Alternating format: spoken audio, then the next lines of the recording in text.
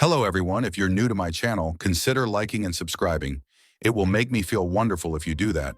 Thanks. By the way, I also have another Naruto and Luffy fanfiction channel. If you are interested, link is in the description. One Piece My Version by KennyG. So instead of one devil fruit, Luffy eats two, and he have awakened his Haki. On top of that, he is trained by his father dragon before he even starts his journey. I don't own anything. Adios. Grand Line 10 years ago. Hikari Island aka Devil Fruit Island was the birthplace of all the devil fruits that sprouted from the devil tree's branches. The tree itself was larger than the one in Ohara. The world government claimed this land for their own private agenda to serve their ambitions of a dark justice. The Marines had created a strong fort to guard the devil tree. They named it Fort Jericho. It was known to be as heavily guarded as Impel Down. But because no pirate would dare to come and steal from Jericho, guard duty was extremely dull. Most of the guards were just playing card games, sleeping or pretending to act cool in the face of danger. Suddenly, without warning, a random torrent of wind blew into the holding area of the tree. The soldiers were startled, thinking it was an unknown enemy, began to fire their rifles all over the place. One of bullets ricocheted of a stone wall and sped towards the branches holding the nearest devil fruit. It managed to snap two devil fruits off of the tree and they both fell down to the ground. However, before they could reach mid-fall, another gust hit the corridor. This time it came back as strong as ever. While the idiotic Marines were still firing, that same torrent of wind picked up the two fruits and carried them through a small window through which the tree's branches extended through. With two pops, the fruits were still being carried by the unseen force of nature and into the swirling currents of the ocean. In the New World 8 years later, Thatch was the 4th Division commander of the Whitebeard Pirates. Currently, Whitebeard decided to set up camp in one of his crew's claimed territories to relax for a few days. Thatch took this opportunity to get in some fishing. After a few minutes of lazing around, waiting for the catch of the day, he felt a tug on his fishing rod. He immediately started pulling and pulling. The catch didn't feel too big, but Thatch didn't care as long as he caught something. With one grand pull, he yanked it out of the water. The man looked at what he caught and he stared at it in both shock and awe. It was no fish, it was a weirdly shaped piece of produce. But Thatch took a closer examination and his eyes widened to the size of dinner plates. It was a devil fruit, and catching a devil fruit meant big money. Thatch's eyes were replaced with berry signs as his grin widened. Hello, money. Later at one of the flagships, Marshal D. Teach was a man of ambition. The only reason he joined up with Whitebeard's crew was to have a better chance of finding the devil fruit he desired. And then, his plan to become the Pirate King would come to fruition, but until then, he would just bide his time and lay back. That was when he and the entire 4th Division came upon hearing the cheerful cries of their commander. Oi! Everyone on deck, check what I found. Teach was disturbed from his nap and begrudgingly got up from his relaxation time. What does that idiot want? He grumbled under his breath. He pushed his way through the crowd until he saw Thatch holding up something. He got a closer look and his eyes also grew to dinner plate size. The fruit itself was oval, colored bleach white, and had mini spikes popping out from all the sides. The tips were colored a deep mauve. Teach narrowed his eyes at the fruit. I could have sworn I've seen that fruit before. He slinked away and headed to his own private study. There he found the Akuma no Mi encyclopedia by Dr. Vegapunk. He quickly skimmed through the basic fruit pages until he landed on the rare category devil fruit. He even skipped the page of the desired fruit he needed. His eyes finally caught the picture of the same fruit Thatch found and read the description below the picture to himself. The Hiru no Mi, leech fruit, is labeled as the most powerful paramecia-type devil fruit that rivals the Yami no Mi, dark fruit. He paused as his nearly dropped the book at the first sentence. Teach regained composure and began to read again. This time he skipped to the effects. Whoever eats this rare fruit is granted with the following in exchange for the ability to swim. Healing factor: extremely high regeneration of wounds. The ability to absorb and copy strength, knowledge and abilities upon physical contact, both human and devil fruit users, and make them permanent. Similar to the Yami no Mi, when active, the user can nullify any devil fruit user's powers and attacks upon physical contact. At the end of this description, Teach's grin was as wide as ever. Maybe I don't have to wait after all. He placed the book in his yellow sash and packed the essentials in a duffel bag. Because by tonight, he will be brand-marked a blood traitor in the eyes of Whitebeard. But all that mattered was his plan. Later that night, Teach found Thatch sitting casually on top of the railing. The rest of the division was fast asleep, meaning good fortune for Teach. Thatch heard his footsteps come closer, so he turned to greet him in his usual cheerful manner. Oh, hey there Teach. Thatch greeted. Teach grinned his semi-toothless grin in return. Hey there Susui, Commander. He turned his eyes to the devil fruit Thatch was holding. So, that devil fruit.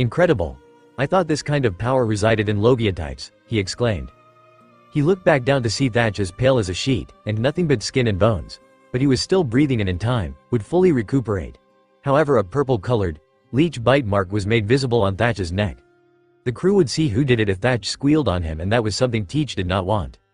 The burly man picked up the commander with relative ease, and grasped the now frail, scrawny neck. Well, ya know what they say, Thatch, always go for the next best thing. And with a flick of the wrist, he snapped the commander's neck, killing the fourth commander instantly. He looked around. No one was up yet, and dawn 4 hours later. Teach quickly got his bag and stole a lifeboat. He rowed his way further from Whitebeard and the New World. The first step of his plan was complete. Now all he needed was an alias to hide under and start a pirate crew. The name came to him. The polar opposite of Whitebeard. Blackbeard. That would be his name. And soon the whole world would recognize his power once he found One Piece and become the new pirate king. On the island of Fuchsia Village. Red-haired Shanks was one of the Yonko like his rival Whitebeard, but contrary to the attitudes of the general public about pirates, Shanks was one of the most laid-back characters in the world with a complex thinking pattern that no one can predict. He never acted in any way contrary to his being, and he was perfectly happy for who he is. Right now he was staying at Fuchsia Village at the party's bar where they drank and celebrated like there was no tomorrow. Why? Because they were celebrating a courageous little 7-year-old that went and stabbed himself in his left eye, leaving a permanent scar. I told you I wasn't afraid, yelled the little boy named Monkey D. Luffy, who was giving his role model the best angry pout he could give. True, you proved me wrong, but you're still a chibi, he teased. Luffy looked about ready to throw a tantrum. Shut up. Stop calling me chibi. I'm a man, he yelled. The bartender, Makino, thought it was adorable that Luffy wanted to be so much like Shanks. She would always watch over him like an older sister or a mother figure. And, my punch is as strong as a pistol. He yelled at the top of his lungs, causing the whole crew to laugh out loud. Shanks decided to humor him. Okay, he pointed to the counter of the bar. If you can make a dent in this, I'll take you sailing with my crew, he said. Luffy's scowl was soon replaced with a toothy grin. Really? Shanks was really just messing with the boy. There was no way that this boy could. Smash! All heads turned to a destroyed bar counter, and the source of destruction came from Luffy, who held a small amount of surprise to himself as well as splinters lodged in his right fist. The adults, including Shanks, were speechless for once. No one said or did anything for about a minute except stare at Luffy with dumbfounded expressions. Luffy was confused. What? He asked while feeling uncomfortable with all the stares. Shanks was currently deep in thought at what just happened. No way, the force in that punch, it can't be, but, I sensed it, Haki. Luffy remained silent until Shanks walked up to him and knelt down to his level. Luffy, do you know what you just did? The boy shook his head. No. You destroyed the bar counter with just your fist. That's something only a full-grown man can do. How did you do something only grown-ups can? He inquired. The young Luffy looked at the shattered counter, then back at Shanks, and then shrugged. I dunno. I just got so mad that you guys treated me like a baby. Then I felt something flow through me and focused on that counter. I just gave it all I had in that punch and, that happened. He rubbed the back of his head self-consciously. Well, I guess I don't know my own strength. Shanks still couldn't believe his eyes. A boy no older than 7 had used Haki. He would have had more time to ponder on the subject, if fate hadn't decided to interfere. The double swinging doors opened to reveal a tall, scruffy man with black hair which tied up to a small tail, a mustache goatee combo and a cross scar on his upper right temple of his forehead. He was wearing black pants and a large, brown coat wielding a long saber. Following close behind him was his crew of 20 bandits. He marched his way to Makino and demanded drinks for him and his men, all while boasting about his 8 million bounty. Shanks became the better man and offered the bandit leader an unconsumed drink, to which Higuma responded aggressively by smashing his glass with his scabbard. He then insults Shanks and his crew and takes off. It was after that, they partied even harder. Lucky Roo and Usopp were dancing goofily and laughing their heads off. Beckman was against the wall with an amused smirk as he downed his drink. Shanks hadn't stopped laughing since that event had passed. Still he couldn't help but think, how can he have an ambition that high, especially for a little kid? Then again, he is Dragon's son. Luffy however was mad as hell and let out his frustrations. What was that? You should have kicked their asses or something for disrespecting you. The laughter died down after his outburst and Shanks was the one who answered him. Luffy, sometimes you have to know when to pick a fight and when not to pick a fight. Besides, he just broke the mug and spilled some sake. It's not worth getting in a fight, he explained rationally. Luffy went off to sulk in a corner of the undestroyed section of the bar. He was pouting and grumbling something about his role model's logic, when at the corner of his eye, he spied 2, small, open boxes sitting on his right-hand side, containing what appeared to be fruit. The one closest to his left was a purple fruit made up of many small teardrop-shaped parts with swirl patterns, and spreading green leafage sprouting from the top. It has a shape and appearance that closely resembles a pineapple or a bundle of grapes. The second one was a more violet-colored yubari melon-shaped fruit with more swirls. Luffy's stomach was telling him to eat them, and he was never one to doubt his stomach. Ever. After a few seconds, Luffy began to gorge himself silently on the fruits, starting with the first one closest to him. Shanks gave the boy a minute to cool off, which was probably not the best idea for him, for as soon as he turned back he saw Luffy finishing off the second devil fruit. He grasped the boy by the legs and started shaking him up and down with all his force but careful not to hurt the tyke. Spit it out Luffy. All of it, he yelled. Captain, Usopp beckoned. And after all that trouble, Captain, Beckman called. All that money, gone. Captain, Roo roared. The captain turned to his crewmates, discontinuing his tirade. What? Usopp raised a shaky finger to the empty chests. He ate both of them. Nanny, Shanks yelled in disbelief, his eyes the size of dinner plates. He turned his head, almost giving himself whiplash. His eyes widened in horror when he saw that indeed both fruits had been consumed. He blanched as he shakily turned his head to the boy in question, who was quite literally, face down on the ground, his legs had stretched a few feet. Shanks pulled the boy up to face him. Luffy, you just ate 2 devil fruits. Luffy looked a bit panicky and confused. What? I just ate them, and they tasted really nasty just so you know, he shouted. Shanks shook his head vigorously. No boy. No one is supposed to eat 2 of them. The effects cause the user to be torn up and killed from the inside out. So in other words, you're supposed to be dead, he shouted back. Luffy's skin color paled considerably, but then realized something important after pausing for a few moments. But I'm still alive. Shanks also took note of that and how the toddler wasn't a bloody mess right now. But how? He reached into his pocket and pulled out a small handbook version of the Akuma no Mi encyclopedia. He skimmed through until he reached the desired section regarding the first fruit Luffy ate. Yami Yami no Mi, dark fruit, is labeled the most powerful Logia-type fruit as well as the rarest. Whoever consumes this fruit is given the following in exchange for the ability to swim. The ability to control the darkness and its unique property of gravity. Damage and attacks become useless as the user is his own center of gravity, thus resulting in regenerative healing and forcibly pull enemies towards the user. Able to summon black holes and consume anyone and anything in it, effectively crushing them upon release. The most unique and powerful advantage of the fruit is that the user also has the ability to nullify the powers of other devil fruit users by simply touching them and draining them of their abilities. All powers from other devil fruit types, be it Paramecia, Zone, and Logia are affected by this. And finally, in the event the person who eats this devil fruit is allowed to consume only 1 more devil fruit, completely ignoring the rules of Khan allows the user to be the first person to have 2 sets of powers. Note: find a good second fruit. Shanks had stopped reading as he collapsed back into his seat. Now if he remembered correctly, the second fruit Luffy ate, the Gomu Gomu no Mi, Gum Gum fruit, was no pushover either. as it not only gave the user elasticity but can take a hammering and keep on coming back, or in other words, super endurance. Now Shanks had to recollect what just happened. The boy has tapped into his Haki at an early age, and he just ate 2 powerful devil fruits. What's more, if this boy were to set sail and become a pirate, he'd have a great jump start ahead of him. Later that day, Makino and Mayor Whoop Slap ran into Shanks and his crew and told him that Luffy had gone to face off against the mountain bandits from earlier. Shanks sighed frustratingly. "Stupid brat," he muttered. After confronting and interrogating all of Higuma's henchmen, one of them revealed that their leader had taken Luffy out to sea. Something about teaching him some respect he won't forget in the afterlife. Shanks' eyes widened in horror. He knew what was going to happen if he didn't get there in time. So he told the crew to stay behind and told them he was going to take care of this personally. Once he made it to the docks, he used Haki to focus his vision to see what direction they went in. Detaching his captain's coat, straw hat, and sword, he jumped into the water and swam as fast as he could. He arrived just in time to see Higuma being devoured by a red-eyed, brown-scaled, green-finned sea king in one bite in its large, powerful jaws. But where was Luffy? Over on his left, he saw some splashing, signifying that it was Luffy trying to stay afloat as possible, despite the fact that he's become a hammer. Then over on his right he noticed the Sea King swimming over to his next meal. There was no way that he was going to let Luffy become fish food. He immediately swam over just in time to keep the boy afloat, and the serpent getting closer and about to attack. Luffy saw it resurface out of the water and his role model about to take the blow for his stupidity. He wanted to close his eyes, but he could only stare at the approaching Sea King.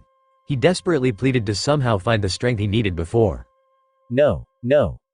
Luffy couldn't hold his frustration with his mistake and scrunched his eyes in focus.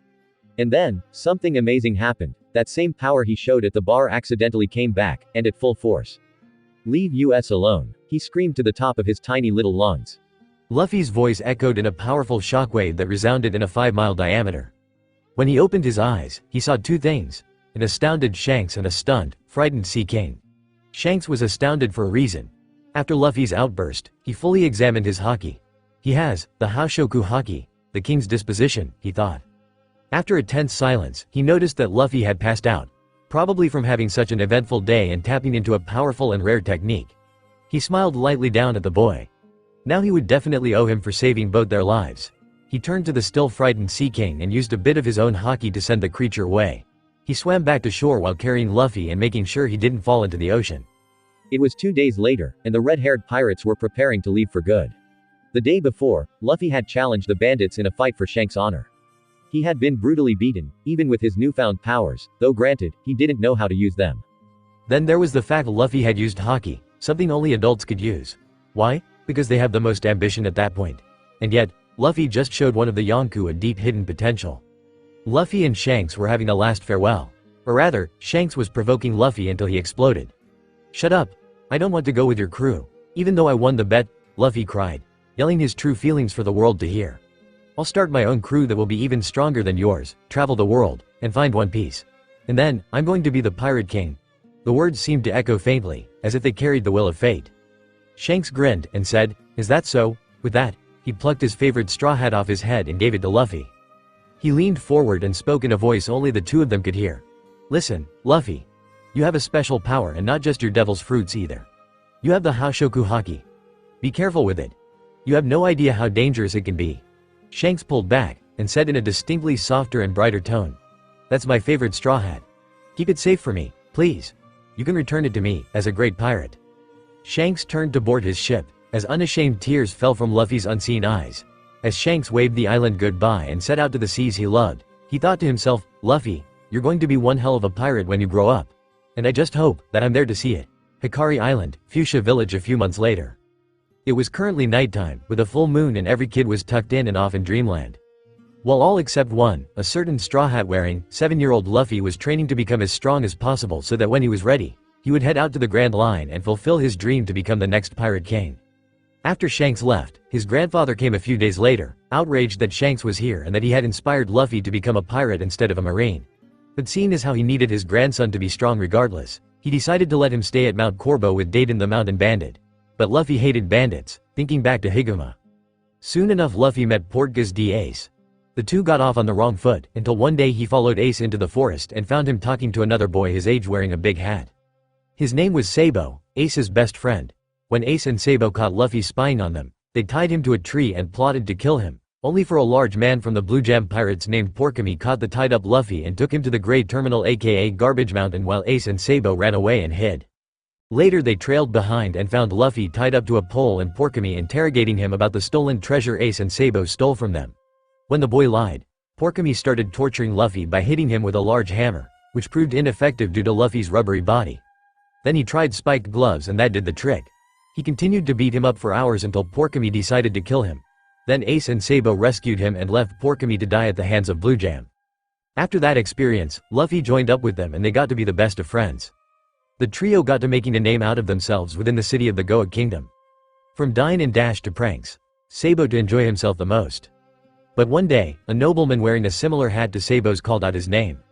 Later, the two Ds found out Sabo's true lineage as the child of a noble family in the upper city. Sabo admitted how he was ashamed of his heritage because of how they acted to people they deemed lower than themselves and that all he wanted was to be free and to write a book about the world. But to his surprise, Luffy and Ace didn't care about that. It was then Ace came up with an idea. By exchanging drinks of sake, they would become brothers, so as long as they carry this bond, it doesn't matter where they're in the world. Over the next few months, the newly found brotherhood did many activities such as sparring, hunting and the usual pranks. But one day, Sabo's father had found them and to make matters worse, so did Blue Jam. It turned out that the nobleman hired the pirates to bring back Sabo and kill Ace and Luffy. Sabo begged his father to spare them, and he accepted, much to D-Brothers' protests. Then Blue Jam inducted them into his crew and forced them to carry crates over to the Great Terminal. They never saw Sabo again after that day. Later that night, when Blue Jam told them that they had been carrying explosives to destroy everyone in Garbage Mountain, they were horrified and went to stop him. But the pirates restrained them and left them to die in the soon-to-be inferno. When they escaped, the fire had already spread to most of the Great Terminal, limiting their openings of escaping from there. Eventually, they found one, but were halted by the remaining Blue Jam pirates plus Blue Jam himself. Apparently he struck a deal with Sabo's father to set fire to the terminal, only to be betrayed by the nobleman when the gates to the city closed, leaving most of his crew to die except for him. He threatened to kill the two boys if they refused to reveal the location of the treasure. Naturally Luffy refused, but Ace said he would tell him if it meant Luffy's safety. Once he told him, Blue Jam broke his word and had his men attempt to kill Luffy. This made Ace furious and with one powerful yell, they were knocked out, leaving him, Luffy and Blue Jam. Luffy noticed that his older brother could do that strange power Luffy could do. Blue Jam nearly killed Ace, until Dayton and her bandit crew came to the rescue. Ace told them to take Luffy and run. Luffy didn't want to leave his older brother, but Dayton wouldn't hear it. Instead Ace stood behind and Dayton with him to confront the pirate, not noticing a huge storm cloud appear out of nowhere in the night sky. 2 days passed, and Luffy was worried sick for his older brother and Dayton. Then Ace came back carrying a wounded Dayton on his small back. Luffy cried happily for Ace's safe return. Later on, one of Dayton's bandits came in, panic and sorrow crossing his face. He told all of them that while looking for Ace and Dayton, he went into the city and spied Sabo on a small boat sailing off, but sadly, he didn't make it far as his boat was shot down by the Tenryubito, Celestial Dragon or World Noble, St. Jolmac. His body wasn't found and all that was left of the burning wreckage was his torn hat. Ace furiously goes out to try and find the bastard to avenge Sabo, but Dayton forbade it, saying that they would doom everyone. Luffy was crying again and so was Ace after reading Sabo's farewell letter. Luffy told Ace not to die, to which he replied that he wouldn't leave his crybaby little brother alone. They would stick together, train together, and grow together as pirates. After all, pirates are all about freedom, not marines. It had been a month since the Sabo incident, and the two brothers vowed to get stronger so they would set sail together. They also made a promise to their fallen brother that they would live their lives no matter what, and never pray for death. They took that promise very seriously, especially Ace. Now he was in the middle of a forest trying to improve his new powers, to which he found was very difficult to manage. Ace had gone out to hunt something big and gather some fruit. Once his grandfather, Monkey D. Garp, tossed him deep into the dense part of the forest, he would not only have to survive, but he had to train with his devil fruit powers and his Haki. It wasn't easy because of the Yami no Mi's gaping weakness.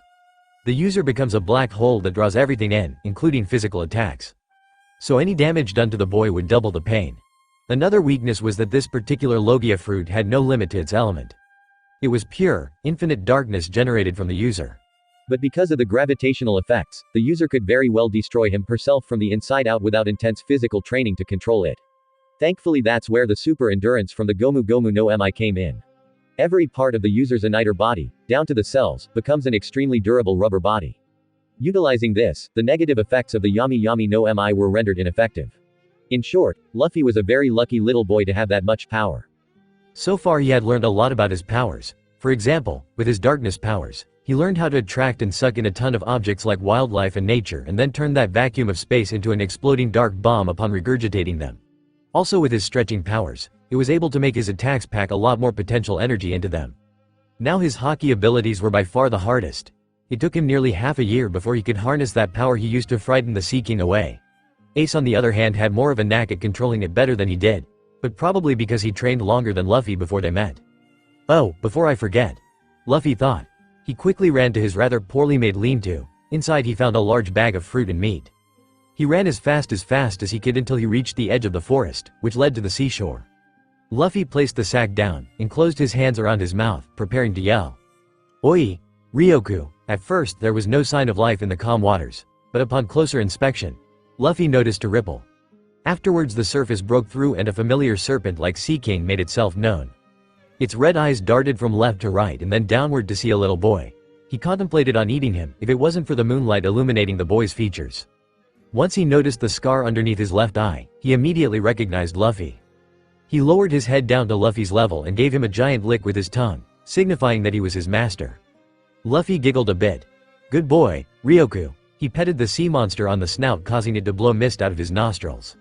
Now what most people thought impossible, Luffy actually managed to not only tame the same Sea King that tried to eat him and Shanks, he also made it his first nakama, so he would definitely come with to the Grand Line. Luffy forgave Ryoku as he only did what was in his nature, and soon they became inseparable even if he lived on land and the Sea King lived in water. But not only did Luffy train, so did Ryoku. Every day he would find some whirlpool to swim against, to improve his speed, and he would also find some large rock formation to smash against, improving his strength. Ew. Luffy couldn't help but laugh as the water snot covered him. He then remembered what he came here to do. He grabbed the large bag and brought it up to Ryoku. The sea dragon sniffed it for a second and realized there was food in that sack. Open wide, exclaimed Luffy. And he did so, revealing 3 sets of razor-sharp teeth. Luffy tossed the bag into Ryoku's giant maw and closed with a resounding snap. The boy could hear his pet crunching and chewing all that food with delight. After his meal, Ryoku brought his head down, allowed Luffy to hug his snout, causing the sea monster to purr. Then he heard something snap in the shadows close by to Luffy's position. Ryoku snarled so that Luffy could hear him. The boy looked confused until he saw Ryoku baring his teeth at what was behind his little master. Anyone there? Questioned Luffy. He could tell that the figure wasn't Ace since the footsteps were heavier. Why are you out here training all by yourself? Asked a masculine voice that was in the shadows of the trees. The voice was both strong and calm at the same time. Luffy gave a large, monkey-like grin to the shadows. I'm training so that I can go to the Grand Line with a pirate crew. I'm going to be the next pirate king, the boy exclaimed. The voice chuckled. Well, you don't hear that every day. Luffy looked perplexed. Who are you? Then a man walked out of the shadows, causing Ryoku growls to get louder, but his little master stroked the side of his snout, telling him to calm down. A tall figure appeared out of the shadows so Luffy could see him better. Once the figure stepped out, the moonlight gave Luffy better vision. He noticed that the figure had green cloak on but the hood lowered. He had long black hair, naturally spiked back like a lion's mane, and had what appeared to be tribal tattoos on the side of his face. He had a more of a sinister look on his face but softened a bit when he saw Luffy. Monkey D. Dragon. I'm your father, answered Dragon with a smile on his face. Luffy widened his eyes at the enigmatic man in front of him. I have a father? He spoke in disbelief. Dragon laughed a bit. Everyone has a father. Grandpa Garp didn't tell you. I'm a little surprised. That man has a big mouth. Luffy's giant smile never left his face. Suge, I never knew I had a dad. Dragon raised an eyebrow at his son. I was sure that if I told him that I was his father, he would get angry at me and demand to know where I was at. I guess he's not like Ace. He thought before something with killing intent came towards him. Dragon sidestepped out of the way, dodging the assailant's attack. With an outstretched hand, he grabbed the person who attacked him by the scruff of the shirt. He wasn't surprised when it was Ace trying to attack him. Oi Teme, let me go. Ace was wriggling from Dragon's grasp. Hello Ace, said Dragon. This caused Ace to stop struggling. How do you know my name? The older D asked suspiciously. Dragon turned his head to Luffy then to Ace. We have much to discuss, but first, do you two have a place to stay? He asked. Luffy nodded. We live up here in the mountains with Dayton. Who is Dayton? Asked the patriarch, a mountain bandit. I'm going to kill you Garp. Dragon walked up to his child, but not before attracting the growls of Ryoku, who still didn't know who this man was. But one look into Dragon's lair said otherwise, causing the serpent to back down. The revolutionary leader placed the older brother down and knelt to give Luffy and Ace a big hug. something he always regretted during his time away. I'm home, my sons, he spoke softer. Luffy was pushing back the tears stinging the corner of his eyes. It had been 7 years since his birth since he had seen his father. And while he had questions about his disappearance, he was glad that he was here.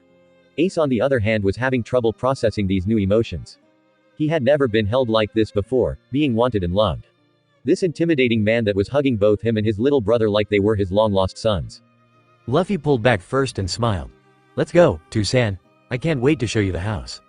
Then Luffy started to run home, Ace following in step. Dragon smiled and followed them both. They definitely had a lot to talk about. When they got home, Dragon took note of the boys' home. It wasn't bad, considering it was home to mountain bandits.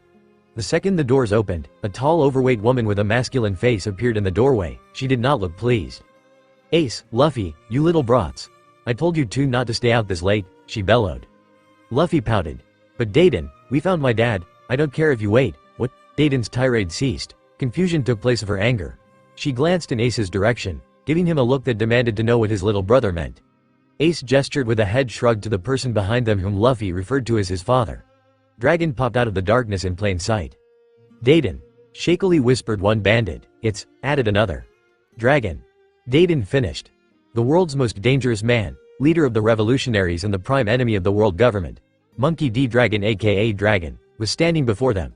The bandit family gulped. All the color drained from them. So you're the bandits that have been charged with taking care of my sons? Dayton hesitated, but answered. Yeah? Oh, we're jacked now. Thought Dayton. Dragon's grim stare never left his face as he examined the person before him that had been raising these boys for a time. Thank you. That expression of gratitude caused the bandits to face fault. Later after the boys went to bed, he sat across the table from Dayton. You're probably wondering why I'm here, he told the old woman. Well, that's the understatement of the year. The world government wants your head, she half shouted as to not wake up the boys. What you don't know is that I came here a few months ago when the fire broke out in the Grey Terminal. A dawn of realization hit Dayton. It was you. You were that cloaked figure everyone in the terminal kept saying about that saved them from the fire. Dragon nodded.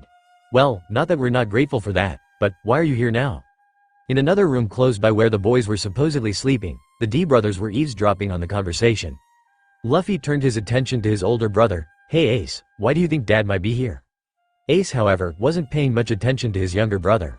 He was still a bit doubtful that this man he had never seen before in his life was his adoptive father. As far as he knew, Garp never mentioned anything about Luffy's parents, which struck him odd because he had no trouble in telling him his own. And now, this mysterious, and possibly dangerous man W. Vermont had come to this place just to visit his sons. And what's more, he didn't know how to react to Dragon calling them both his sons. He never had a father before, could this be an opportunity for him to have one? The freckled boy was brought back to reality when he heard Dayton's outburst. What? You want to take the boys so you can train them? Dayton yelled indistinctly. Yes. Garp isn't bringing out their full potential because he's fearful of their futures. But I'm not. I will take my sons somewhere hidden nearby the island and train them to bring out their full potential so that when they set out to world, they'll be ready, he responded calmly. Especially when the time comes for the world government to fall, I'll need their help. And what about Garp? I'm pretty sure he's not gonna take too kindly to you being here, let alone take the boys to boot camp. You let me worry about Garp. I'll deal with him, and your deal with him will remain unchanged. Dayton gave up. There was no arguing with the D family, that was for certain, so she had no choice but to comply. Okay, fine. I'm already in it deep anyway, she resigned. Dragon gave a nod of thanks before shifting his head to the open doorway where Luffy and Ace were spying from. And I think I'll give the boys the good news, he said, before getting up from his seat and made his way to their room. He heard cluttering sounds before entering, and saw the boys, sleeping. Luffy, Ace, I know you two are awake. Please, let me get a better look at my sons. The boys stepped out into view. Luffy looked up astonishedly at his father, feeling a sense of pride that his father was very strong. Ace, on the other hand, was a bit skeptical about the whole situation. The revolutionary leader knelt down to face his sons eye to eye. How about it, boys? Do you two want to get stronger? He asked them seriously. Luffy nodded fervently. Ace still didn't trust him. Why do you want to help us? You haven't even bothered to show up until now, so why the hell should we trust you? Yelled Ace. Dragon expected this from Ace. He knew the boy needed a parental figure, one to look up to with pride and to support and encourage him. But first, he needed to prove to his sons that they can trust him, and the only way to do that is to tell them the truth. Dragon's grim expression returned when he answered. Boys, understand this, the world government is after me. Luffy was confused. World government, hearing the name of the establishment controlling the world for the first time. Ace on the other hand looked perplexed. The world government practically rules the world, but they follow somewhat of a dark and twisted version of justice and kill anyone. Be them pirates, people or one of their own marines. Why? Because they believe they have the power to judge right from wrong. Luffy looked horrified. That's terrible, but what does that have to do with you? He asked his father. Now this was the part where the dad would boast to his sons about his achievements.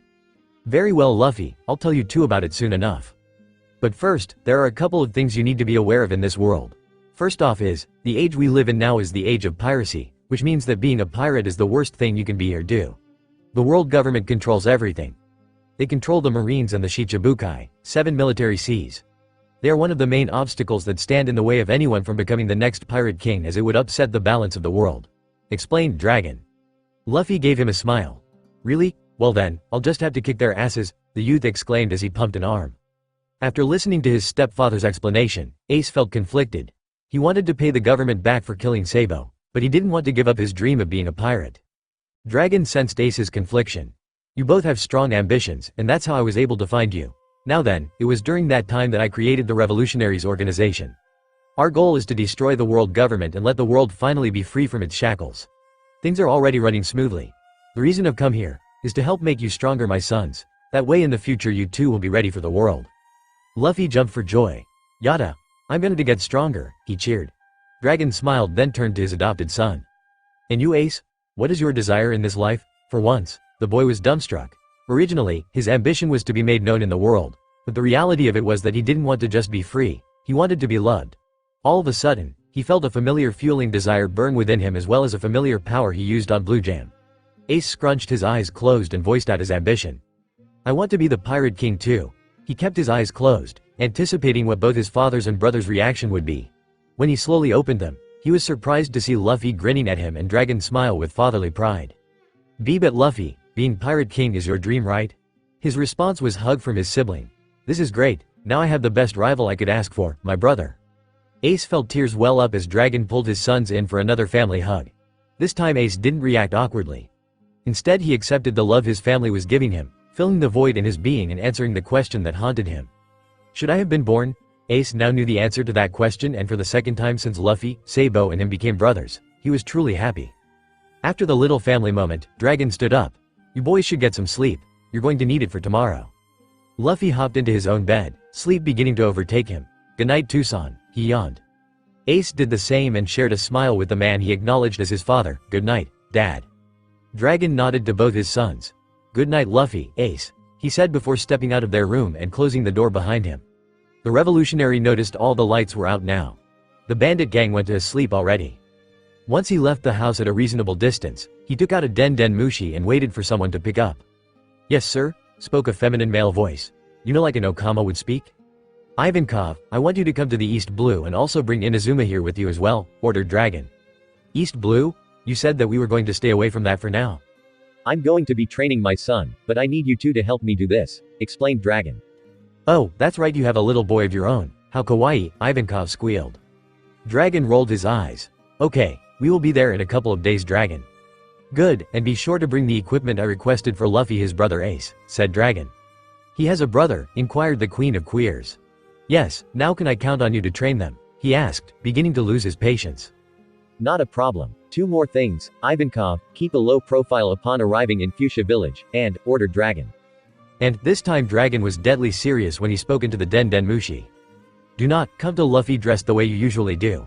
I don't want a traumatized son to deal with. Wear something humanely casual, or there'll be hell to pay. Do I make myself clear? He spoke in a deathly serious tone he uses on his subordinates or his enemies. Dragon could see his Den Mushi quaking with fear as Ivankov spoke. Oh of course, Ivankov out. Dragon hung up. He titled his head up to see the brilliant, starry night sky. Not a cloud in sight. He began to ponder on his reaction upon meeting his children.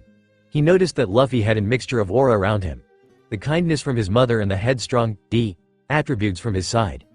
Ace's aura was like a fire similar to his biological father, but at the same time he was different from him. Dragon knew he would do right by his kids. He would give them the support that a father could give to his children. I swear this on my life. Once the world's problems are resolved, the world will change for the better. Everyone will live in a world of freedom and equality. I not only make this vow to the unjust people of the world we live in now, but to my family and future generations. Wherever winds of change may come, it will happen. Dragon would make sure of that. 10 years later, Fuchsia Village. A young man of 17 years was standing on the docks of his home. He wore a red button-up vest, blue shorts, and adorning a straw hat given to him by his mentor a decade ago. The scar under his left eye was still ever present. A piece of wheat was caught between his set of jaws while smiling. Lastly, he had a 3¼ foot long scimitar with a curved red handle and a silver hilt strapped to his side.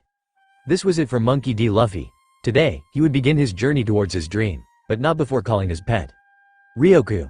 Time to wake up, he yelled, pouring a bit of Haki in his voice. Deep in a sea cave on the ocean floor, a pair of glaring red eyes snapped open when it heard its master's command. He immediately shot out of his abode and up towards the surface. With a loud splash, the creature surfaced, meeting upon his master. He knelt down so that his master could greet him properly. Indeed, Ryoku had noticed his master's growth since they trained together as nakama. Luffy took note of Ryoku's growth. For one, the Sea King grew in size at least 7 by 5 feet in length and width. And what's more, he noticed that the top of his dorsal fin was torn slightly and had a thin scar over his left eye, both results of his training. Ready to go, Ryoku? The creature nodded in agreement. Luffy grinned. Great, now try this on for size. He reached into his boat compartment and unveiled a set of reins. The beast looked a little annoyed at having to wear that. Come on boy, I had this made just for you. How else are we gonna stick together? And besides, this'll help travel flyby, he added. Ryoku merely snorted and begrudgingly slid the pulling bar in his mouth. Luffy had attached the reins to the small dinghy and grasped the handles. With a crack of the reins and a giddy up, they both sped off into the crack of dawn, where countless adventures awaited them. Further down the East Blue, a cruise ship was anchored across from an uncharted island. A few Marines were stationed there for guard duty and protection for the people and their valuables. Of course, they have yet to see any sign of danger or any potential threat upon this vessel, so as a result, the Marine foot soldiers took the time to just hang around while the guy up on the crow's nest was keeping a lookout, albeit lazily.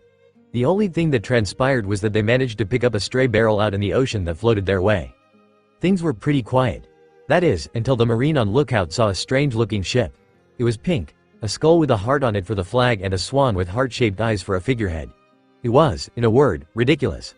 Hell, if it wasn't for the Jolly Roger, the Marine would have thought it to be some kind of themed ship. Oi! We've got pirates off the port bow. The Marine soldiers down below were shocked by their comrade's outburst and peered into the direction pointed out, to see if he was screwing with them. He wasn't. On said ship, a brutish-looking, obese woman wielding an oversized, iron spike club, was looking on the potential jackpot that lay before her.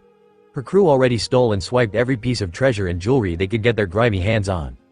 Kobe, she bellowed, and like lightning, a runt-looking, pink-haired, wimpy boy with glasses, basically, textbook nerd, appeared before her, who was shaking like a leaf. Hi, Alvida Sama, he squeaked. Who's the most beautiful woman in all the 5 blues? Really, Alvida? Because I think Boa Hancock and the Mermaid Princess might be offended by your statement. Of course Kobe wouldn't say that out loud, lest he suffer her wrath and receive her punishment by her club. Why, you are Alvida Sama, he stuttered. The fat woman grinned maliciously. Good, now, get a barrel of rum for my men, she barked. And with that, Kobe left in a blur and scurried his way down to the cellar. Once there, he found the closest barrel he could find. Moving it, however, proved to be more of a chore, as Kobe found out that whatever was in that barrel was about as heavy as an anvil. That's when 3 of Alvida's pirates came to get some rum for themselves. Kobe tried to stop them, but they paid him no mind as one of them got to open the barrel. However, none of them were prepared for what was actually inside it. With a great big yawn, 2 outstretched arms, a young 17-year-old with a straw hat burst out of the container and smacked 2 of the pirates upside the head and launched them about halfway through the roof. The young man opened his drowsy eyes, taking in the environment around him. Huh? Nani? Where am I? He looked from left to right, until he realized he was inside a ship. Must have dozed off. He turned his head again to see both a scared Kobe and a shaking pirate. Oi, you 2 know what this place is? He asked. Of course the pirate reacted by firing his flintlock pistol at him. The bullet never reached its target as the young man had disappeared. Kobe looked around for him until he heard an unsheathed blade coming from his left. His head snapped in said direction to see the same young man but with his scimitar held against the pirate's neck. This time, Kobe noticed that the young man's demeanor did a 180.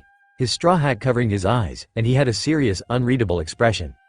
Now that wasn't nice. I just wanted to ask where I'm being held in and you go and shoot at me.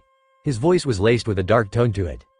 The pirate was shaking just as much as Kobe was. Only the pirate had nearly lost control of his bowels. Just nearly. Instead, he just fainted. The young man's expression changed back to confusion as he stared at the unconscious pirate. He shrugged, then turned to Kobe, who was still shaking. Hey, do you know where I am? Kobe, not wanting to be in the same position as the pirate before him, answered him quickly. Why you're on a Alvida Sama's pirate ship? The young man looked at him blankly, then rubbed his chin while deep thought. Yes, he does have the mental capacity to think, until his stomach started growling. You got any food? He asked. Kobe stopped shaking and looked at him oddly before taking him to the cellar and gave him a barrel full of apples. Oh, boy, apples. Though it's not exactly meat, it'll do, the young man exclaimed as he chomped down on the first apple. Kobe watched this guy from a safe distance so he could ask him questions. You Anyo, who are you? In mid-snacking, the young man faced Kobe. I'm Rui, he spoke with a mouth filled with apples. What? With a loud gulp, the young man tried again. Sorry, I meant to say, my name is Monkey D. Luffy, and I'm a pirate. Kobe's eyes grew as big as his glasses. A pirate? But pirates are ruthless cutthroats of the sea. Why in the world would you want to be one? He shrieked. Luffy smiled. For Gold Roger's treasure, he said simply. Kobe's jaw dropped to the floor. One Piece? That treasure doesn't even exist. It's just a myth? Bonk. Kobe was now nursing a sore lump on his head. Why did you hit me? Luffy just looked at him blankly. You shouldn't scoff at people's dreams. Kobe immediately reprimanded his actions. Gomen, I just want to know why. To become the new Pirate King. Luffy's grin widened. This time Kobe just stood there, speechless. Is this guy for real? He wants to become the next Pirate King. What about you? What's your dream? Luffy asked. Kobe thought about it for a minute. For at least 2 years he had been in service to an ogress with a foul temper that he had nearly forgotten what his dream was, until the realization hit him like a ton of bricks. I want to join the Marines so I can become an admiral, so I can arrest pirates like Alvida. The roof above their heads suddenly exploded, revealing a very pissed off Alvida jumped down to the ground. What did you say, Kobe? You're going to capture me? That's a laugh, she scoffed. She turned her gaze to Luffy next. You're not the pirate hunter Roronoa Zoro. Who are yacht at her? A pirate, he replied. Alvida merely grunted and turned back to Kobe to torture him some more. Kobe, who's the loveliest woman in the world? The pink-haired boy went back to his stuttering until Luffy answered for him. Who's the bore? Kobe as well as all of the Alvida pirates had their jaws dropped to the floor and eyes popping out at the Luffy's death wish. Alvida's face was riddled with tick marks. You bastard! She swung her mace at her target, which was Luffy. Of course, what she didn't realize, in her blind fury, was that Luffy was already gone, along with Kobe. Once she noticed that her club had missed her target, she looked from all sides to see where he went. She growled as she snapped her head up to her men. Where's He? She roared. Not a Dark Knight reference. Now this was strange, usually they were responsive. She somehow managed to crawl out of the hole she made to see what was going on. Her beady eyes widened at what she saw. All of her men lay unconscious on the floor, with foam coming out of their mouths and their eyes without pupils. Alvida demanded what the hell was going on until she saw Luffy, standing with a frown, and Kobe was down on his knees, slipping in and out of consciousness. What did you do to my crew? She bellowed. Luffy looked at the sprawled crew members all over the deck and shrugged, while picking his ear. They had weak sauce. Probably someone like you as their captain, he responded casually. That was the line. Alvida charged at Luffy like a raging bull with her club held up high. Luffy just shifted into a simple frontward stance and pulled back his right arm. It all happened in a blink of an eye. Alvida was only 3 feet away from hitting her mark, but didn't even get the chance as an incredibly strong, power-packed punch socked her in her stomach, causing all the wind to be blown out of her. The force of the blow was so strong it lifted the fat woman off her feet and launched her into the sky like a cannonball. Alvida went soaring until she was a shining star in the blue sky. Luffy clapped his hands together and brushed them off. Well, that takes care of that. He then noticed that the crew was still knocked out. He grinned sheepishly and scratched his chin. Maybe I should have kept at least one standing so I could ask where they keep the lifeboats. But then he realized something. Kobe. He tilted his head down to the semi-conscious boy. Hey, Kobe was it. Where are the lifeboats? Kobe pointed a shaky arm in the direction of the lifeboats. Luffy grinned. Thanks, he said as he grabbed Kobe by the scruff of his shirt and jumped into the small boat. He used his sword to cut the ropes holding it down and they both dropped to the surface of the water. Somehow, Luffy managed to catch an image of a young, red-headed female who seemed to be stealing from Alvida's pirate ship. When the boat touched the surface, Luffy called out to his pet. Ryoku. Suddenly, the surface rippled and bubbled, until the serpent rose out of the water. As soon as Kobe regained full consciousness, he looked towards the towering Sea King. Kobe adjusted his glasses so he could see properly, and then turned to Luffy with a neutral expression. You have a pet Sea King? He asked the young pirate with an even tone. Yup. His name's Ryoku, and he's my first nakama. It was after the small introduction that Kobe fully fainted. Too much excitement in 1 hour could do that. Luffy just laughed out loud with Ryoku and together they jetted off into the horizon, out at sea 30 minutes later. Kobe finally woke up and looked to saw Luffy sitting at the front of the boat, holding the reins wrapped around Ryoku. "What happened?" asked Kobe while rubbing his head. Luffy smiled at him. "I guess you just fainted, probably when I introduced you to Ryoku." Kobe looked confused until he peered at the large sea king pulling the small lifeboat. He paled slightly. Oh great, it wasn't a dream, he thought. After regaining composure he turned his attention back to Luffy. "Where are we going?" the pink-haired youth asked. "To the island that's called Shell Town. It works out good for the both of us," Luffy spoke cheerfully. Kobe had a confused look on his face. "What do you mean by that?" "Simple, there is a marine base there. You could ask them if you can be a marine." The Straw Hat Pirate grinned. Kobe was happy to hear that his dream would finally become a reality. "What about you, Luffy? You want to be the Pirate King, right?" he inquired. Luffy gave him a big smile. "That's right, but every pirate needs a crew. That boar said something about a man named Roronoa Zoro being held captured in the Shelltown Marine Base. Am I right, so far?" Kobe eyed him uneasily. "Yeah, but why do you ask?" He really didn't like where this was going. "I'm going to ask Zoro to join my crew," Luffy grinned. Kobe almost fell over from what Luffy just said. "Are you crazy, Luffy? That man is a demon in human form. Besides, Zoro is a pirate hunter. He kills pirates like you." "Maybe, but I'm strong. I just need to see what kind of person is anyway," Luffy said without losing any of his cheerfulness. Luffy was excited that he was going to get his second crew member. Kobe just sighed exasperatedly. A couple of hours ago he was just a cabin boy, chore boy serving under that whale of a woman, Alvida. Then out of nowhere, this strange pirate comes out of nowhere, well specifically a barrel, and single-handedly took her down and her crew like they were nothing. But what piqued his curiosity was how Luffy moved so fast in a blink of an eye and what was that heavy force Kobe felt on his body, mind and spirit. "Luffy, I've been meaning to ask. What was that trick you used back there?" Luffy turned his head to the bespectacled boy with a blank look while fiddling with the piece of wheat in his mouth. "It's very powerful technique that few renowned pirates use. It's known as Haki." Kobe tilted his head. "Haki. Haki is a corporeal form of a person's ambition. When their ambition is high enough, they can tap into it and harness it, making them a nearly unstoppable force. With this power, it can be used to instill great intimidation and fear into a person's soul. If they're not strong enough to endure, they're immediately knocked out. Looks like you were able to hold out compared to the rest of those assholes on that ship." Kobe was listening with awe as Luffy continued on with his explanation. "What's more, when a person harnesses this power, the user can dash at high speeds in practically a millisecond, have the strength to tear through any reinforced metal like a wet tissue paper, and finally are able to read other people's actions before they do them. For example, if I was about to be attacked from behind, I could see the attack coming beforehand and dodge it with ease." Kobe was amazed. Was there really such a technique out there that the world-renowned pirates use? "While my level of Haki is not as powerful as Whitebeard, Shanks or Hawkeye, Mihawk, I'm definitely no pushover." Luffy spoke with the serious tone he used on the pirate back on the ship, causing Kobe to freeze in place. He managed to snap out of it. Another thing. How did you come to be on Alvida's ship?" he asked timidly. Luffy's serious demeanor changed back to his goofy smile as he erupted into laughter. "Well, I used to have a dinghy when I set off, but then a certain sea creature got a little bit carried away and tried to tackle a whirlpool while I got sucked in." Luffy could hear Ryoku whine apologetically for the third time before continuing. "Luckily, I managed to empty out one of my barrels and hitched a ride. I fell asleep for a while and then woke up on that boar's pirate ship. And the rest, you know." Kobe wondered if joining up with this guy was really a wise choice. Ryoku suddenly howled, grabbing both Luffy and Kobe's attention. Luffy took out a small pocket telescope and peered out into the distance. He grinned when he saw what Ryoku was howling about. "We're here," he exclaimed. Up ahead they could see a large marine base dead center of the island.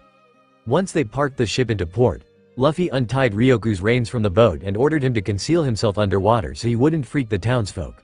Ryoku did as his master told him and submerged himself back into the water. Just as the two headed into town, Luffy's stomach got the better of him. She, I'm hungry. But we don't have any money," Kobe pointed out. He changed his tune once he saw Luffy pull out a small bag filled with bellas. "I stand corrected." After a few minutes of walking through town, Luffy saw the base of the encampment, surrounded by a 6-feet-tall fence. The landscape beyond that was pretty barren. But upon closer inspection he saw a man wearing a green bandana over his head, a white shirt and black pants and a green haramaki sash tied over his waist. He was currently tied down to a wooden crucifix. In front of him was a little girl with pigtails. Kobe blanched when he saw the man. "TT, that's him. That's Roronoa Zoro," he said.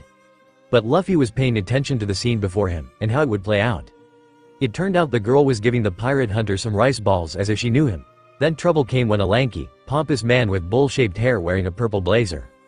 He snatched one of the girl's rice balls and plopped one in his mouth. Upon tasting it he spit it out, complaining that it had too much sugar in them and stomped on them. He then ordered one of the marine soldiers to toss her out. The soldier reluctantly did so and tossed her over the fence like a ball. Thankfully for the little girl, Luffy pulled an outstretched arm to grab her and bring her down to couldn't believe what he saw. Luffy, stretched like a wad of gum. As Luffy set the nervous girl down, Kobe raised a shaky finger pointed at him. WHWH, what the hell was that? Luffy simply smiled and pulled on one of his cheeks, causing it to stretch considerably. I'm a rubber man cuz I ate the Gomu Gomu no am I. Before Kobe could speak again he noticed Luffy had disappeared from that spot. He darted from left to right, wondering where he went to. His eyes turned to dinner plates when he noticed that Luffy was inside the encampment talking to the tied-up Zoro. Hey there, are you Zoro? Luffy greeted. Zoro tilted his head up so his fierce gaze could see who was talking to him. It turned out that it was not a marine, but a sword-wielding, straw hat-wearing young man. Who the hell are you? He rasped, not wanting to deal with any more bullshit. I'm Luffy and I'm a pirate, he responded. Whoop-dee-doo. I'm looking for people to join my crew and I heard you really strong. The pirate hunter glared at him. Get lost. I'm not interested in becoming a pirate, after all I kill pirates. Why not have a change of venue? Luffy asked. This guy is really starting to piss me off, Zoro thought. Pirates are nothing but cowards that lie, cheat, and steal first chance they get. Besides, I can't leave, not until my sentence is up. How long will that be? Just 10 more days. Luffy was unresponsive for a moment before Zoro addressed him. Oi, do me a favor, and get me that rice ball on the ground. Luffy did what he was asked and held it in front of him. You're seriously going to eat this? Just shut up and feed me the rice ball. After eating and holding down the dirt ball, Zoro turned his attention back to Luffy. Tell that girl, thanks, for me will ya? The pirate hunter He noticed that Luffy was gone. What the hell was that? I must be seeing things, damn mirages. Really? He ate it? Spoke the cheerful little girl named Rika. Luffy knelt down to her level and ruffled her hair, all while smiling widely. Yup, ate the whole thing in one bite and said he was thankful that you made it for him. Rika's eyes sparkled with joy. Luffy, we should probably take her home to parents, said Kobe. Luffy nodded and Rika led them both to a small bar where her mother, Ririka, worked at. Afterwards, they both told Luffy and Kobe how Zoro had been held prisoner for nearly a month because he saved both the mother and daughter from the captain's son, Helmeppo, by striking his pet wolf. His sentence was due to end 10 days later. Rika cried a little. That's terrible. He's a disgrace to the name of the Marines. Spoke an angry Kobe while Luffy's face remained expressionless. Suddenly the same lanky man who had Rika thrown out barged in. Oi, wench. How about a couple of rounds? As he began drinking he confessed out loud how he was going to deal with the pirate hunter. Everyone else in the tavern was too afraid to speak up, lest they suffer the wrath of Captain Morgan. I think I'll execute that Zoro tomorrow, you know, as a joke, he cackled. That statement alone made Luffy get up from his seat and punch the spoiled son square in the jaw. Helmeppo got up, clutching the painful side of his face. How dare you? Do you know who my father is? He screeched. Luffy responded by picking him up by the scruff of his suit and meeting his fierce gaze. I don't care if he's your grandfather, you're despicable for not keeping your end of the bargain. He tossed the weakling out of the bar like a pebble, causing Helmeppo to crash into a wall. The soldiers that came with him were trying to pry him out of said wall. Luffy was still unmoving, but Kobe was running around, panicking at Luffy's outburst. This is bad, Luffy. Now he'll tell his father and have Marines come and kill us. And once again Luffy disappeared. Back to Zoro's predicament. The heat stroke was about to claim him when Luffy came back to speak to him again. Zoro sighed exasperatedly. You again? Look, I already told you, I'm not joining your crew.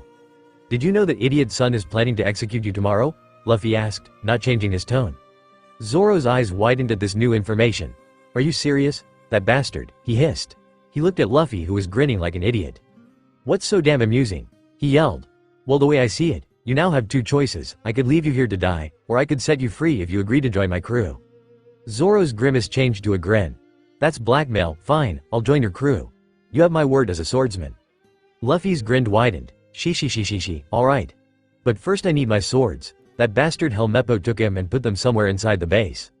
Luffy nodded and shot his outstretched arm to the roof of the base. Gomu Gomu no rocket. Zoro's eyes widened. What the hell is he? He muttered. On the top floor room sat a large man who was the textbook definition of arrogant. He had surgically altered his lower jaw, so he could speak clearly, though it clearly made him look like Frankenstein, and a surgically implanted axe for a right arm that reached up to his elbow where it jointed out. He was the corrupt and vicious captain of Shell Town, Axe Hand Morgan, and he was currently looking out the window, observing what he deemed it to be his greatest achievement, raising a 20 feet tall statue of him so everyone can see. A few moments later, his disappointment of a son, Helmeppo, barged into his office. "Father, there's this little punk that socked me in the face." Later on the top floor, Helmeppo was still complaining and Morgan's patience was wearing thin. "Father, aren't you going to do something? That bastard hit me, your son. Even you've never hit me," he cried indignantly. "Do you know why I've never hit you?" Morgan asked his offspring. Helmeppo was taken aback. "Is it because you love me, your son?" No, Helmeppo was knocked back 10 feet, courtesy of his father's left hook. "Because you're not worth hitting, you are a disappointment to me as a son. Tell me, have you even executed that intruder that kept popping in all the time?" "And no, of course not, she's just a little girl," the mortified Helmeppo responded. With a grunt, the menacing captain turned to his second-in-command, Stewie. "Really, his name is Stewie, look up episode 2. You go into town and execute that girl and her family." But the Marine stood defiantly. "Sir, I will not, even if you were ranked higher. You don't deserve to bear the colors of the Marines." His tirade was cut off when Morgan whacked him upside the head with the blunt side of his axe. "Count yourself lucky I'm feeling merciful right now. I'll go into town myself later. For now, raise that statue. And don't damage it." But of course no one's perfect. As soon as he was about to strike down an insubordinate, a hand grasped the top of the statue, causing it to creak. Morgan and his men looked at the statue closely as it began to creak more and more until its midsection spilled apart, causing the ropes to snap. The resulting crash was heard when the top half of Morgan's immortalization crumbling down to the ground. "Whoops, looks like I stretched too much," said an airborne Luffy before landing in a crowd of jaw-dropped, wide-eyed Marines. He rubbed the back of his head bashfully. "Gomen, my fault. I didn't know there was a statue in the way." "My statue, he destroyed. My statue, capture him and bring to me, I'll kill him myself," yelled the furious naval captain. However, as soon as the soldiers were about charge, when all of a sudden they found themselves unable to move. They looked down to their feet and were horrified at what they saw.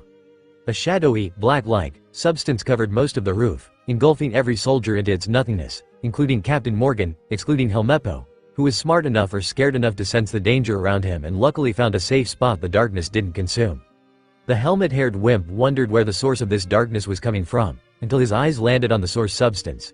It was coming from the man in the straw hat who punched him, and he was using his outstretched arms, which looked like they were covered in ink, to produce the substance. Luffy grinned as the Marines were eventually sucked into the black nothingness. Black hole. Liberation. Suddenly, black smoke began to coat over Luffy and rise up into a billowing pillar of smoke, thereby regurgitating all of the Marines that were swallowed. However, once they were expunged, you could see that they were battered, bruised, bloodied, and eyes rolled back to their head. Even Morgan, whose axe hand seemed to have been crushed beyond recognition, and so was his metal jaw. Helmeppo couldn't believe that this monster could do such a thing. Once the darkness receded, Luffy turned his frightening gaze to him. "So are you going to lead me to where you kept Zoro's swords, or am I gonna have to turn this place upside down?" As Kobe finished untying Zoro, they saw Luffy come back carrying 3 katana and an unconscious wimp. Luffy grinned.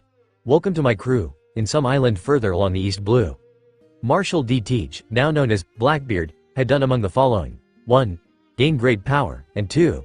Started a crew with a navigator, a helmsman, and a sniper. During his travels, Teach decided to lay low from Whitebeard's wrath, and shot out of the Grand Line and into the East Blue.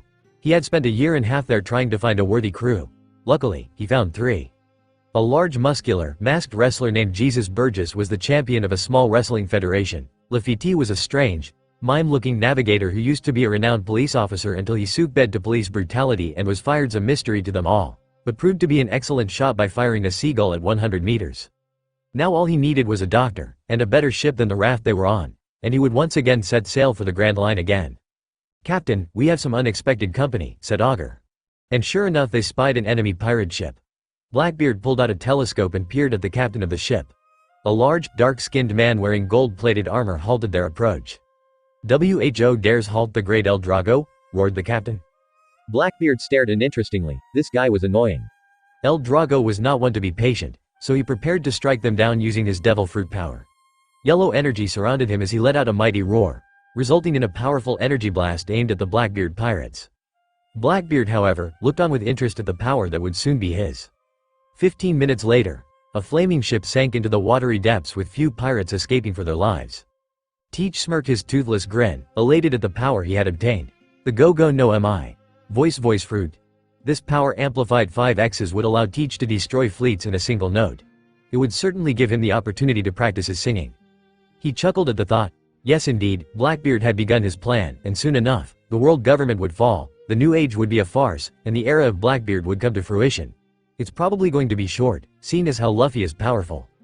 After Shell Town, Luffy and his newly appointed first mate, Roronoa Zoro, had just liberated Shell Town from the tyranny of Captain Morgan, thus resulting in the remaining naval officers to thank them but gave them fair warning to get out of town, due to the fact they were pirates. Of course Zoro was a bit unimpressed with the dinghy they had for a ship at first, until he saw what was pulling them, Ryoku. The swordsman was a bit stunned when he saw a tamed sea king up close, but Kobe explained the reason for Ryoku's presence. Speaking of which, Kobe had joined the Marines as a chore boy, grunt. But to Kobe, being in the Marines was a dream come true, even if Luffy had to beat him to a pulp in order to prove to the lieutenant that the bespectacled boy was not with them. You sure they'll let him join? I mean they do background checks or something, Zoro pointed out. During his days being tied up, he couldn't help but overhear some trivial matters on how Marines get drafted. Shi, Dejobu, they'll let him in for sure, Luffy responded cheerfully. Zoro's sweat dropped. You know, compared to the other pirates I've seen, you're a little weird. Says the swordsman with green hair, wearing three-piece earrings on his left ear. Luffy smirked. Zoro narrowed his eyes angrily at the Straw Hat Captain. It's a representation of my Santoryu technique, he yelled. After a few hours of sailing in no particular direction, Zoro spoke up. Do you even know where we're going? Luffy scratched the side of his face bashfully. I was hoping that, you would know. Baka. That's why you're the captain. You have to have some navigational skills in order to travel. How the hell were you able to find Shelltown anyway? He yelled louder, this time his features changed to a more comical sense. His eyes were angry white and his regular teeth were replaced by shark teeth. I winged it, replied the laid-back captain. Zoro pinched his eyebrows. Just great, I have an idiot for a captain, he cursed inwardly at his misfortune. As Luffy tilted back, now looking up into the blue sky filled with a few clouds. His eye suddenly caught a large pelican flying just above them. Luffy focused on the bird and his eyes suddenly widened when he focused his vision onto the creature's ankle. A small, black band, with the symbol of the revolutionaries. Luffy smirked. Tusan. He suddenly remembered what Dragon told him and Ace when they were in their preteen years. Flashback. Luffy 10 years old, Ace 13 years old. As the boys finished their daily, grueling Haki training, Dragon called them both. Ace, Luffy, come here, he yelled. The brothers went to see Dragon sitting on a boulder, while he was supervising their training. Indeed they had come a long way despite their age, and now was the time to tell them of what to expect. Now that you boys serve the Revolutionary Army, there are few missions that you both will be required to do. Luffy raised his hand. Yes, Luffy? Are these missions going to get in the way of our goals? Yeah, if it gets in the way of our dreams, you can just forget it, Ace added. Dragon smirked before ruffling the boys' heads. Not to worry, the missions you two will get will be basically simple since you two are our covert operatives and they will not get in the way of your dreams. I promised you two I would make them a reality, didn't I? Dragon's smirk vanished as his tone went serious. However you two won't get that many, because you two are our only operatives in secret that only I, Ivankov and Inazuma know about. That said, I expect you two to succeed, otherwise it could set back our plans, he warned. Luffy and Ace grinned as they each pumped an arm. Don't worry Tusan, we'll make sure that we'll get strong to complete our missions. Nay, Ace. We're not ones to fail. Dragon's smirk returned. I know, I'm just making sure that you two know what your enlistment consists of. Ace and Luffy turned their gazes to their wrists, which bore the small mark of the Revolutionary Army. Dragon continued to explain more about their missions. Now, when you both are out at sea, there will be messages that will be handed to you discreetly. Make sure no one sees or know what you have. Luffy raised his hand again. Yes Luffy, Anyo, what about our Nakama? Can we tell them? Dragon went serious again. While I have no qualms with you two telling your Nakama of your allegiance to the revolutionaries, I implore you two that trust is a two-way street. They must trust you with their lives as you trust them with yours. In other words, keep your friends close and your enemies closer. The brothers nodded in agreement. Flashback end. Luffy knew the situation if Zoro found out, so he came up with a good excuse. Hey, there's food, and he stretched all the way over to grab the pelican. He succeeded sort of. The pelican actually munched on his hand, causing Luffy's beam to be pulled back instead of his fist. You dumbass, Zoro yelled as Ryoku pulled the dinghy and swam at high speeds to catch up to his master who was flying away. 3 pirates wearing pirate clown facial tattoos recently helped out a red-haired girl, whom they thought was in distress and promised to hand over her treasure to them. However, they were horribly wrong. Instead, she conned them by planting a fake treasure chest as bait, and when they boarded her ship, she traded up and stole theirs. How'd she manage to see that storm cloud coming our way anyhow? Commented the fat pirate. I don't know, and I don't care. That bitch is gonna pay. replied the middle pirate wearing a black snowcap. The third curly-haired pirate suddenly saw something heading in their way at an alarming rate. I think we have bigger problems," he said, pointing to the ominous, giant shape in the water speeding towards them. At first they couldn't see what was pulling what, until they saw an image of a boat. The middle pirate smirked. "Alright boys, this is our one chance, grab onto that boat." And so they did. Meanwhile, in the hustle and bustle of Orangetown, wait a minute, there is no hustle and bustle. Just silence, and a few tumbleweeds rolling by to prove the towns. Why would anyone want to vacate a nice place like Orangetown? It's not like it's under control of a pirate or something. Oh wait, it is, specifically, by the Buggy Pirates, led by one of the infamous pirates in the East Blue, Buggy the Clown. Now there was nothing entirely special to the pirate clown captain, except that he once served on Gold Roger's ship as a crew member.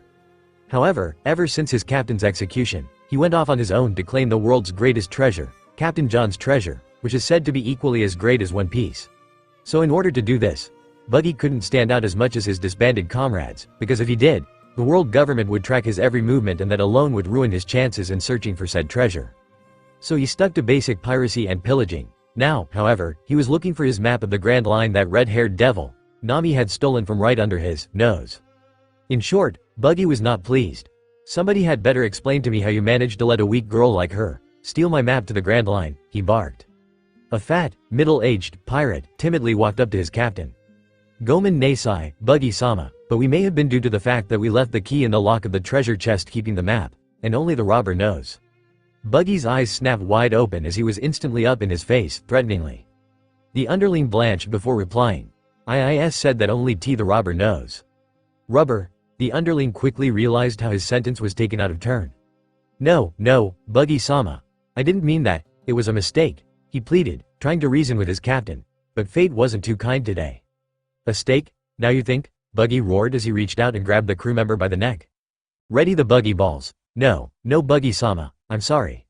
Fire. An explosion followed through, thus resulting in an incinerated town block and one less crew member. "Moji, go and track that girl down, and bring back my map."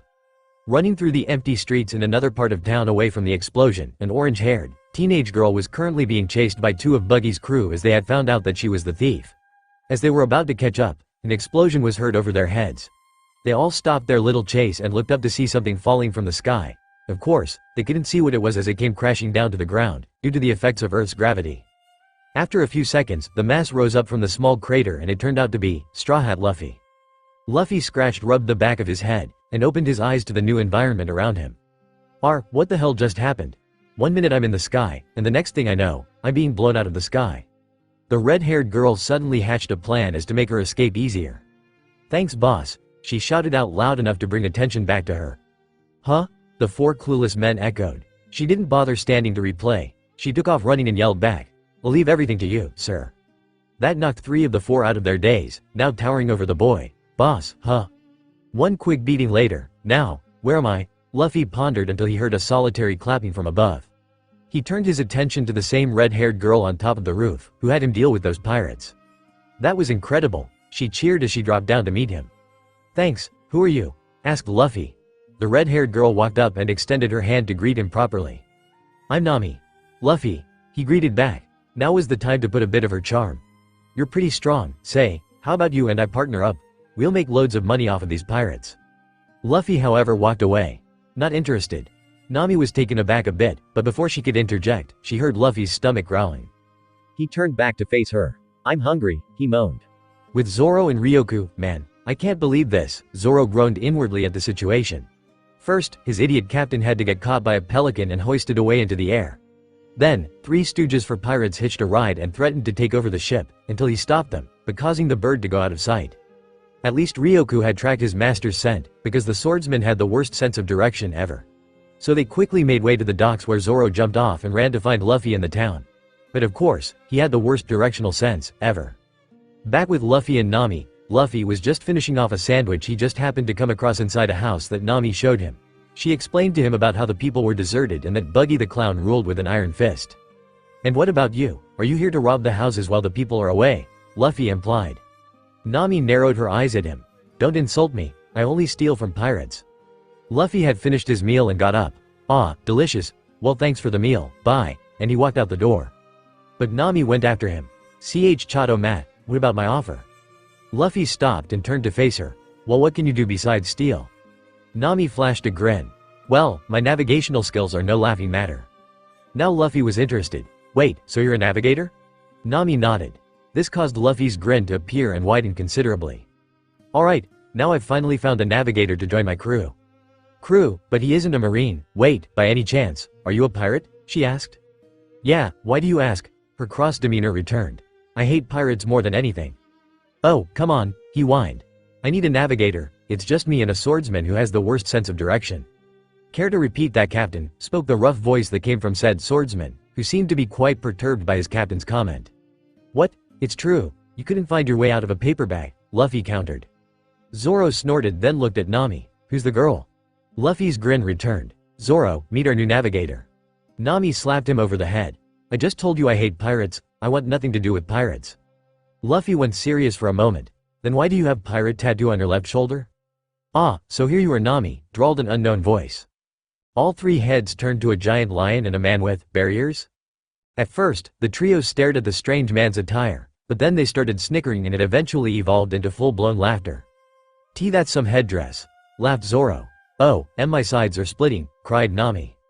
Ha ha ha ha ha ha, I wonder if he lost a bet, Luffy added. The headdress-wearing man, however, was not amused as the tig mark was apparent on his forehead. How dare you? Do you three know who I am? I am of Captain Buggy's crew. I am Moji the Beast Tamer. This is my lion Richie, the first animal I tamed. The lion growled at the prey in front of him. Moji still noticed that the trio was still laughing at him. Richie, attack. The lion leapt at them, unsheathing its claws. Luffy saw it coming, however, and in an instant, he socked the lion on the right side of its maw with a single punch, causing the massive creature to fly and crash through a few buildings. Moji's eyes bugled out of his skull as snot was dripping out of his nose.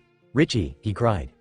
Nami couldn't believe her eyes. This guy, no older than herself, just took down a huge, savage, bloodthirsty lion with just a solid punch. Moji was about to make a run for it, when all of a sudden, he was bashed over the head by a bespectacled old man wielding a spear and wearing old-fashioned battle armor.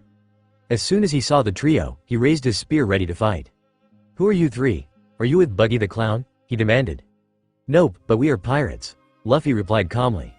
Don't lump me in with you two, Nami yelled. Then the mayor ranted about how pirates have been taking control of his precious village and people and proclaimed that he was going to do something about this and stormed off in the northern direction of the town. Luffy and Zoro decided to follow him. Nami berated herself for following shortly, but probably she wanted to save the mayor from getting killed. But before Luffy forgot, he picked up the unconscious form of Moji by the scruff of his neck, swung him around and tossed him sky high into the direction the mayor went.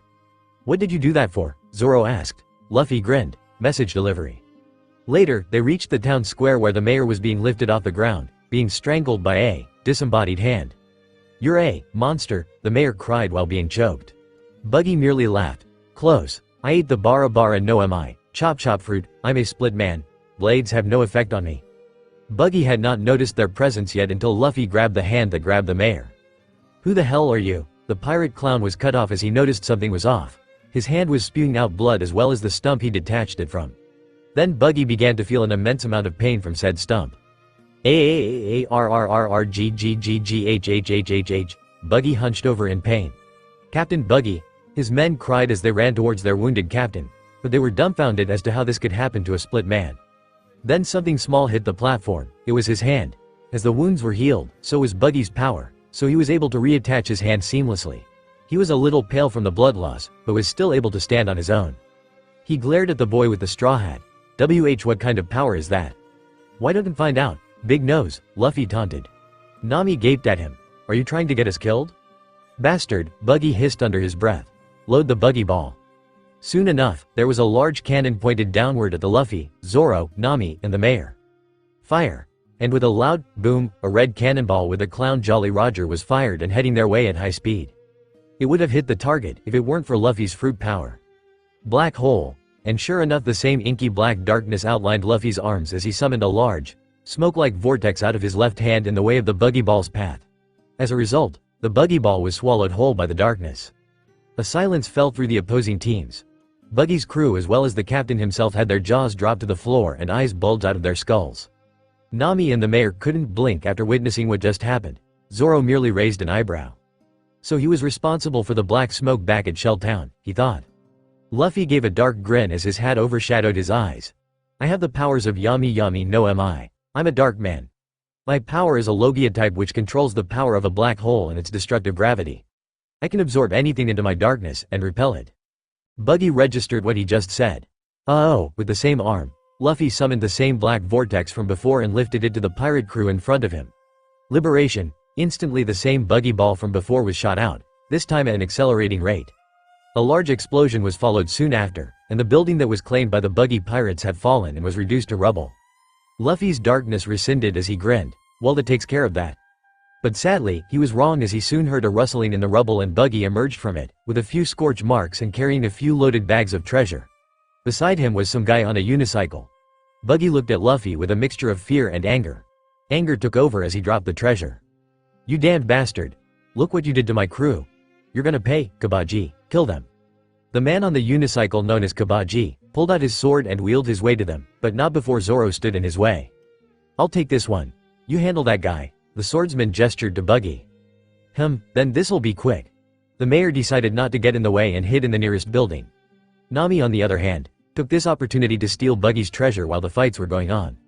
Zoro made quick work of the acrobat on wheels, commenting that if he had been seriously injured it would be more of a challenge. Buggy prepared to split up again until Luffy stopped him. I wouldn't do that, unless you want a repeat of what happened to your hand. What the hell are you talking about? Luffy tilted his head innocently. Oh, did I not mention? My power is of a black hole, which pulls in everything, including devil fruit users. Observe. Raising a hand and aiming it at Buggy he summoned a small, swirling vortex in the palm of his hand. Kurozu, black vortex. The pirate clown suddenly felt a powerful force lift him off his feet as he was immediately pulled in by an unseen force. Luffy roughly grabbed him by the neck. Buggy tried to use his powers to escape his grasp, but found that he couldn't. Also, I can nullify any devil fruit user of his, her powers. And all I had to do is touch them. Buggy's eyes widened respectively at this.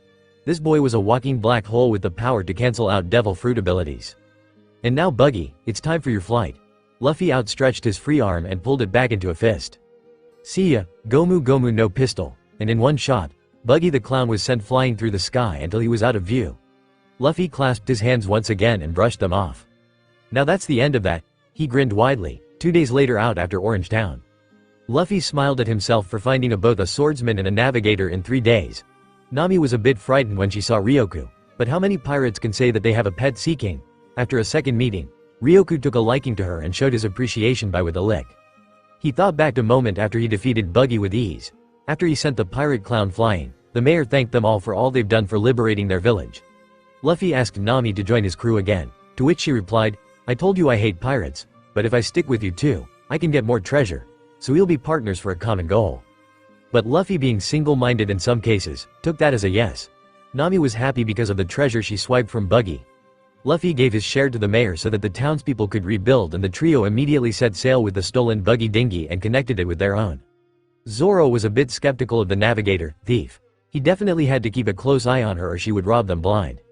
Speaking of which, Nami stood up and put on the best serious face she could muster. Listen up.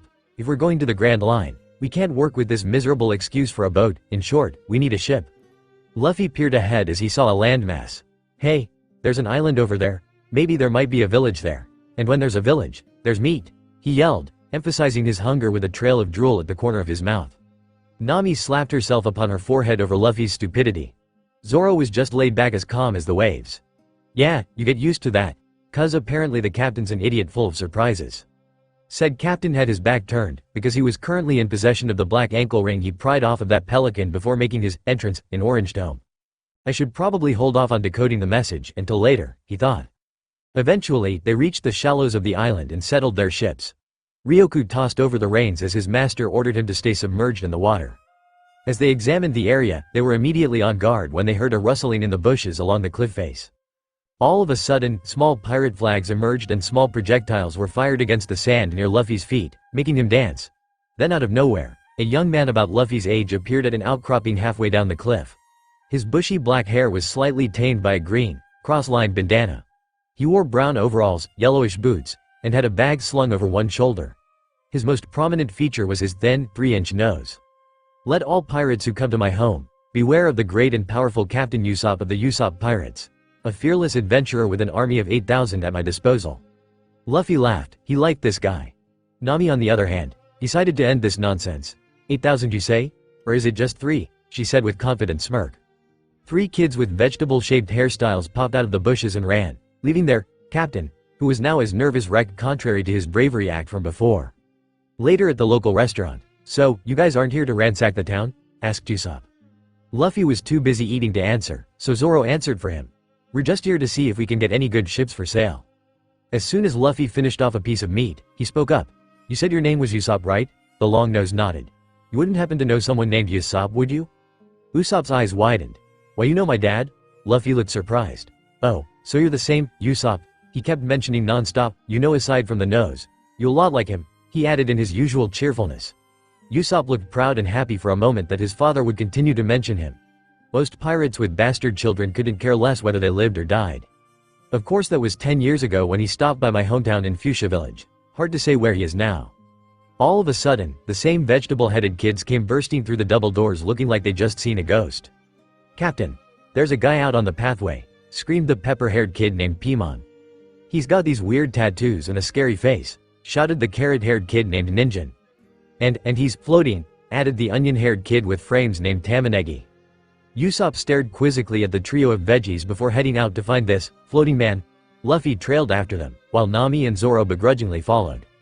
As the teens followed the kids, they wondered what compelled them to tell such an obvious fib. However, when they got there, they were shocked, surprised and amazed. Luffy was mostly amazed that they were actually telling the truth, for underneath a small, but shady tree, the man was indeed there. He was a relatively tall man, reaching up to at least 8 feet 4. He had long, flowing blonde hair reaching down to the back. And just as the veggie kids were pointing out, he had a medieval-styled cross at the base of the throat at the front of his neck, and triangle symbols completely covering his eyebrows. His attire comprised of a long, white coat with a ruffled neckline and sleeves, purple trousers, black gloves and pointed shoes, an armor-like armlet covering his shoulder and upper arm completely, and finally a light purple sash below the waistline, tying around a long sword with an intricate design resembling a voodoo doll. He had his eyes closed due to the fact that he was deep in meditation, which would explain why he was sitting cross-legged in midair. Luffy had stars in his eyes. "Suge, he's really floating," he exclaimed. That outburst alone caused the man to open his eyes, revealing the sclera to be red. "Can I help you with something?" he spoke in a monotone voice with no emotion on his face. "Hi, my name's Monkey D. Luffy, what's yours?" "Basil Hawkins," the enigmatic man replied. Luffy took a moment to stare at him before speaking. "Want to join my crew?" Usopp and the veggie kid's jaw dropped, while Zoro and Nami whacked him behind the head. "Don't just recruit people out of nowhere," they shouted in unison. Luffy rubbed the sore spot. "Why not? I can tell he's strong." "We need to know more about this guy, not just his name," argued Zoro. As the three argued, Hawkins was deep in thought. Though he didn't show it, but there was something that had been bothering him for the past hour, and at that time, he was already meditating. However, he felt something powerful land on the shores of the island itself that disrupted his mantra. And now, the source of that power came from this boy. "I sense something emanating from him. His will is immensely strong and his spirit is wild, but his mind is placid, and they are all in perfect harmony." He extended his hands, causing the bickering to cease, and tarot cards magically appeared out of his sleeve and ended up floating into a small circle. Repercussions 0%. Probability of death 0%. His eyes turned back to the pirates as his cards flew back into his sleeves. "Surprisingly, there are no factors which show my demise, so I accept your offer to join your crew." EHHH. Nami, Zoro and the Usopp pirates gaped at the mystic. "Yada, I have a fortune teller in my crew." Luffy jumped into the air. "I'm not a fortune teller, I'm a seer. I read the fates of others as well as the probability of outcomes. For example, you with the long nose." He pointed to a now shaking Usopp who was hiding behind the kids. "I am the almighty Captain Usopp, he knows you're lying, Baka," Zoro yelled. Hawkins pulled out a single card and took a quick glance at it, then turned back to Usopp. "You're going to discover a horrible secret about someone inconspicuous. The demon will unsheath its claws once again and attempt to take the life of someone precious to you." The long-nosed scaredy cat now looked a bit takendown. Of death does not loom over anyone, today. Nami looked a bit skeptical. "I don't believe you can see into the future." Hawkins merely gave her a blank expression. "I never said I could see into the future. I can only see premonitions of things to come, though within a limited range of a week." This time, Zoro spoke up. "Alright, but then what's with the card trick?" Hawkins raised his arm slightly and pointed it at the swordsman. Instantly, Zoro was lifted off the ground and was levitated into the air.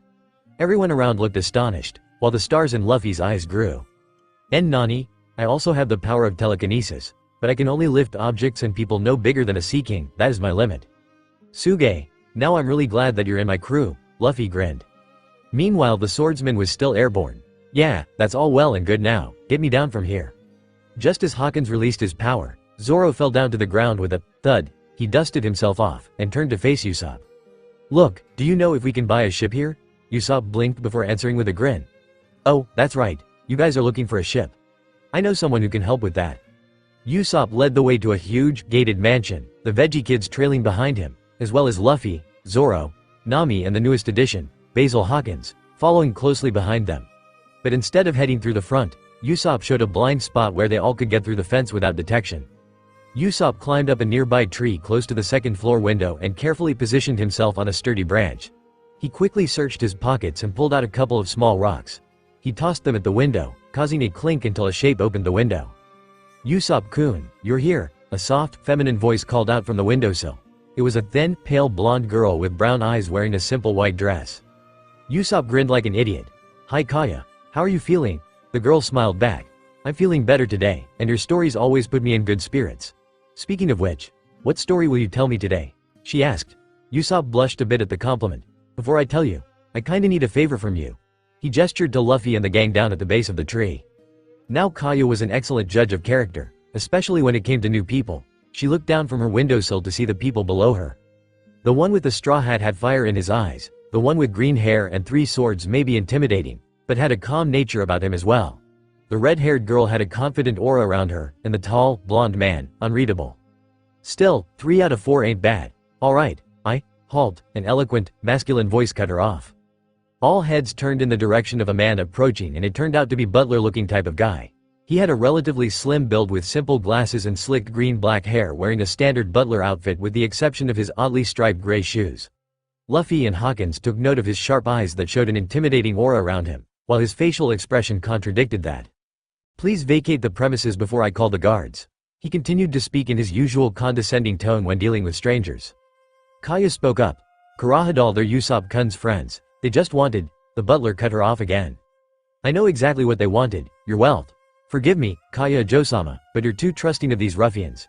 They would sooner rob you blind when your back is turned. The butler tilted his head up to face the frightened sniper. So, you're this Usopp-kun that Kaya Josama keeps mentioning. Usopp put on his usual brave act. Ah, they call me. I know what the villagers call you. Usopp the liar, Usopp the nuisance. Shall I go on? Kaya was about to interject, when she noticed Usopp merely scratching his cheek, as if the insult did nothing to him. Hey, did the villagers really call me that, or are you just making this up on the spot? He joked. I fail to see the humor in you making the villagers' lives difficult enough with your constant ramblings of pirates invading. Usopp shrugged and raised a nonchalant eyebrow. You know, I get the feeling you don't like me.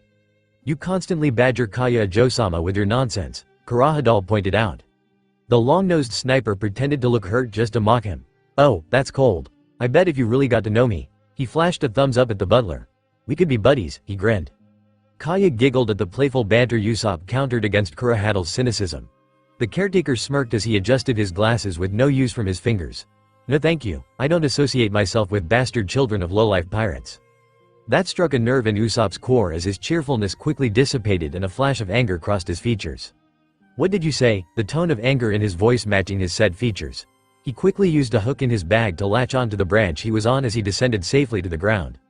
Kaya looked offended that her caretaker would insinuate such slander against Usopp. Kurahadal merely fixed a glare of disgust at Usopp. Why do you look so surprised? Your father abandoned you and your mother when you were but a child. And then once your mother died, you had no one to teach you to be civil or truthful. And finally, the reason why you always cry, pirate, is because you grasp onto this pathetic desire of your father actually returning, when in reality, you know it's merely just a sad desperation attempt at gaining attention. Usopp was like a bull seeing the color red, but the butler continued on. And it shows that you share some of his rat-like qualities. Sneaking your way into Kaya Josama's life, gaining her trust, then once you had accomplished that, you could take advantage of the alien girl and swipe her wealth while she would turn a blind eye to your true nature.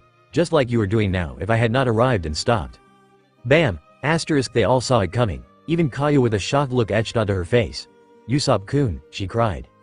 Kurahadal was down on the ground clutching his sore cheek, but his glare was still fixated on Usopp. You see? He knows that I know the truth and lashed out at me in anger to keep my mouth shut. He shouldn't be allowed near you, Ka. Shut up! Usopp yelled back at the caretaker. Luffy and Hawkins took note of that small, but noticeable flicker of power in his yell. You don't know shit about who my father is.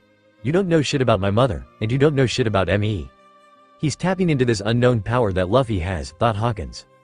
Haki, it's small, but I didn't think he would have a high enough ambition for someone like him.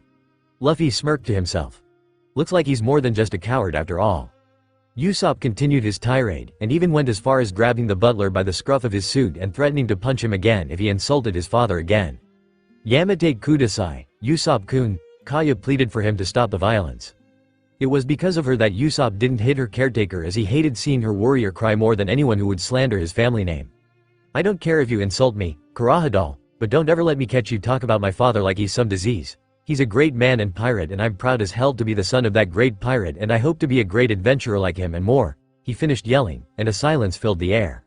Then a single person was clapping. All heads turned to Luffy, who seemed to keep his monkey-like grin while applauding Usopp's assertiveness and ambition. Well said, Usopp. But I wonder, do you have the guts to back up your words? The tall tale-teller looked confused as to where Luffy was going with this. Come on Usopp, join my crew. I already know that your sniper skills are just as good as Usopp's NTO your Haki. If you join us, you can live out your dream as true adventurer of the sea. No, Usopp said in finality. Ever since they left the estate, Luffy had been asking the long-nosed sniper to join his crew, to which every answer the Straw Hat Captain would get would no. No when Luffy asked why, he just tossed a small smoke bomb and used that diversion to run away, leaving the Veggie Kids and Luffy's crew. That guy sure can run, commented Zoro. He has mixed feeling about your offer, Captain, Hawkins stated. Are you sure you want him in your crew? Inquired Nami. Luff said nothing at first, and then turned to the veggies. Do you know where he went? He probably went to the south cliffside. It's usually where he thinks about stuff, said Paimon, while the other two nodded in confirmation. Luffy adjusted his hat and piece of weed in his mouth before heading off in the direction Usopp ran in. You guys stay here, I'm gonna have a little chat with Usopp. What are we supposed to do until then? Inquired Zoro. Luffy turned to grin at the three. You guys are my nakama, get to know each other, he replied before running off to find the sniper. Zoro and Nami's sweat dropped while Hawkins remained stoic. Luffy was definitely the most unpredictable person they had ever met. As the veggies waited for their captain, Zoro was taking a nap on the road and Hawkins was continuing where he left off in his meditation. Nami stared at the two incredulously. Will one of you speak already? She said irritably. Hawkins opened his eyes and turned his gaze to the navigator. What is it you want? He spoke flatly. Well, it's like Luffy said before, we should take the time to get to know each other. She half lied, to which the mystic was able to catch. Really? Because your intentions say different, like how you were planning to steal all the possessions when the captain least expects it. Nami narrowed her eyes at the seer. Are you reading my mind? That's a violation of privacy, you jerk. She raised her voice angrily at him while he remained stoic. I don't read minds. A true seer, a true mystic, can only read intentions within people's hearts. He explained to her. Yours is a myriad of emotions. You have hatred for pirates, that's simple enough, but there's more to it. You're driven to carry a heavy burden on your shoulders to save your precious people. Now what is the reason for your deep-seated hatred for pirates? Nami was shocked that this man was able to figure out that she was going to steal from Luffy the same way she stole from other pirates, and the reason why she did so. But still, she didn't have to tell him her whole story. He just asked for the reason for her hatred of pirates and she would give him that answer. When I was 8, pirates took the life of someone precious to me. She tore away from his gaze as she unknowingly clutched her left arm. Now Hawkins felt pain react from her heart. He didn't need to know anymore.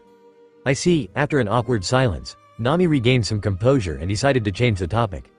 So, is this your hometown as well? She asked. No, I hail from an island of mystics, located in the North Blue. I was born and raised my whole life on that island learning the ways of mystics. The surprise on Nami's face returned. Wait, you're telling me that there's a whole island of psychics, mystics, and seers? Yes, he replied. Oh, my, among all the mystics in the island, I am the strongest because I could see premonitions of things to come within a week, while others could only see scattered visions within a day or two.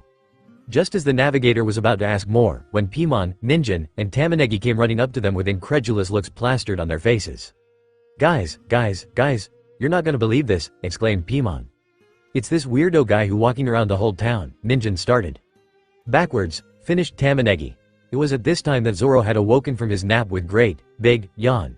He rubbed his eyes as he stared at the kids who disturbed him from his nap. What the hell are you brats screaming about now? He asked irritably. They just said that they saw a man walking backwards, Hawkins stated. Zoro looked at him quizzically until the kids pointed behind them. All heads turned to a man wearing heart-shaped sunglasses, moonwalking right past them. That was weird, said Nami, while everyone voiced their own agreement. Luffy caught up to Usopp to see that he was standing below a tree and facing the ocean. I know you're there, the teen remarked. Luffy still walked up and sat down next to him and stared out to the sea as well. He sensed that Hawkins was correct in saying that Usopp did have mixed emotions about his offer. You really do want to go out to sea, don't you? Luffy implied. The sniper let out a long sigh. It's not that simple. I have my home to think about and the Usopp pirates. Luffy smirked. What about Kaya? Usopp hid his embarrassment, but the blush was apparent on his face. What about her? The captain's grin widened. I see how she affects you. Your heart nearly jumped out of your chest just by seeing her. You were extremely happy when you heard her laugh. See a pattern? After a few seconds, Usopp sighed in resignation, seeing as how the pirate wasn't going to buy his lies. Alright, I'll be honest. I love her. I want to tell her how I feel, but I'm afraid she'll reject me, and I can't go out to sea knowing she's still sick. She'll just worry herself to death and it'll be my own damn fault. So you see, you don't want me to join your crew. I'm too much of a coward to do so. Luffy was about to interject when they both spotted two suspicious figures down at the bluffs beneath their location. Usopp turned to look at them. One of them wore a cowboy hat, heart-shaped sunglasses, and had some odd goatee. His wardrobe looked like it had come out of the closet of some demented disco dancer, and he was toying with an odd steel ring in his hand. The other man was none other than Kurahadal, Kaya's caretaker. The sniper's eyes furrowed a bit. Odd, what's Kurahadal doing here? Luffy was also curious as to what the high and mighty butler was doing with a strange man doing the moonwalk. So both he and Usopp crouched down from their spot as to avoid detection while they quietly listened in on their conversation. They heard Kurahadal speak first. Django, you were supposed to remain inconspicuous, yet I heard from a few of the townspeople that you were walking backwards along the way. The butler spoke with displeasure as he adjusted his glasses. This time, his attitude seemed a bit more darker and sinister. The strange, aloof man seemed to respond normally to this Kurahadal's attitude. Calm down, Captain. I was just walking through town practicing a little dance move, that's all. Anyway, why did you call this meeting, Captain Curo? Are you finally giving the crew the signal to invade this village and steal that entire girl's money? Usopp looked scared for a moment as he shivered slightly. Misaka. Did that guy just call him Captain Curo? As in, Curo of 1,000 plans. But, I thought he was caught by the Marines and executed. He thought frantically while Kurahadal, aka Curo, continued the conversation. I told you before, Django, I need you to hypnotize her into writing a will leaving everything to Kurahadal, i.e. me. Then all you have to do is order your crew to ransack the town and make sure you kill Kaya. I didn't spend these past 3 years clawing my way through to gain her trust, even making her parents' deaths look like accidents. The sniper's eyes widened in fury, replacing all the fear he had earlier, and clenched his fists. This man, who insulted his lineage earlier, was really the most infamous pirate in the East Blue who was still alive and hid inside his village for the past 3 years, and killed Kaya's parents, without her knowing, making him her only source of comfort. And now he was going to kill Kaya next, all the while posing as the innocent butler who failed to protect her. Don't worry, Captain. You just leave the accident to me, while my men do the damage to this village. We just need your signal at dawn, and we'll be there in 3 hours, replied Django with a smug grin. Usopp was contemplating on how to tell everyone that a real pirate attack would come at 10 o'clock in the morning. That's when he saw Luffy standing up, practically giving away their position. But perhaps they hadn't noticed yet. If they could just slink away quietly, they could warn the villagers. Sadly though, Luffy was not one to know silence. Oi, Teme. You'd better think twice about attacking if you know what's good for you, he shouted at the two, earning the attention of Django and the annoyance of Curo. It seems we have 2 insects on the wall, Curo pointed out. Django, take care of Loud One. Django used the same steel ring and began to swing it on a string. When I say 1, 2, Django, you'll fall asleep. 1, 2, Django. All of a sudden, Luffy felt really odd. His eyelids started to droop and his body stopped listening to him, like he was about to keel over and fall asleep. Which was exactly what he did. Only once he fell frontwards, thus falling from the cliff and came crashing down onto THFFY. Usopp cried out. He was certain he was dead, as he fell from a high ledge point of the cliff and landed headfirst into the rocky terrain. Wasting no time, Usopp ran for his life back onto the trail and warned the village of the upcoming invasion. Should we stop him, sir? He could ruin your plan, asked the hypnotist, earning a dark chuckle from the ex-pirate captain. It won't matter, after all. Usopp has the worst reputation as the village liar. I doubt even Kaya Josama will believe him, and that's all the edge I need. Usopp ran and just kept on running until he entered the village and began proclaiming another pirate attack. Only this time, it was the truth. However, the villagers did not think so, because they immediately came out of their houses with brooms and pitchforks. The pitchforks were mostly for intimidation, mostly. Usopp, when the hell are you gonna grow up? Shouted a villager. Yeah, we know you just lie about pirate attacks to get a kick out of it, but enough already, complained another. Usopp shook his head fervently as he tried to organize his thoughts. It's no lie, pirates are coming tomorrow attack the village, and Kurahadal is really Captain Curo. He's the one responsible for Kaya's parents' deaths, and now he plans to do the same to her. Of course that just made the villagers angry. How dare you make up lies about Kurahadal? He's the kindest man this village has, voiced one villager. And he's been like a second father to Kaya ever since her parents died, voiced another. Usopp couldn't believe this, they didn't believe him. But he soon realized that it was his own damn fault for lying 24/7 all these years. But there was one chance, and he hoped that she would believe him. So he ran away from the angry villagers who were throwing all kinds of garbage at him. He ran along a shortcut through and went through his usual secret door, and climbed his usual tree and threw rocks at the window. Kaya showed up instantly. Usopp-kun, what are you doing here? Do you have another story? She smiled, but then it faded and turned into worry as she saw him looking panicked and out of breath. Kaya, you have to find someplace to hide, somewhere no one knows about, and stay there. The girl looked confused. Is this supposed to be a joke? I'm sorry, I don't quite understand it. Usopp shook his head and quickly organized himself. Kaya, listen to me, for your own safety, you have to come with me. This caused the girl to blush a bit. Kurahadal is really the infamous pirate Captain Curo. He killed your parents too and made them look like an accident occurred. And now he plans to have you sign over the rights of your wealth to him. It's all been a lie, a glorious lie that he concocted for the past 3 years since he arrived. He gasped as he ended his rant, but was disappointed by what the outcome was. The girl that he secretly loved was close to tears. How could you? She spoke in a hushed whisper. Kaya, how could you say such things about Kurahadal? I know what he said about your father was out of line, but so is this. Your lies were actually enjoyable, they made me laugh. But now you're saying horrible things about a man who has done nothing but take care of me, while I was sick. I don't want to see you anymore, Usopp. Deep inside, Usopp's heart was breaking. She didn't believe him either. Oi, do you hear voices in the courtyard? One of the guards asked. The other guard looked back and eyes widened. Hey, it's the liar. He snuck onto the estate again, the other guard shouted. Usopp panicked and pleaded with Kaya, hoping to tell her the right thing to say, but he couldn't find the right words to it. He isn't, Arg. Without thinking he grabbed Kaya by the waist and made his way down the tree. Usopp, let me go, you're hurting me, Kaya cried. Suddenly the guards came rushing in, led by another servant of hers who had the appearance of a sheep. Kaya Ajo-sama, has that ruffian harmed you in any way? The one called Mary asked. Mary, Usopp wasted no more time and pulled at Kaya's arm, but found that she wouldn't budge. Kaya, what are you doing? I have to, slap, Usopp and Mary were both surprised, but none more so than the sniper. He stared at the heiress who had unshed tears pouring down the sides of her face. She yanked her hand away and turned away from him. Get out, Kaya. Please, Usopp practically begged, but was willing to get down on his hands and knees in front of her, to make her understand. Get out, she screamed at his face, but had her eyes scrunched as she couldn't bear to look at him anymore. Usopp tried to take Kaya's hand again, only to hear a single gunshot and a sharp pain in his arm. The source of the shot came from Mary, who looked ready to kill him if he wasn't careful. In the end, Usopp had no choice but to run away. That was all he could do. Opening his eyes, Luffy sat up, feeling a bit drowsy. He scratched his head as he examined the area around him, only to find that he was still at the bluffs, only it was now sunset. Where am I? His eyes widened in what had just transpired. That butler was really a pirate planning to kill that young girl Usopp had a crush on. He clenched his fists in anger at the thought of how cowardly Curo was to plot in such a way. He didn't deserve to be a pirate. Suddenly he felt a sense of vibration in his left side pocket. He pulled it out and the source of it turned out to be the small, black ring he found of that pelican above Orangetown. The one bearing the mark of the Revolutionary Army. He eyed it curiously as to why it did so, until he saw a small, unseen latch that blended into the ring. He carefully opened the latch with his left index finger and thumb and found it surprisingly easy to open.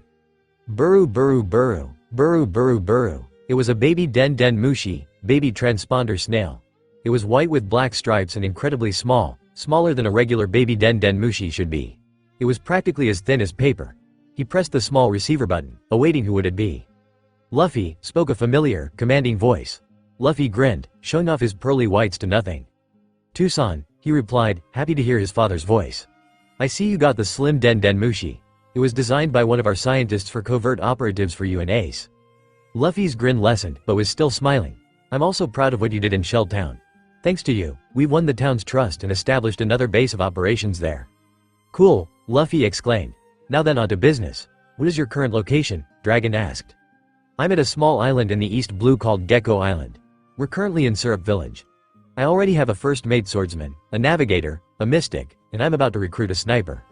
Syrup Village, huh, Luffy, for your first mission, I want you to meet a contact of mine. He goes by the name of Mary. Get him alone and tell him who you are. Then he'll give you a ship to sail for the Grand Line.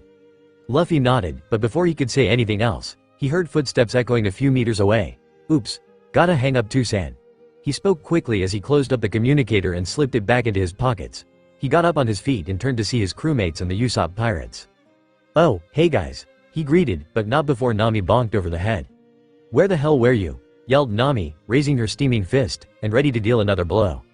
Which? Screamed the terrified veggie trio, before Nami tilted her heated glare at the boys, causing them to almost soil themselves. Almost. Yeah, she's that scary. Oh. Luffy looked confused until his eyes widened again. Oh, shit. That's right. That butler's really a pirate captain and he plans to kill that girl and the villagers tomorrow.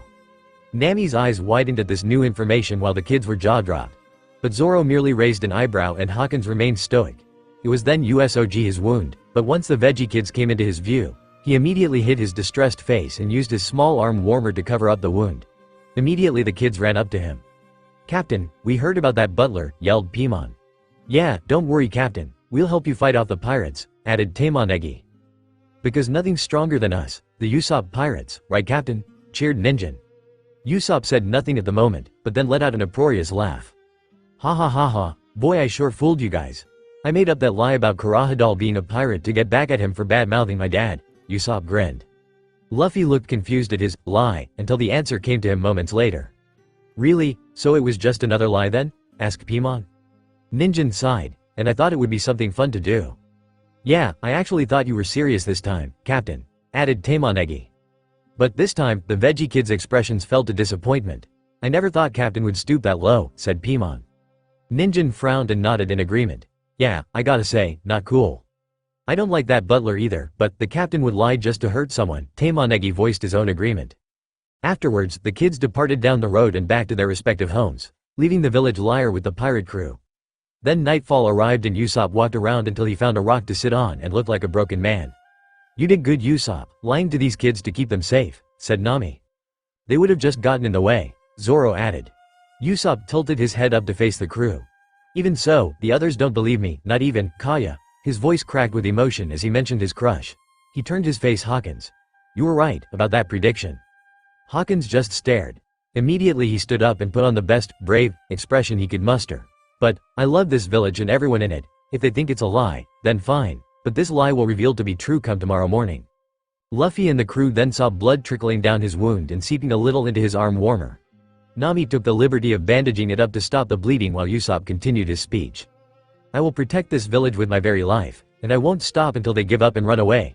Curo won't lay a finger on Kaya while I'm still alive and breathing. The crew noticed his legs starting to shake. Tomorrow, everyone will live another peaceful day and it'll be thanks to Captain Usopp. Tears were beginning to flow and he quickly wiped them away with his sleeve. Luffy grinned while pulling out a piece of grass and putting it in his mouth. Guess you'll need some help then, huh? Usopp looked confused for a moment. Wah? You're hopelessly outnumbered, you won't stand a chance. Plus you got guts for someone like you, Zoro pointed out. Just remember that all their treasure is mine, stated Nami. Hawkins continued to remain mute. You guys, Usopp almost started to cry again, but held it in and came back with a smile. Thank you, he cried. But what can you guys do? Usopp inquired. I cut, said Zoro. I stretch and absorb, said Luffy. I steal, said Nami. I levitate, said Hawkins. I hide, Usopp said before Luffy, Nami, and Zoro turned on him. You'll fight too. Usopp chuckled nervously before telling them he would go to his house and gather every trick up his sleeve to prepare the battlefield. Hawkins pulled out a card, and Luffy turned his attention to the mystic. Hawkins, you barely said a word, what's up? Asked Luffy. With his usual emotionless expression he looked at his crew. The shadow of death looms over Usopp tomorrow. Later that night at Kaya's estate, Curo was preparing his things and getting ready to enact his 3-year plan. He turned his attention to Mary who was just finishing fixing the chandelier. Mary, do you know where Kaya Jo-sama is? He asked. Ah, she upstairs in her room, sleeping. Poor girl, today she seemed really upset, no thanks to that ruffian Usopp. He even had the nerve of accusing you of being a pirate. He spoke with slight disdain for the village liar as he climbed down the ladder. Indeed, I trust he has been taken care of. Mary nodded. Of course, he won't be bothering the Jo-sama anymore. In fact, Kaya Jo-sama said that she never wanted to see Usopp again. Kuro smiled darkly. That can be arranged, he muttered. What was that? Mary wasn't sure he had heard him correctly. Oh, nothing. Kuro turned his attention outside the window he was facing until at the corner of his eye, he spied a small present on the table. What's this? Mary saw the object that Kuro was referring to and smiled. Oh, that's a present from Kaya-jo-sama to you. For me? He asked as he started to open it, revealing a brand new pair of glasses. Yes. Tomorrow will mark the 3-year anniversary of your arrival here on this island and into Kaya-jo-sama's life. She noticed how much you fix your glasses, so she bought the right pair for you so they wouldn't fall off. Oh, she's such a kind and generous soul, Mary said as he wiped away tears of mirth away from his eyes with a handkerchief. Kuro turned back to the night sky. When he noticed a crescent moon was out, his expression went from calm to sinister. The crescent moon is out tonight. It really brings out the worst in me. Mary looked puzzled at Kuro's meaning, until he saw said butler, ex-pirate, smash the gift onto the floor. Mary looked appalled. Kurahadal, why would you?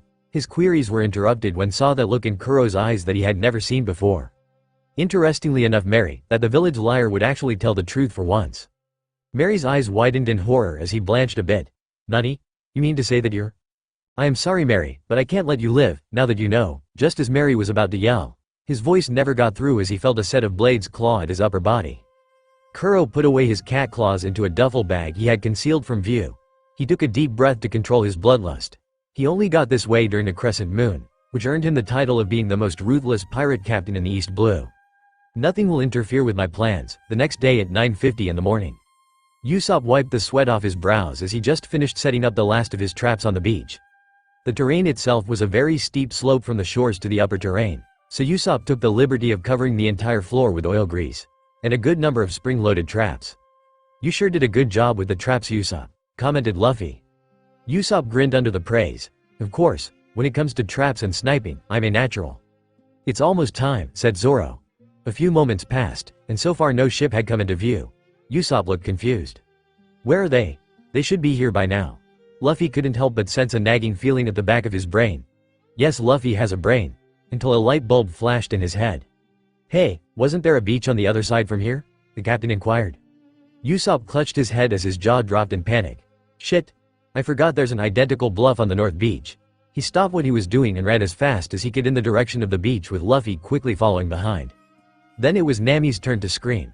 All my treasures back on the boat. She made a quick turn. Hawkins narrowly dodging her blitz while Zoro wasn't so lucky as he was knocked over and fell forward onto the oil slick and down the slope. Sorry Zoro, but my treasure's in danger, no hard feelings, okay? Hawkins turned his head down to see the swordsman desperately struggling to get back to the top. A little help here would be nice, Zoro yelled. Instantly, he was lifted off the ground and brought back up on the ledge not covered in oil. We should get going, stated Hawkins and was about to run after his crew, but Zoro's voice halted him. Matt, Hawkins, is it really true what you said about that prediction, about Usopp dying? While my premonitions are a bit difficult to see, the results are the same, Usopp will die today. Zoro snorted. Well, I'm not one to believe in fate, so with all due respect, screw your predictions. He ran off following Nami's direction, leaving Hawkins to his thoughts. Hawkins actually showed a look of surprise by raising an eyebrow a half-inch. That was the closest he had ever shown emotion besides natural shock when in battle. I hope for Usopp's sake, that my premonition is wrong, he thought out loud before heading off to the real battlefield.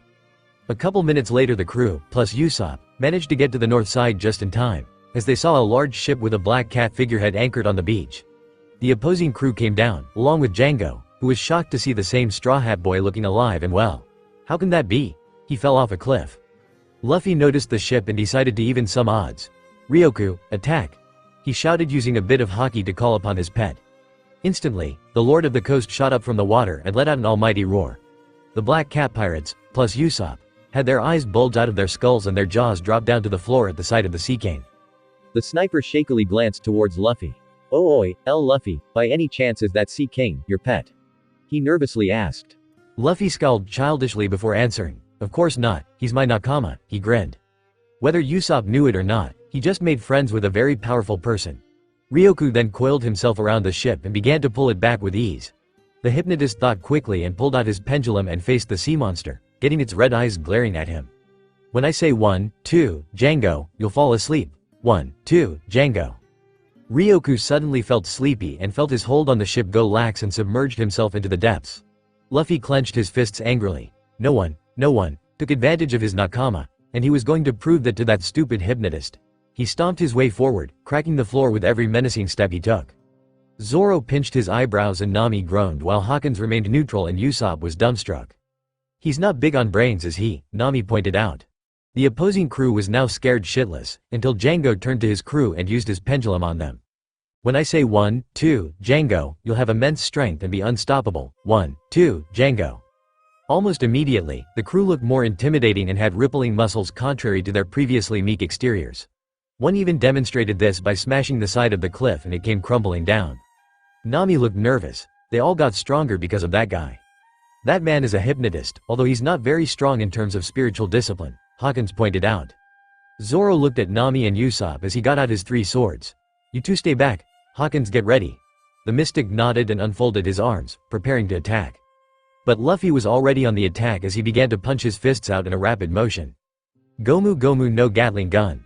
The supposedly strength-enhanced pirates were quickly taken out by Luffy's strong punches. The team didn't even bother using his Haki. However, once Luffy retracted his punches, he noticed Django directing his technique at him. When I say 1, 2, Django, you'll fall asleep. 1, 2, Django. And just like his Nakama pet, Luffy instantly fell asleep. I can't believe this, Nami groaned. Actually, our captain's actions inadvertently helped us. Hawkins raised a finger pointed at Django. It's just him. Django smirked at his comment. You think so, huh, Sham? Butchie? 2 figures popped out of the ship and were kneeling at Django's sides in a flash. You called, said the hunchbacked, green-haired, cat-looking pirate.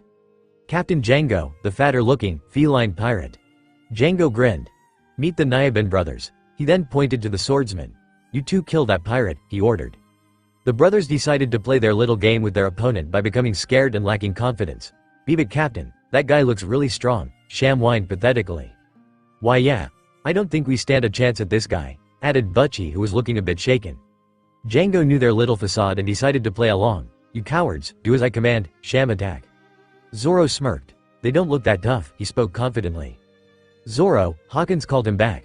Do not underestimate them. I sense their appearance is not what it seems. I would advise you to be on your guard. Zoro turned serious, seeing as how Hawkins didn't seem like the type of person to be mistaken. Got it. He replied as he unsheathed his 3 swords and undid his bandana on his shoulder and wrapped it around his head, all while flashing his demonic grin in anticipation. As Sham flailed his arms like an idiot, he was secretly preparing his Neko Baba, cat snatch, technique so he could steal his swords. However, he did not expect his opponent to go all out, which was what Zoro counted on as he performed his signature move. Onigiri. He tri-slashed the cat pirate, blood flying from his severe wounds and hunched over in pain. Sham! Cried Butchie. The bigger cat pirate then snarled in anger. You bastard, how dare you hurt my brother Sham? Django, what is going on here? A sinister voice rang out causing everyone to look in the direction behind the straw hats. The source of the voice revealed to be none other than Captain Curo carrying a duffel bag and he did not look happy at all. In fact, he looked vivid. I expected you to have a hold on things, but instead you're 15 minutes late and you've already lost all of your men to these rat tags. He shouted. But Captain Curo. I'll give you 10 minutes, and if you can't get rid of this problem, I'll kill everyone right here. He yelled. Django knew Curo was good on his threats, especially his death threats. Sham. Butchie. Enough fooling around. Kill that sword bastard and the rest of them, he ordered. Right. The both replied and with speed that Zoro had a little trouble Fulth attack and made quick, strong slashes that rivaled Zoro's. I can't keep fighting in this state of my strength. I'm nowhere near as powerful as Luffy. I must get stronger. He countered their onslaught and both sides jumped back a few feet. Zoro quickly pulled 2 of his katana over his head and drew a stance. Closing his eyes, he tuned out the noise around him and only felt the vibrations of his opponents coming at a slower rate. Come on, focus, but keep a steady flow of mind and body. Sham and Butchie were about to claw him to pieces. And channel it to the blades, and with an exhale of breath, Zoro made his move. Toragari, Tiger Hunt. He made a quick, blinding dash towards the Nyaban brothers and did downward, descending double slash, which caught them off guard as they were slashed clean through the torso cavities and collapsed onto the ground, where they died from the severe injury it costed to them. Zoro noticed how sharp and clean were blows that he dealt them, but more importantly, at how he managed to see their movements. Could this be the power Luffy has? You now have 6 minutes, Django, just so you know, warned Curo as he noticed the hypnotist was sweating bullets. Oh, and by the way, the treasure's being stolen by that girl behind you. Curo gestured with his index finger. Django shook out of his stupor and turned around to see Nami carrying at least 3 bags of treasure. She had paused for the moment when Curo gave away her position and stared sheepishly at the hypnotist. She laughed nervously. Hi? Django glowered at the girl. You little bitch, take this. He launched a pendulum ring at her aimed at her uncovered neck. Nami closed her eyes as she prepared for pain, but it didn't come. Instead, Hawkins took the blow at the neck in her place. Her eyes widened in shock. He saved me, but why? Now her grim thoughts were dispelled as she heard a slashing noise coming from one of the unconscious pirates. The wound was made at the neck and caused his blood to spurt and die. One of the few conscious pirates looked on in horror. Captain Django, this guy had wound on neck out of nowhere. Nani? The hypnotist shouted in disbelief. But what's more to his horror, Hawkins was still standing with no wound on him whatsoever. How are you still alive? I slashed your neck, he yelled indistinctly while raising a shaky finger at him. From out of nowhere, a small, straw-like doll fell out of Hawkins' arm. I have the power of the voodoo no mi. Voodoo fruit. Any damage done to me and you only harm yourselves or others around you. A devil fruit user? Django practically jumped. But that's not all. He raised his arm at the hypnotist, causing the man to be lifted into the air. What the hell? I have the power of levitation, he told the floating man. Don't tell me you're a mystic as well. Said mystic unsheathed his long sword and with his free hand, levitated it and aimed it directly at Django, who was already sweating bullets. Wait a minute, don't. Django began to panic. Hawkins cut him off. You're not worthy of being a true mystic. But then he sheathed his sword. But you are not worth the stain on my sword. Goodbye. Using his power, he threw his arm up to the sky, causing Django to be thrown into the direction away from the island at high speeds until he was out of sight. The Black Cat pirates were now terrified at the people they were dealing with. There was no way that they could defeat them. Curo stared at the space in the sky. Django flew off and then turned his attention to the crew. You all now have 3 minutes. Curo, cried a shaky voice. The ex-pirate tilted his head to the side to see Usopp aiming his slingshot right at him. The man looked at the village liar uninterestedly. Usopp, I didn't see you standing there, said Curo. He practically could hear Usopp's teeth and legs chattering. Usopp was scared as hell now. He knew he just gave away his position and he was nowhere near as strong as Luffy, Zoro, and Hawkins. But he stayed true to his word. He would not allow Curo to harm anyone, not even Kaya. Tell me Usopp, that punch, you put everything into that punch to hit me, right? He inquired. Usopp was still too afraid to answer. Well then, I might as well be honest. Curo suddenly vanished and reappeared beside the coward. That punch was more like a mosquito bite. Before Usopp could register on what just happened, Curo kicked him in the stomach, breaking a few ribs in the process. The impact sent the long-nosed sniper into a fairly large tree, causing it to splinter and fall over. Usopp was now bleeding pretty badly both internally and externally. Usopp! Nami cried. Zoro went on the attack and made an attempt at cutting Curo on the spot, but all he managed to hit was the air. Then in just a few short seconds, a series of slashes cut his torso. He let out a painful yell as he was knocked back. Zoro! Curo was now standing over the swordsman, this time wearing both his cat claws. He adjusted his glasses with one hand, being careful not to cut his face in the process. My plan will go accordingly, crew or no crew. I will have Kaya's fortune and finally end this miserable excuse for a living. Nami turned to the mystic who was just standing there. Why aren't you doing anything? Hawkins looked at the navigator, thief. He moves too fast for me to use my powers, but that's not the reason why I can't attack. He gestured by pointing to a smaller, female coming from behind Curo. Nami instantly recognized her. Oh no, Nami dreaded. Karahadal, gasped a small voice. He turned his head to see Kaya standing before him, looking at him with unshed tears of disbelief. Please tell me it's not true, please, her voice cracked with emotion.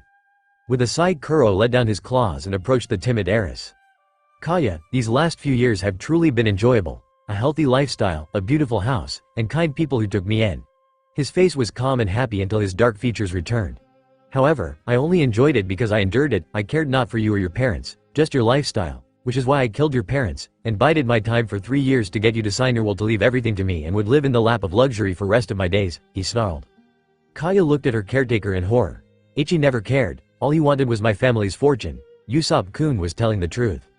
That's when she realized that Usopp wasn't around. She looked in various directions to find him but she couldn't. If you're wondering where Usopp is, a dark smirk crossed his face. He's around. He began to raise his claws at Kaya, preparing to strike. Too bad you won't live long enough to see him. Kaya looked frozen in fear. Goodbye, Kaya Ajo-sama. Time seemed to slow down. Kaya shut her eyes, preparing for the worst, but instead someone stood in front of her to receive it. She heard blades piercing flesh, and once she opened her eyes to see both of Kuro's claws run through Usopp's body. The sniper puked up blood on Kuro's suit as he felt the blades retract. Curo sneered in disgust. Great, I've got this filth all over me. Usopp stood for a moment, and then collapsed onto the ground. Kaya stood speechless until she found her voice. "No, Usopp-kun," she screamed. She knelt down to his level and sobbed pathetically into his form. Suddenly she heard a cough coming from him. "KK Kaya," he rasped. "Usopp-kun, don't worry, I'll go get help." She made attempt to get up but Usopp stopped her. She looked at him oddly. Usopp shook his head sadly. "No, let them think it's a lie. I want them to," but she spoke but was interrupted by a violent cough. Her tears came back strong while she cradled his head in her lap. "I'm sorry that I didn't believe you, Usopp-kun." Usopp struggled to lift his hand up touch Kaya's face. "I don't blame Kaya. I could never blame you. I love you." It was getting harder to see now. At his confession. "He's loved me, oh, Usopp-kun." She smiled lightly despite her tears. "I love you too, Usopp-kun." She hugged his form closer to her. Kaya, his chest stopped heaving, signifying his last breath, and dropped his hand from his beloved's face. Kaya sobbed harder and still held his lifeless body tightly. Zoro was still unarmed and critically wounded, but glared at the pirate holding him down. "Once I get out of this, you're mine, you son of a bitch." Nami watched on in fury. "This is why I hate pirates." Hawkins showed no emotion at all. The shadow of death has claimed him. In a white void, Usopp opened his eyes and immediately he felt his eyes go sore with the pure white glare. Once he readjusted his vision he began to see that he was in the middle of nowhere. "What is this place?" His voice echoed a bit. "Usopp, my son," spoke a soft motherly voice. Usopp's eyes widened as he instantly recognized the voice. "Ka-san," he spoke in a hushed whisper. There standing a few feet before him was his mother, Banchina. Tears poured out of his eyes and Usopp ran to embrace his mother. He didn't care how long it was or how he was able to, but he got to see his mother for so many years. "Ka-san, how?" Usopp couldn't fathom how this was happening, until Banchina shushed him. Usopp, listen, you're dead. Usopp looked at his mother in disbelief. "But God sent me here for two things. First to tell you that it is not your time as you have too much to live for, like Usopp pirates and Kaya-chan. I'm glad you were able to confess to her by the way." Usopp smiled widely. "Second, is that he wanted to give you 3 gifts when you get back, to help follow your dream." She placed a hand over his chest and a light filled him. He felt a warm but confident aura surrounding his heart. "The first gift is unlocking the courage within your heart. The second gift is tapping into your Haki. The third, which goes in hand with the second, is great endurance, both physically and mentally to balance out your spirit." Usopp felt faint. As he closed his eyes, he heard his mother's voice growing fainter. "You will be a great adventurer, just like your father. You can do it, my dearest son." Back to reality, Kaya was still crying for her fallen love. She didn't even notice Curo raising his claws again to strike. "How touching, but don't worry, you'll be joining him soon enough." His murderous attempt was short-lived as he felt an enormous force on him. What is this? This heavy feeling on my soul, like something wants to kill me." Suddenly he felt 2 arms hold his hands in place. His eyes widened at what he saw. It was Usopp, and he had risen back from the dead. "Impossible. I killed you," Curo shouted at the silent Usopp. He saw the sniper tilt his head up slowly only to be met by a furious glare. Picture the glare like the one Usopp had when he dueled Luffy. No doubt, it was definitely Haki, although nowhere near as strong as Luffy's, but still, the fact that Usopp unleashed his Haki says a lot. What's more, that small wave of Haki woke up the sleeping Luffy. "That Haki, it's Usopp's, has he finally unleashed it?" thought the fully awoken captain. Zoro was sweating a bit as he felt Usopp's Haki. "What is that force, and why is it making it harder for me to breathe?" Nami nearly blacked out at the pulse of ambition. What is this? I can't." Besides Luffy, Hawkins was the only one unaffected. Interesting, he defied death, and came back stronger. I can feel his mind, body and spirit coming into harmony, like Luffy. So this is the fabled Haki, he thought. Curo tried to move, but discovered that because of Usopp he couldn't move at all, let alone use his techniques. His attempts merely made Usopp tighten his grip on hands, as if trying to break them. Kaya stared on amazingly, before she passed out. "Usopp-kun." Usopp held his lethal gaze at Curo until he began to speak with Haki amplifying his voice. "I won't let you hurt Kaya anymore." In a blinding speed faster than Curo could see, Usopp let out a war cry and with a single punch he socked Curo square in the face. He could hear a painful yell coming from the ex-pirate as well as a sickening cracking sound from his face, the source of the sound being both his face fracturing and his glasses breaking. The impact of Usopp's punch sent Curo flying towards his crew and crash landing into the stone floor, leaving behind a large crater trail. As the dust cleared a bit, some of the pirates inched closer to their fallen ex-captain. Captain Curo," but there was only silence. They checked to see if he was still alive, and he was, but barely. "Oi, come on Captain, get up. We're still on to invade the village and kill the girl, right?" one pirate nervously asked. His question was unanswered for 2 reasons. Curo was still knocked out, and they noticed a pair of angry eyes glaring at them. Usopp's killer intent did not go unnoticed as he used slightly less Haki in his voice to intimidate the pirates. "Get out now, and never come back." At first, the pirates were frozen stiff until Luffy called their attention. "If I were you, I'd do what he says. Losing's not really an option for this guy." And they did so. They carried off with their fallen, including Curo, and departed in their ship where they immediately set sail. Luffy walked up the slope and met up with Usopp, whose glare lessened but continued to stare off in the direction of the leaving ship. "Is Kaya safe?" Usopp asked, looking ready to collapse. Luffy nodded and planted a hand on his shoulder reassuringly. "She's safe. You did great, Usopp. And you discovered your ambition to bring out your Haki," he mentally added. "Good," and with that he finally fell on the ground. Luffy noticed the bleeding had diminished, but Usopp still needed to be treated as quickly as possible. "Oi, Luffy!" Zoro groaned in pain. The captain looked on at his nakama. Zoro was injured, but not too much. Nami was looking a bit paler after Usopp's Haki wave. Hawkins still looked unharmed. "Wait, come back to us, Captain," the swordsman said sarcastically. Luffy grinned sheepishly. "Ah, sorry." 3 days later.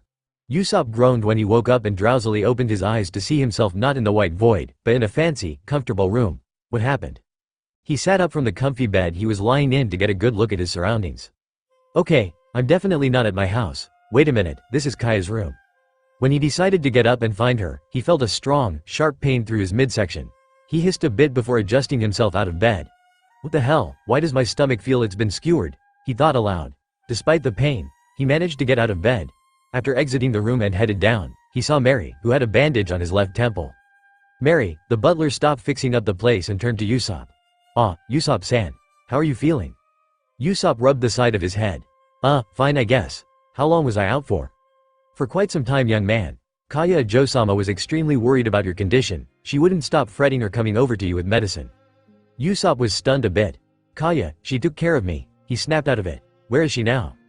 "She's with those friends of yours at the South Beach. I honestly can't believe they're pirates and yet they protected this village with you alongside them." "Luffy and the others," thought Usopp. Before he made his way out of the mansion, Mary halted him. "Usopp-san, I heard how you protected Kaya Jo-sama from Curo." Events from 3 days ago flooded Usopp's memory. The battle to save his village, putting himself in front of Kuro's attack, dying, and waking up the next punching Kuro's lights out. "Sokka, I remember now. Kaya must be worried sick. I've gotta find her." With Mary's gratitude, Usopp quickly ran out of the mansion, though he only ran at half speed due no time he found his usual spot. The Straw Hat crew, Kaya, and the Usopp pirates were there chatting amongst themselves, until Usopp made himself known, while putting on his best grin. "Ahem. Hey guys, what's up?" Kaya was the first one to greet him with an embrace. "Usopp-kun. You're awake." She sounded happy. That was good. Making Kaya happy was what Usopp was good at. The sniper laughed a bit. "Hey Kaya, you're looking better." "Yes." She nodded. "Apparently I worried so much, I fell ill, but I'm feeling better now." Usopp turned to the Straw Hats. Luffy was the first one to congratulate him. Zoro and Hawkins gave their nod of approval and Nami smiled. The Usopp pirates ran up to him, apologizing for doubting him. Afterwards the rest of the gang left, leaving Usopp and Kaya alone. Usopp stood at his usual thinking spot. Well, the village is safe once again, thanks to Captain. He turned around to face the heiress only to see her tears fall down her saddened face. Usopp, he finished his boast with less enthusiasm. "Kaya, what's wrong?" he asked concernedly. She took him by surprise when full-on gloved him and sobbed into his shirt. "Kaya, please tell me what's wrong, it pains me to see you this way," he spoke sadly. Kaya sniffed and tilted her head up to meet his face. Usopp-kun." The tears started to pour out more.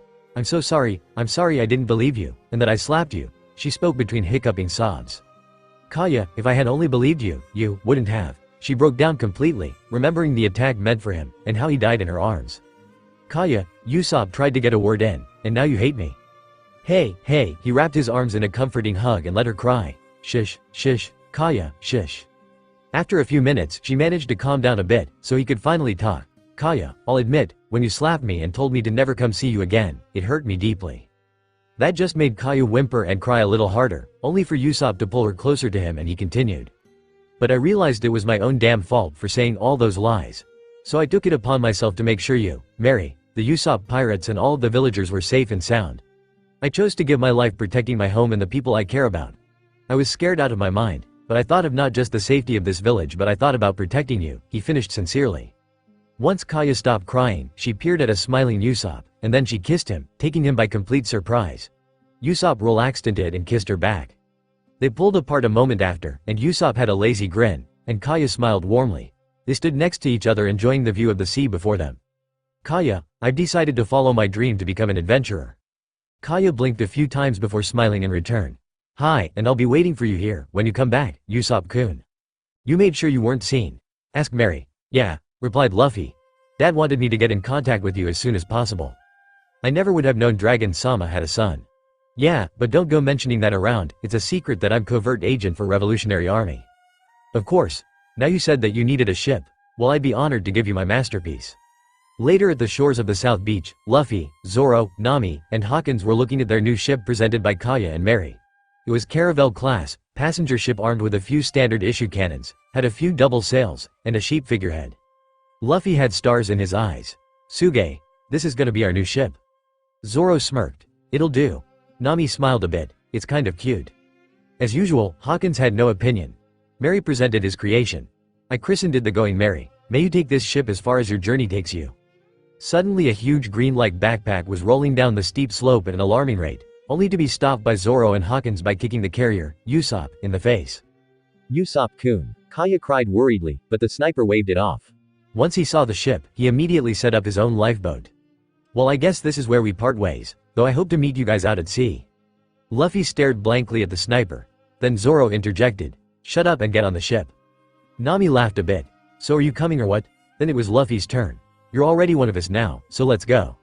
Usopp just looked at them stunned before he grinned widely and joined them. Luffy called out Ryoku, nearly scaring Mary shitless. Before they departed, Kaya called out to her beloved. Usopp-kun, I know you'll be back, I believe in you. Usopp ran to the railing of the ship grinning like an idiot.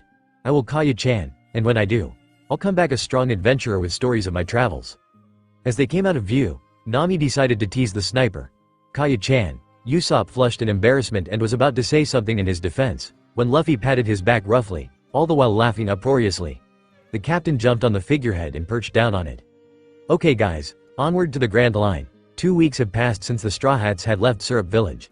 Luffy grinned to himself as he was currently sitting atop of the Going Merry's figurehead. The day after they departed, Luffy made it his responsibility to train his crew into understanding and training with Haki. When he began the lesson, he needed to unleash a wave of Haki upon his crew in order to test their mettle. Once he let out a minuscule wave, his navigator immediately passed out, leaving Usopp, Zoro, and Hawkins. The sniper was still conscious but fell to one knee for support as he was breathing heavily. Zoro fared much better as he only broke a couple beads of sweat, but Luffy noticed how completely focused Zoro was, which meant that he was merely keeping himself up through sheer willpower. Hawkins was the only one of them remaining as cool as a cuber. Seeing this, Luffy decided to add another small dosage, and the results were different now. Usopp was on all fours and on the verge of blacking out. Zoro was still standing but was now breathing heavily and his focus faltering. Hawkins was still undisturbed from his focus, but his breathing was a tad quicker and sweat poured down profusely. After seeing the results, Luffy powered down. Once Nami woke up moments later, she belted the idiot captain over the head. What the hell was that? I could barely breathe before I passed out, screeched Nami, her fangs clearly showing. That, Luffy addressed the crew, was Haki, its corporeal manifestation of a person's ambition that can be used as a weapon, or in other words, you're fighting with your spirit, literally. He explained. Haki can be used and categorized in 2 forms that everyone can use. Kenbunshoku Haki, observation ambition, and Busashoku Haki, armored ambition. Now the third is the Haoshoku Haki, king's disposition, which is a high-level form of Haki that only 1 in a million people are born with. There are 2 reasons why it's so rare to people. One is because the power of the Haoshoku is granted to those born with an ambition with no doubt in their soul. And the second reason is that it cannot be controlled through hard training alone. It can only get stronger and more controlled depending on the user's personal growth. Nami blinked a few times at the captain's explanation, her feminine fury gone and a look of astonishment replaced it. One thing I noticed about your skills is that you're able to predict the weather, right? Nami nodded numbly. Well, with enough training, you'll be able to use Kenbunshoku Haki to predict your enemy's attacks and dodge them with ease, he told her. Nami was amazed at this new, helpful input that could help her when in a bind. She was never one for physical combat, so she made up for it by being clever and tactful. If what Luffy said was true, this could aid her greatly. Then Luffy turned to Zoro and Usopp next. Zoro, you have an extreme pain threshold and superhuman strength, probably from pushing yourself to the point of exhaustion in your swordsmanship training. However, when we fought that pirate butler, you didn't stand a chance against his level of speed." Zoro grimaced, recalling that how he was easily disabled from Kuro's assault. But Luffy reassured him. "Don't worry. I sensed a flicker of both categories of Haki coming out when you fought those other 2 cat pirates. But in order to completely tap into your Haki, you need to face something that will test how strong your ambition is." The captain shifted his head to the sniper and placed a hand on his shoulder. "Usopp, among the rest you stand out the most because you've unleashed the Haoshoku Haki. However, you're still new to it, so it'll tend to be spontaneous until you can learn how to control it in the future." Finally, it was Hawkins' turn to find if he was strong or not. "Hawkins, I have to say I'm impressed that you can withstand a small dosage of my Haki. You must have gone through some kind of training, right?" he inquired. The mystic nodded before replying. "My people have heard strong rumors of Haki and its amazing properties within the human spirit.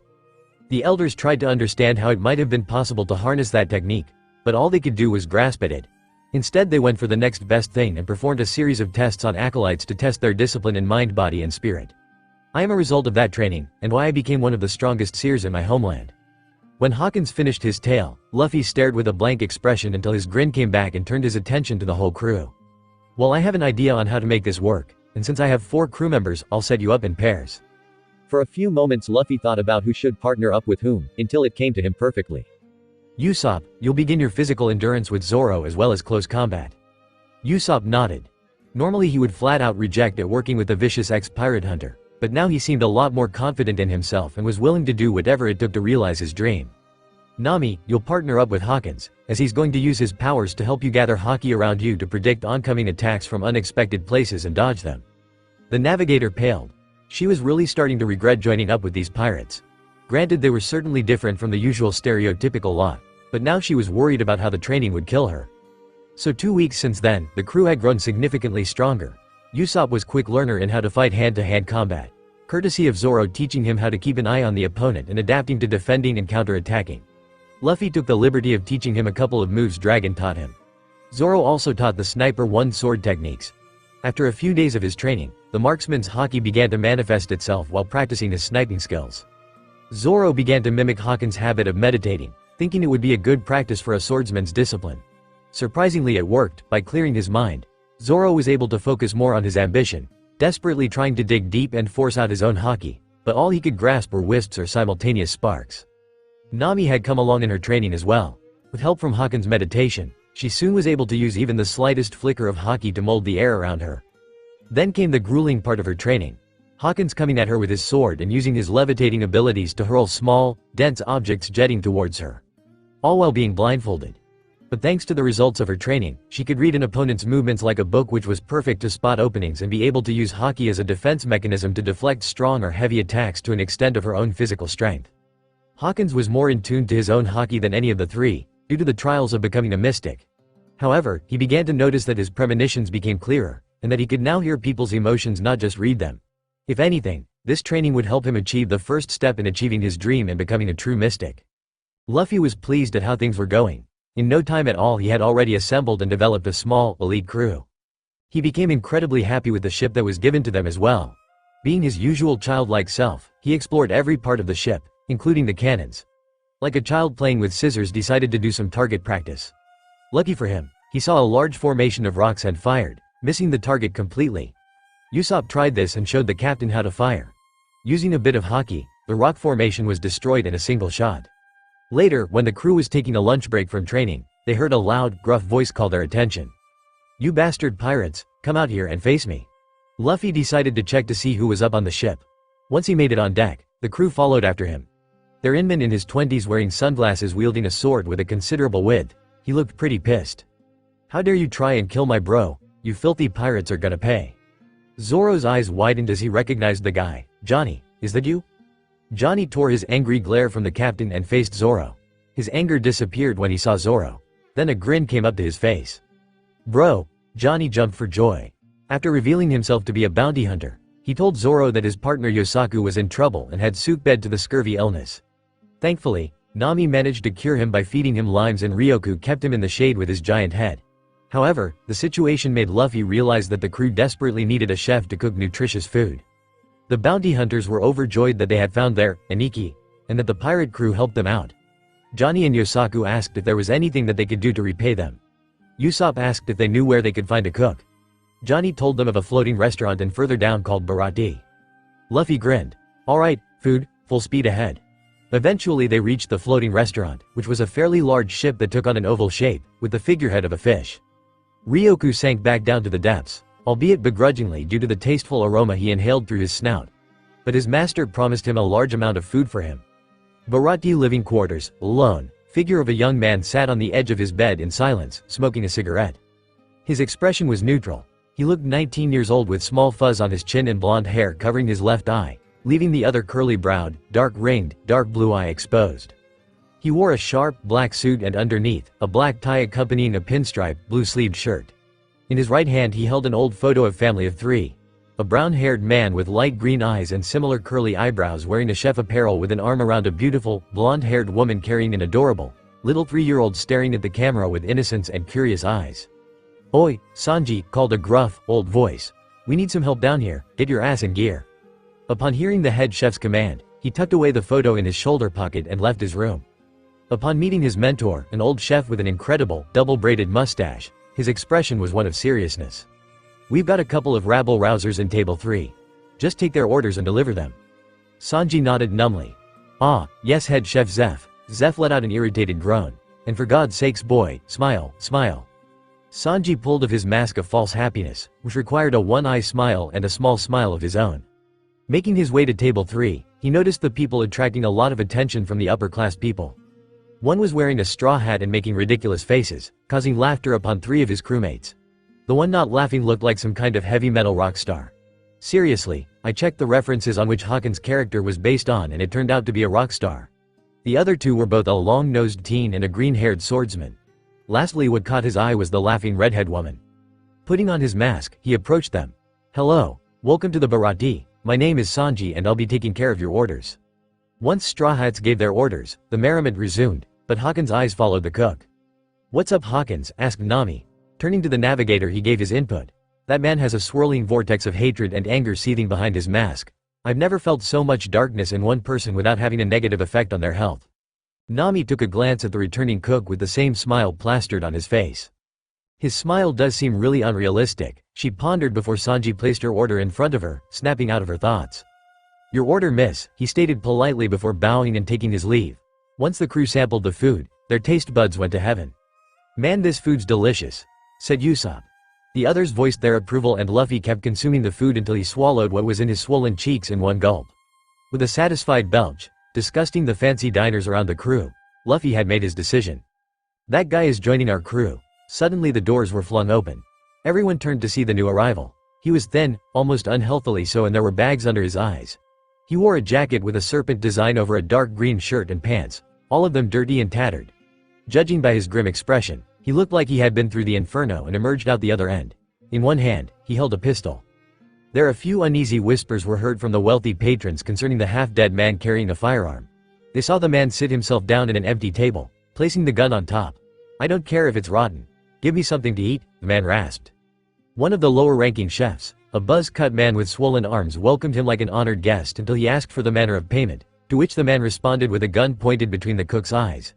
The greeting smile went away and turned into a vicious look, which meant only to kick the guy's ass, which he did, right before throwing him out. The patrons cheered gratefully, while Zeph looked on and shook his head in disappointment. "Damn it, Patty, always a slow learner," he muttered. Then he noticed that Sanji was nowhere to be found and neither was Luffy. Said cook was found giving the weary man a plate of food. The delicious aroma was enticing to the starved man, but sneered in disgust at the gesture. "I don't need your pity, I still have my pride as a man and pirate." Luffy was watching on the scene with interest as Sanji kept insisting while keeping a calm expression and smoking his cigarette. The man's will broke as he immediately stuffed his face with as much of the food as possible, tears running down his face. "This is delicious. The best food I've ever tasted." He spoke with a mouthful of food, trying to hide his tears. The pirate captain plopped down and stood next to the chef. "You're a pretty nice guy, Sanji," he said. The cook didn't acknowledge him. Instead, he just exhaled another puff of smoke. "How come you don't smile?" Luffy asked curiously. Sanji merely replied, "That's none of your business." Luffy paused for a moment before speaking. "Want to join my crew?" "No, why not?" he whined. "I have no reason to join a pirate crew." The starving man turned to Luffy. "You're a pirate?" Luffy nodded. "Where are you heading off to?" "The Grand Line," Luffy said as if it was no big deal. The man was beginning to quake in terror. That place is, the Devil's Galley. You can't imagine the horrors in that ocean, he shuddered. Luffy just stared, clearly not listening to what the man said. Once the man got his strength back from the food, he looked a lot less weary and borrowed one of the lifeboats and made his way to depart. My name is Jin and I thank you for the food, he said before sailing off. Zeph watched on in reclusive pride at his apprentice for following his credo of giving good food to those who need it no matter what. Sanji headed back to the pirate table and directed his attention to Nami, all while putting up his smile. I'm terribly sorry for the disruption, miss. As token of my humblest apologies, please accept this complimentary meal. Nami decided to put on her charms since Luffy decided for this man to be in the crew. Oh, why thank you. She reached up to cup his chin, part of her usual act towards men. However, she's surprised to see no reaction coming from the cook, just that simple, yet unsettling smile, and to her shock she noticed his skin was cold as ice. But upon mere contact, the navigator felt her head feel a bit lightheaded as she felt her cheeks heat up in her heart. I feel hot, what's this effect he has on me? A few days later, Luffy pointed out to Zeph that he would not leave until Sanji agreed to join the crew, much to the chagrin of said chef when Zeph replied, sure, why not, take him off my hands. You're welcome to stay, so long as you pay for the food. Nami stressed her captain not to spend more than 50 belly, making Luffy suffer a little bit of what Usopp described as appetite withdrawal syndrome. Speaking of which, Ryoku was given a share of his master's food. One day, while Nami stayed on the ship with Johnny and Yosaku, a mysterious fog came in and enveloped the area. Luffy and the rest of the crew were in the Barati, until the Straw Hat captain took note of the fog and stared into it. His expression was unreadable. Hawkins pulled out 3 cards from his sleeve and proclaimed his new prediction.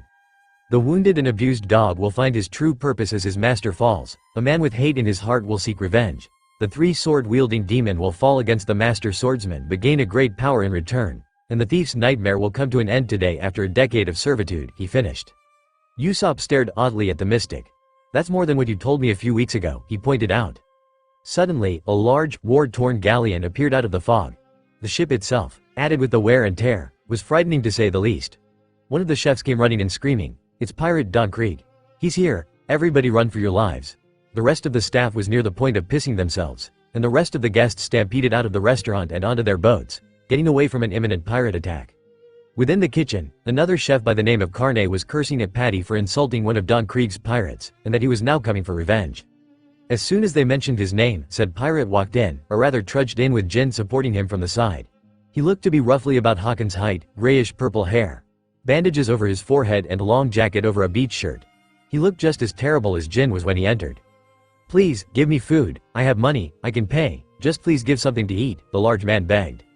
Patty and Carne flat out refused, until they saw Sanji enter with a plate full of fried rice and placed it near the fatigued pirate captain. As Krieg ate the food in front of him ravenously, he immediately felt the nourishment replenish him within minutes. With a triumphant roar, and his strength returned, he punched Sanji square in the face. Jin looked at Krieg in aghast. He never expected his captain to repay the man who graciously fed him so ungratefully. Krieg stood up on his own 2 feet, this time feeling better than ever. Now that was a meal. But, he pointed his thumb to his ship. I have about 100 of my men starving to death on my ship. Give me more food, and then I'll give you all one chance to abandon your ship before we take it over. But Don, you promised, protested Jin, but noticed Zeph walking into the kitchen, preparing meals for 100. Patty on the other hand would not have it and pulled out large, overhead cannon and fired it at the pirate. An explosion occurred. The cook thought he had made a direct hit, only to see Krieg still standing, this time wearing gold and steel, battle armor he had concealed all this time. Luffy watched on with the usual blank expression, but the entire staff looked like they were about to have heart attacks, collectively. Zeph came back carrying a large bag of what could be food and tossed it in front of Krieg. There's your food for 100. Take it and feed your crew, the chef told the pirate. As Krieg picked up the sack, his lazy eyes narrowed at the head chef. Then it hit him. You're red leg, Zeph, aren't you? The ex-pirate who sailed further into the Grand Line. The large man smirked as he eyed Zeph's peg leg. But it looks like the sea has already claimed another victim. Sanji casted him a dark glare, while Luffy looked annoyed. Just because Zeph lost a leg was not the reason for his retirement. I heard that you carry a logbook of your journey through the Grand Line, inquired Krieg. Zeph scowled at him. I gave up the pirate life and became a chef, and I do have a logbook, but I'm not giving it to you, you're not worthy of it. Krieg snarled. No one denies him and lives to tell about it. I want that logbook. It will provide me with the perfect strategy to conquer the Grand Line. I already have the military strength. All I need now is a stronger fleet and I can become the Pirate King. Luffy furrowed his brows in displeasure. Sorry, you're wrong. I'm gonna be the Pirate King. Teen boldly countered. Krieg didn't even bother with a response. As the heavily armored pirate turned to leave, he stopped in his tracks. When I return, I'd better expect two things. This ship under my control and the logbook. And Krieg departed, for the moment. Jin remained and humbly apologized to all of them, saying how this was not what he thought would happen. Sanji stood tall, his face expressionless. We did our job as chefs. Feeding whoever comes through those doors. Of course now we'll focus on defending this ship with our lives and kill anyone who threatens it. The roar of approval came from the rest of the chefs as they prepared for battle with weapons that resembled silverware. Suddenly, everyone in the restaurant heard a splintering and splitting of lumber. A second later they heard the sound of waves crashing. Usopp, Zoro and Hawkins came down as they felt the ship sway from the turbulence. "Oi, Luffy, what's going on?" yelled Usopp. But said captain was missing along with everybody else. They were outside, beholding the damage that had been done. What happened to Don Krieg's ship? It's in pieces, blurted out one of the chefs. And it was. The large galleon that instilled fear into the people of the East Blue was in tatters. Krieg was flabbergasted. How could this have happened? He said to himself until the sudden realization hit him. Unless, he followed us here. The stray hats and chefs couldn't help but wonder who this person was and who would follow them only to destroy them. They all began to notice Jin shaking like a leaf, his pupils dilated in pure terror. It can't be, not again, he's here to finish the job. Damn him, damn those Hawkeyes, he scrunched his fists. Zoro's eyes widened considerably at the last part of Jin's outburst. Hawkeyes? Zeph spoke up. There's no mistaking it, the man you just described is none other than the greatest swordsman in the world, Dracul, Hawkeye, Mihawk. Zoro tensed as his hand reached for Watto. A surge of bloodlust and anxiety coursed through him. He would finally test himself to see where he stood in terms of strength, and the best way to do that was to fight against Mihawk. Suddenly the doors to the entrance of the restaurant busted open, revealing two soaked bounty hunters turning out to be Johnny and Yosaku. Zoro and Ikki, Luffy and Ikki, it's horrible. The ship is gone, they both cried. Nani? The crew, minus Hawkins, yelled out simultaneously. How did that happen? Questioned Usopp. They both began to explain how they were tricked by Nami and she pushed them overboard, taking the ship and Ryoku too. I knew he couldn't trust her, Zoro muttered darkly while Usopp was freaking out about how his girlfriend's gift was stolen. Hawkins remained unresponsive until Luffy called him to attention. You knew this would happen, didn't you? When you made that prediction earlier, the captain insinuated. The mystic nodded. He raised both eyebrows surprisingly at his captain as he saw him grinning from ear to ear. Well then, it's good thing you mentioned this earlier, we should go after her. Usopp rounded on Luffy. How can you be so calm and cheerful about this? Our ship has been stolen. Because she took Ryoku with her, and I've known Ryoku since someone suspicious, he would have eaten them on the spot. But he likes Nami, so that means he trusts her, which means, I trust Nami too, he stated in finality, his grin never faltering. She's our nakama after all. Usopp was stunned speechless by his captain's logic. Zoro planted a hand on the sniper's shoulder. Don't bother Usopp, if it's one thing I learned about Luffy, is that once he says something that comes out of his big mouth, he means it, he told the sniper, remembering why Luffy was captain, and so did Usopp. As they both prepared a raft for Zoro's underlings, said swordsman stopped what he was doing. Usopp wondered why he did so until he saw Zoro stare out at the sea. Curiously, he did the same and his eyes widened at what was coming towards them. There beyond the bits and pieces of debris, was a small, oncoming raft of some sort. But upon closer inspection, it resembled the shape of a coffin with two green-lit candles on the sides and its center mast resembled a large crucifix. It seemed to have enough room to carry only one person and said person was a man. The man wore a cloak of black on the outside, while the inside was red with the sleeves over his bare chest and plain-colored pants.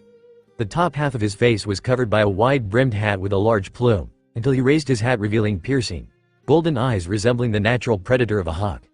His expression was both calm and serious at the same time. One of the Don Krieg pirates called out to him about why he came after them. He simply replied, for fun. That response caused the lowlife to pull out his pistol and fire at him. Mihawk only lifted an arm and unsheathed a large, curved, black sword ranging 6 feet in length. The hilt resembled much like the mast. With just a simple movement in his wrist, the sword deflected the oncoming bullet. Everyone was amazed at the skill the swordsman had by wielding such a heavy-looking blade like it was a letter opener. Zoro narrowed his eyes at the master swordsman. That's his sword, Kokuto Yuru, the Black Blade Knight. The galleon cutter. He muttered to himself. I never thought I'd be able to meet him so soon, but now, the time has come. That's Mihawk all right. Zeph pointed out. The rest of the chefs and pirates saw Zoro jump ship and landed on a larger piece of debris from the ship, choosing this to be the battleground. Now he had to grab Mihawk's attention. I've never seen such graceful skill with a sword that size, said Zoro. Mihawk shifted his gaze to the young Santoryu user, giving him a bored look. A sword with power alone is not powerful, he replied. Zoro turned his head to see more of the torn ship pieces. I take it you used that sword to cut apart that ship, right? Of course. Zoro's devilish grin grew. It's clear to me, you're the strongest. Mihawk said nothing. Zoro began to undo the bandana on his arm. I've been sailing the seas to face you. Mihawk tilted his head. What is your ambition? Zoro finished tying his bandana over his head. To be the best, he replied determinedly. The master swordsman smirked. Fool. Zoro unsheathed his swords. You got time to spare, don't you? He challenged. So let's duel. The Don Krieg pirates were as pale as sheets when they recognized Zoro as the infamous pirate hunter. Mihawk's smirk faded. Duel. HMPH, pitiful weakling, and in an instant, he was out of his boat and onto the platform. Zoro was a bit intimidated, but his resolve didn't falter. He's fast, I couldn't see his movements at all. I better not hold anything back, he thought before Mihawk continued to speak. If you were really a decent swordsman, you should have been able to judge the differences in strength without drawing your sword. By challenging me, are you acting on bravery or simple recklessness? This is for my own ambition. Zoro spoke fiercely before placing Watto between his teeth, and to fulfill a friend's promise. Johnny and Yosaku tried to interfere to save their bro from getting killed, but Luffy held them back, saying that this was his dream, and no one should get in the way. Mihawk tugged on his cross necklace. To Zoro's surprise, it was a hidden dagger. What the hell are you doing? Spoke the irritated swordsman. I'm not like those idiots who use their all in a rabbit hunt. Though you're renowned enough to be called a swordsman, the East Blue is the weakest of the four oceans. I apologize if I don't have anything smaller than this. With a snarl, Zoro clenched his swords and charged like a raging bull seeing red. Don't make fun of me, and don't regret it when you die. He ran at Mihawk, prepared to give it his all. Mihawk took a stance. You're just a greenhorn who's yet to experience the real world. Onigiri. Zoro attacked with his patented signature technique. A loud sound of blades clashing together resonated. All eyes saw that Mihawk had stopped the attack dead in its tracks with an outstretched arm. Zoro's expression was one of shock. Sweat poured down his chin. How did he manage to stop all three swords with just that toy? Is this how far I am from him? He shook off his stupor and with a war cry began his barrage of attacks. Mihawk defended with his knife, not moving from his spot. Zoro decided to kick it up a notch and began to focus all of his haki in his attacks and saw a slight change in Mihawk's defense. Just as Zoro attacked with a single strike from Watto, Mihawk clashed his knife at the same time, resulting in a small shockwave of power around the two swordsmen. However, both swordsmen realized that the outcome of the attack caused Mihawk's arm to bend slightly and his hand clutch his dagger in a tighter grip. Behind his calm expression, Mihawk was actually surprised and impressed. Someone like him already knows how to use Haki. After 15 minutes of non-stop slashing, Zoro was beginning to run out of steam. He began to breathe heavily but his focus stayed on Mihawk. He wasn't going to quit until he was dead. Why would you risk your life for a goal that will probably kill you along the way? Asked Mihawk. Zoro didn't answer. Instead he channeled Haki into his blades and prepared to attack again. Toragari. His attack never reached through as Mihawk had plunged his dagger into Zoro's chest. Despite this, Mihawk's precision was off. I know my attack was supposed to go through his heart, but instead he managed to avoid my attack at the last second and it went through one of his ribs. Looks he managed to see me attack at the last minute. His Haki is strong. He began to notice Zoro still standing with the blade still locked in. Why don't you step back? I don't know. I'm not sure why, but I figured that if I take one step back, then all the promises and oaths I've made would be meaningless and I'd never be able to return and face you ever again. Blood began to trickle out of Zoro's mouth. Mihawk narrowed his eyes. Yes, and that's called losing. That's why I can't step back, Zoro replied indignantly. Mihawk paused for a moment before speaking. Even if it means death? Death would be better. Mihawk's eyes widened a bit at Zoro's resolve. Such willpower, preferring death over defeat, and he already practices how to harness both types of Haki. If he were to actually go to the Grand Line and learn about the world, he could very well surpass me. He retracted the dagger from Zoro's chest. Boy, what's your name? Using his two swords, Zoro placed them at an angle against each other. Roronoa Zoro. I'll remember that. Mihawk put away his dagger and unsheathed his black sword. It's been a while since I've met someone with a strong will. As a reward, I shall wield this sword and end your life with it. I appreciate your offer. This was it. The test to see if Zoro would become the world's greatest swordsman or just another piece of fodder for the Black Blade. The two were the symbols of nature's greatest predators, the deadly hawk and the ferocious tiger, facing off against each other.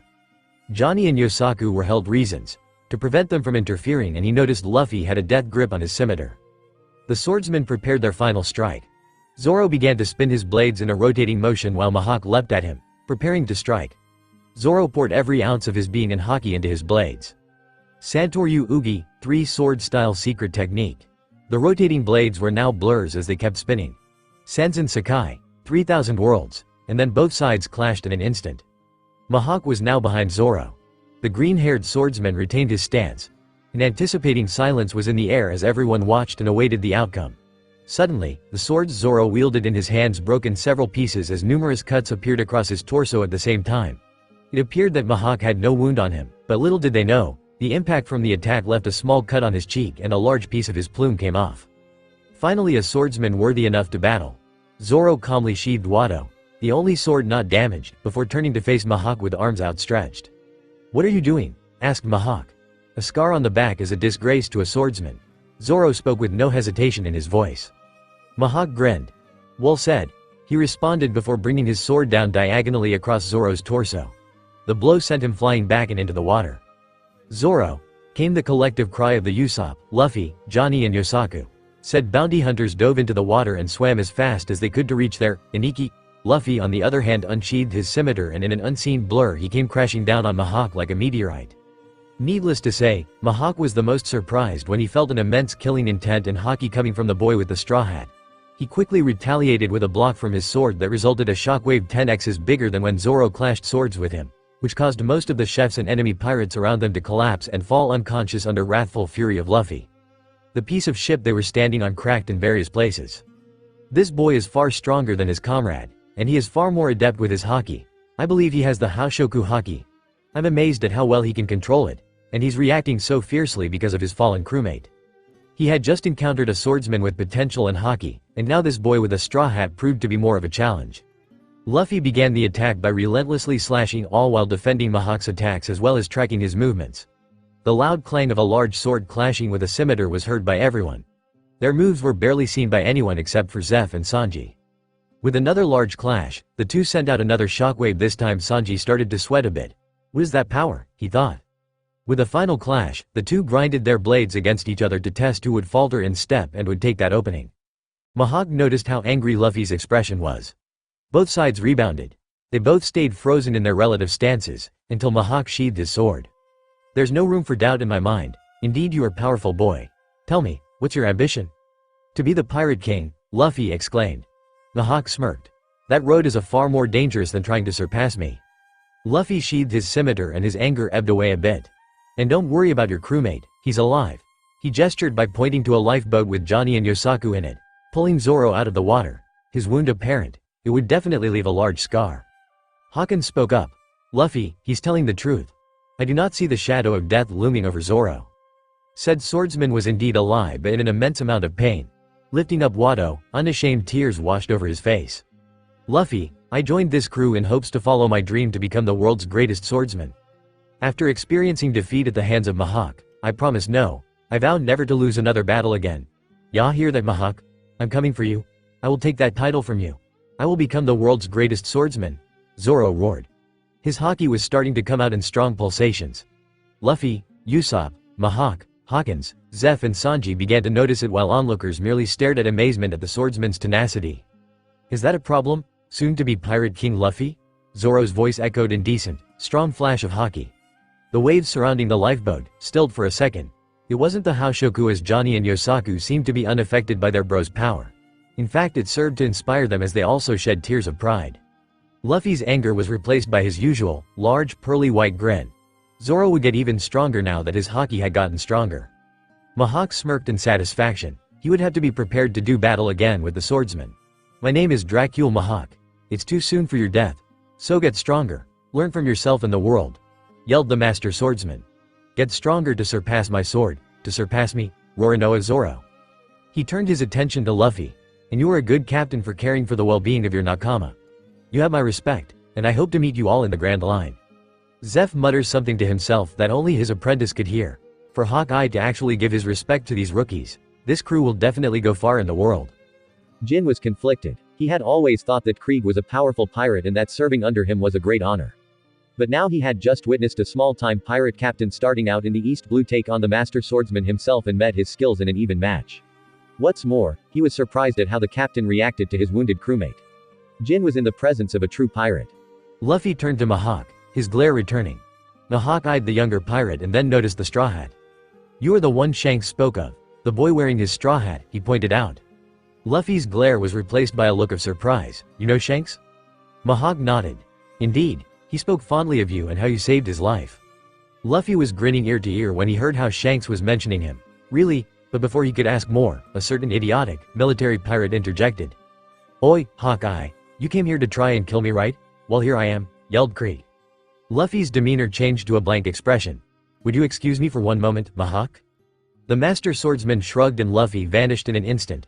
Krieg looked completely dumbfounded, turning his head from left to right to find the boy, only to see him squatting on top the Barati's railing. It seemed like he was speaking to Sanji. He turned to the sniper, who was partially shell-shocked over the whole fight. "Usopp, go with Zoro and Johnny and find Nami." Usopp snapped out of his stupor and jumped into the small boat, quickly sailing off while tending to Zoro's wounds as best as they could. Now it was just Yosaku, Hawkins and Luffy. The pirate captain shifted his attention to the blonde chef. "Hey Sanji, how about making a bet? If I beat that Krieg guy in less than 10 seconds, you join my crew," demanded Luffy. Sanji raised his uncovered eyebrow at Luffy's wager. "And if you fail?" Luffy smiled cheekily. "I won't," and he disappeared again, only to reappear right in front of Krieg. Needless to say, his wide-eyed, snot-dripping expression was priceless.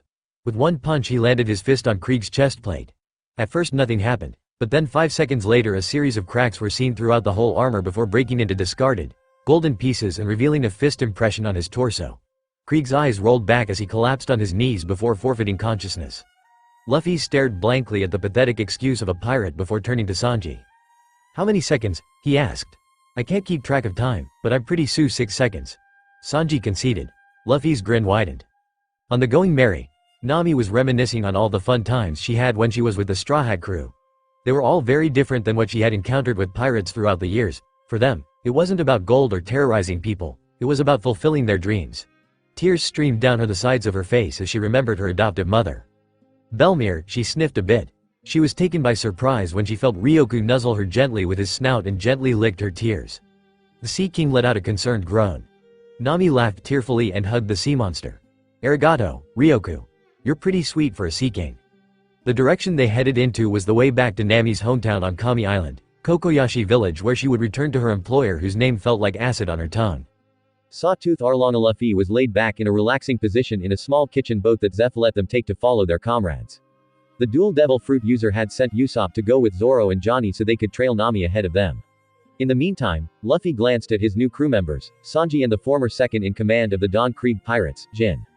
Luffy glanced at the cook while his blank expression was masked over with his hat. While getting him recruited was easy, Zeph explained to him exactly who Sanji was.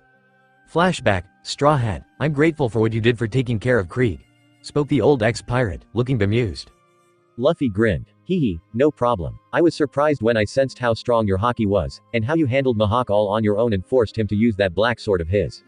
Zeph noted. Luffy shrugged. I'm full of surprises, he replied coolly.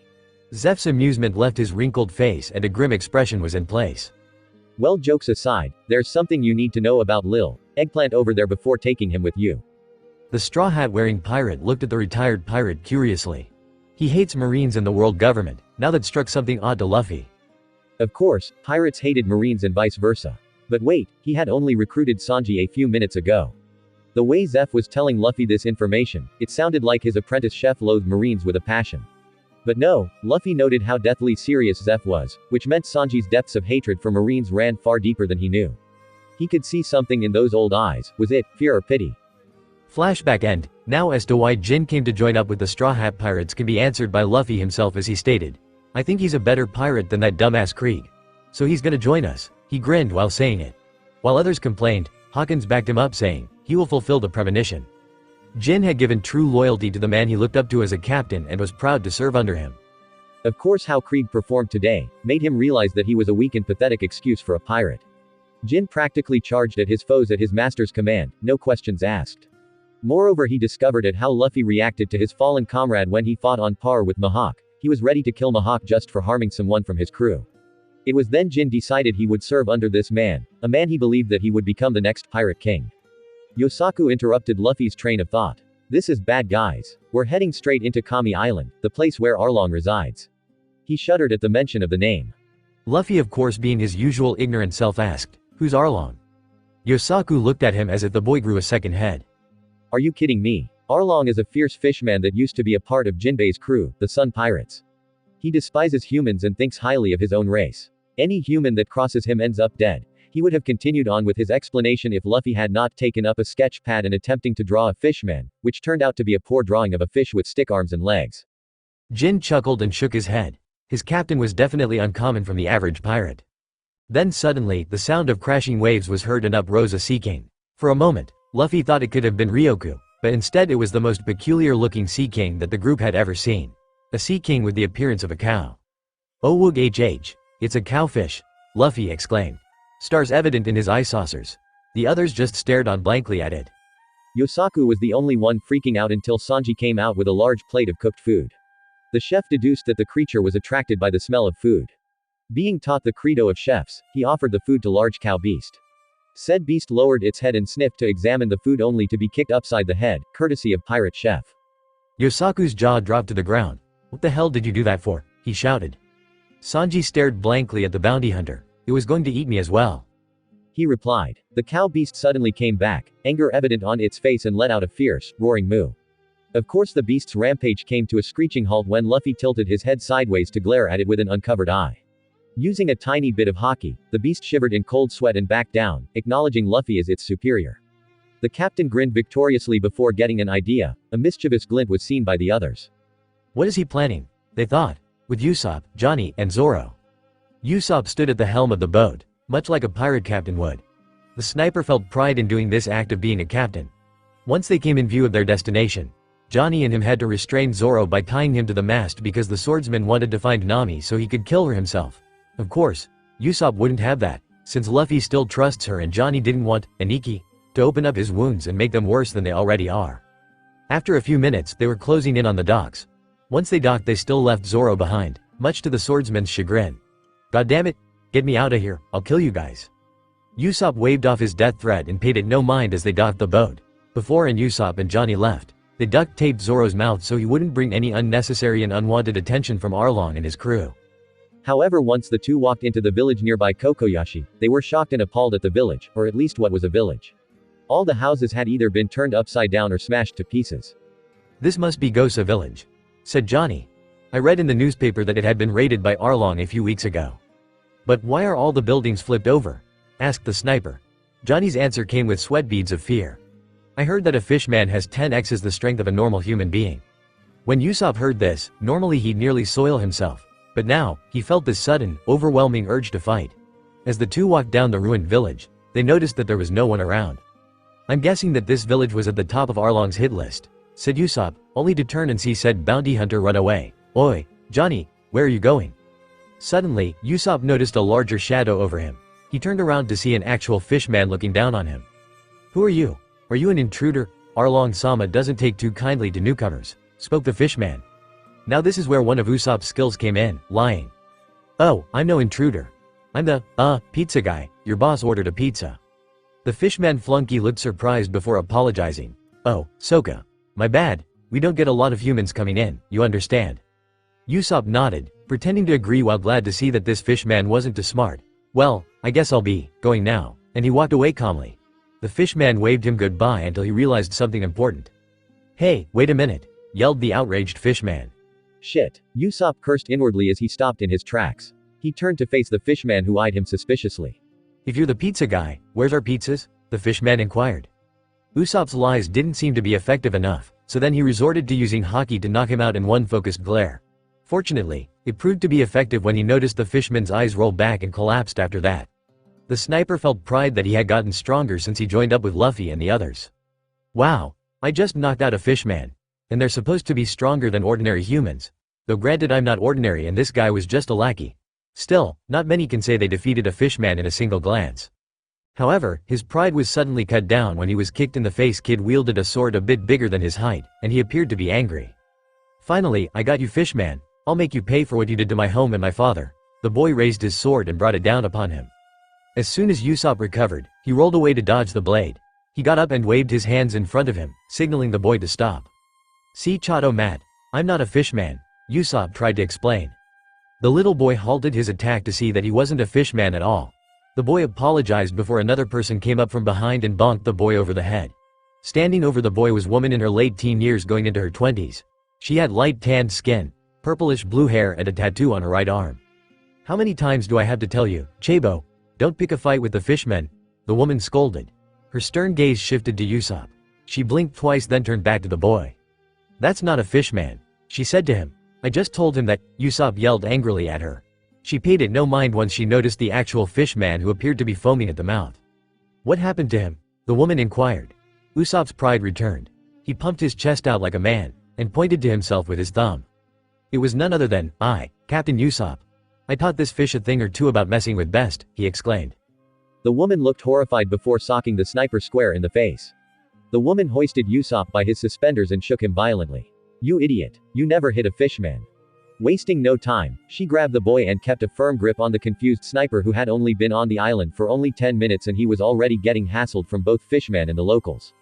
Later, the woman led Usopp to a small house located on the edge of Kokoyashi village. She told the kid to find his mother, leaving them both. She introduced herself as Nijiko, but then he was in for a big surprise when she revealed information related to Nami. You're Nami's sister? And this is where you and her grew up?" His eyes popping and his jaw dropping. "Hi. Nami and I were orphans, so we weren't blood related. But the woman who owned this house adopted us and raised us like if we were her own children." A brief moment of nostalgia crossed her features before reverting back to her nonchalant attitude. "Of course, she died a long time ago." Usopp looked at her in disbelief. Then why did Nami betray her village to join up with Arlong, curious at how things ended badly? Nijiko looked at him bemusedly. "What business do you have with that girl?" she asked. "She scammed us out of all of our treasure and stole my ship," he yelled. Nijiko then pointed her thumb to the direction of the window. "That ship yours?" she inquired. Usopp turned to the window and to his surprise, there indeed was the Going Merry. It could be seen all the way across the Mikan plantations. "Great, now all I need to do is take the ship and bring it around to meet the others. But first, I need to find Johnny and Zoro." It was then Usopp had just remembered something. "Oh crap," he cursed out loud. "What?" asked Nijiko. "I just remembered that a friend of mine is still at the docks." Usopp bolted out of the house and ran back to the ruined Gosa village at top speed. However, when he got there, both the boat and the swordsman were nowhere to be seen. If he had to guess, Arlong's crew got to him first. Arlong Park. Zoro was not happy at the moment. First he was hit over the head with a hammer, tied to the mast, and while Usopp and Johnny were gone, he was taken captive by a bunch of sorry stinking fishmen. Now he was sitting face to face with their leader, Arlong.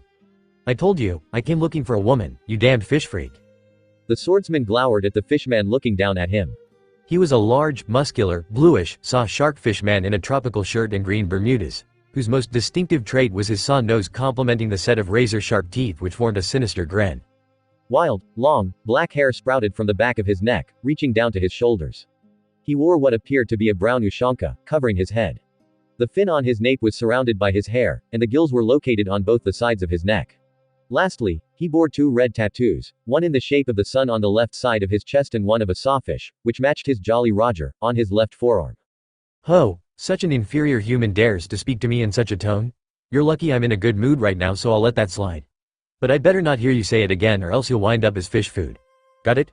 retorted the fishman pirate, Sawtooth Arlong. He went on lecturing the swordsman about how fishmen were the ultimate species and how going against them would be going against God. Zoro stopped listening when he heard the footsteps of a female. His eyes widened in shock at who the female was. "Nami," he croaked. Said navigator peered uninterestingly at the swordsman. "Oh, it's you." Arlong shifted his head to Nami. "Oi Nami, you know this guy?" Nami just shrugged. "He's just a part of that pirate crew I just robbed recently. He's probably back for revenge." She walked up to him and knelt down to face Zoro. "So, this is the real you?" implied Zoro. Nami smiled cruelly. "Of course. I was a pirate from the start. I'm part of Arlong's crew. You were just another scam." Arlong burst out laughing.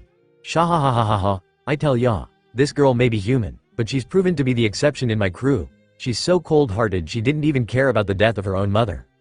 Zoro noticed a flicker of fear and hate cross Nami's features at Arlong's description. "I see, she's really in more trouble than she lets on." Knowing this, he thought of an idea that would test to see if she really was who she said she was. "Ah, is that so? Truth be told, I never trusted her from the start." Zoro let out a dark chuckle. You're really a conniving backstabber, aren't you? Nami sneered. Good. You understand your position then. Tell you what though. Get out of my sight and maybe you'll stay alive. You're beginning to be an eyesore. Zoro smirked. If you insist, he said before pushing himself off the floor and dived headfirst into the large pool behind him. Of course, because his arms and legs were still tied up, he would just end up sinking. But that was what Zoro was counting on. Nami stood there in stunned silence as Arlong and his crew looked at the spot in the pool he jumped into, commenting on how stupid or crazy he was for doing so. Damn it, Zoro. She cursed inwardly before jumping in after him, surprising the fishmen even more. Eventually they both came up. Nami eyed Zoro sourly. What the hell we're trying to do? The only response she got was a chuckle from him. I knew it, you can't stand to see another human die in front of you, can you? Nami's face contorted in anger before stomping on Zoro's back. He groaned in pain from his still fresh wounds. Don't mock me, you bastard, she yelled. She hoisted him up and glared at him. Get involved, and you die, understand? She hissed. Zoro grinned. Looks like Luffy was right about you after all. That comment resulted in him getting socked in the stomach by the navigator. He hissed uncomfortably before doubling over. The cut Mihawk gave him was still fresh. What should we do with him, Nami? Asked one of the fishmen. Just lock him up. I'll deal with him later, she replied. Just then, a trio of fishmen came running through the entrance to the park. Two of them seemed to be carrying their unconscious comrade. Arlong-sama. Arlong-sama. They both cried. Arlong shifted his head in their direction. What is it? He then noticed that one of his own was out cold. He bolted upright in anger. What happened? He roared. One of the lackeys carrying him responded. I saw what happened, boss. He was stopping this long-nosed human, when in next moment he was just out like a light. FTER Najiko took him off the streets. They're probably in Kokoyashi village now. Usopp, damn it, they found him, Zoro thought to himself before being taken away to the brig. Arlong's eyes narrowed before showing a sinister smirk. Kokoyashi huh, I was just about to head over there anyway for some business to take care of. He departed, with half of his crew coming along with him, while the others stayed behind. Kokoyashi village, oi, everyone, it's Arlong, he's back, cried one of the villagers. What? But we've already paid him our tribute for this month. What could he possibly want now? Shouted another. Sure enough, Arlong had arrived. Usopp saw the fishman from a safe viewpoint behind a random house. The sniper gaped at his stature. Is that Arlong? He looks vicious, he whispered to Najiko. She nodded. They both noticed the fishman talking to a mustached, middle-aged man riddled with scars and pinwheel on his hat. You know Genzo, I heard that you're withholding weapons. Is this true? Inquired Arlong. Though the man's eyes were shadowed because of his hat, he peered out the corner of his hat to face the tyrannical Arlong. I have a sword, which is used for decor. I happen to like collecting weapons, he told him. Arlong snorted. That's too bad, because having such weapons, regardless of use, is a sign of upraise against us, the fishman, which is futile attempt, right? Gosa village is a prime example of those who dare go against me and my crew if even one among them refuses to pay the monthly tribute. Usopp was perplexed. Tribute? What does he mean by that? He asked Najiko. He means the money everybody in the village must pay every month. 100,000 belly for every adult and 50,000 belly for every child, she replied. Usopp gritted his teeth angrily and unknowingly cracked the corner part of the house, startling Najiko. But Usopp had to calm down. He needed more control over his Haki or he could unknowingly knock out people with weak wills. Crash, asterisk both of them turned their heads to see Arlong grasping the village chief by his neck, choking the life out of him. Gen-san, cried Najiko. Genzo struggled to breathe as Arlong tightened the grip on his windpipe. Arlong leaned in dangerously close enough that his razor-sharp saw nose looked ready to puncture the old chief and turned his face into a pincushion. Listen up, all of you. The only thing you inferior humans of this island are good for is delivering me more money. And I want more money to help create my empire that will govern the entire East Blue. Not even the Marines will bother trying to save you pathetic humans, he roared in laughter. Zoro had been sitting in his cell for almost half an hour. He admitted to himself that his suspicions were wrong about Nami, and that his captain was right. Luffy may have been lacking a bit upstairs, but he was an excellent judge of character, in his bizarre way. The swordsman heard the door to his cell unlock, and standing before him was none other than Nami. She was carrying a knife and Zoro's sword, Wado. It could be assumed that she might kill him. However, she did the opposite. Instead, she cut his ropes and freed him. She tossed him his sword and left immediately, but not before telling him to get out. And with that, she left.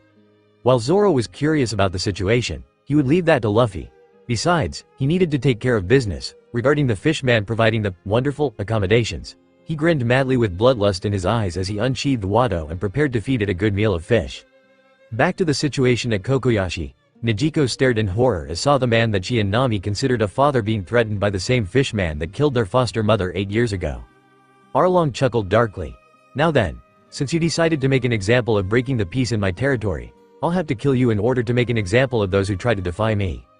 Hell no, Nijiko voiced her protest, causing everyone to look at her. Arlong, we've always paid you every month for the past 8 years. We have no reason to attack you, so let Gen-san go, she demanded. True, but I also explained the rules to you humans 8 years ago as well. Now I have to kill your leader, because he was foolish enough to break them. Suddenly, his features darkened. Or would you prefer that I destroy this village? The thought of their home and everyone in it being killed and destroyed frightened them to the bone. But what choice did they have? Arlong could wipe out the village himself and not even care. Everyone, get to your houses, croaked Genzo, turning his head to the villagers that look up to him. We've already made our choice to live and wait patiently. The villagers protested until they saw Arlong ram Genzo's head against the support beam of one house.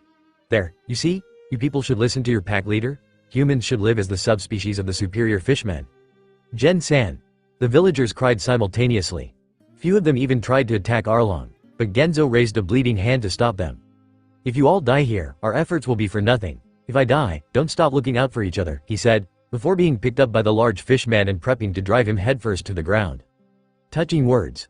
But they won't do any good when you're dead, Arlong exclaimed before throwing his arm down, about to crush the old villager. Kyaku Boshi, gunpowder star, boom. The force of a Haki reinforced exploding marble hit Arlong square in the head like a cannonball with twice the power. Arlong was forced to release his hostage as he flew back several feet. Arlong-sama. The subordinates cried. His lackeys were shell-shocked as well as the villagers. Who could possibly be brave enough or stupid enough to take on the fishmen? There's someone on the roof, shouted one of the villagers. Who is it? Asked another. Nijiko gasped at who she recognized.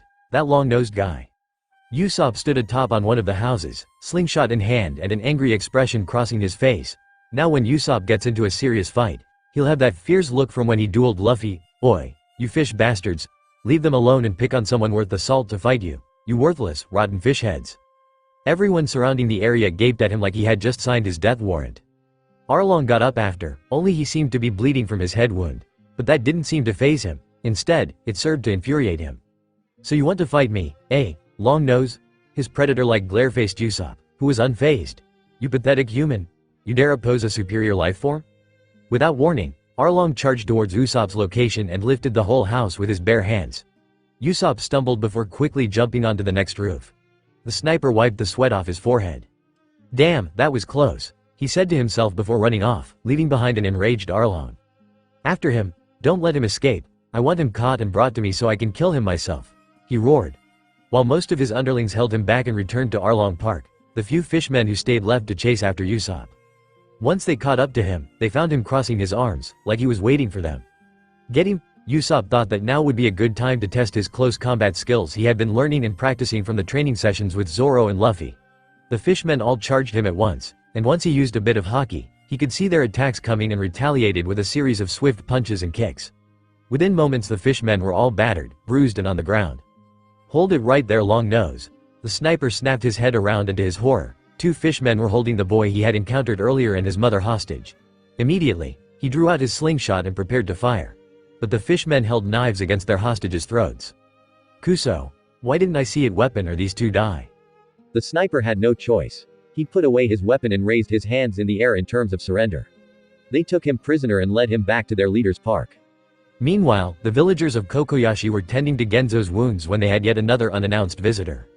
Long time no see, everyone, all heads turned and saw Nami carrying a bouquet of flowers. Without saying a word, the villagers returned to their homes, leaving only Genzo and Nijiko. Well, look who it is. What brings you here, Nami? You normally don't walk through here, said Nijiko.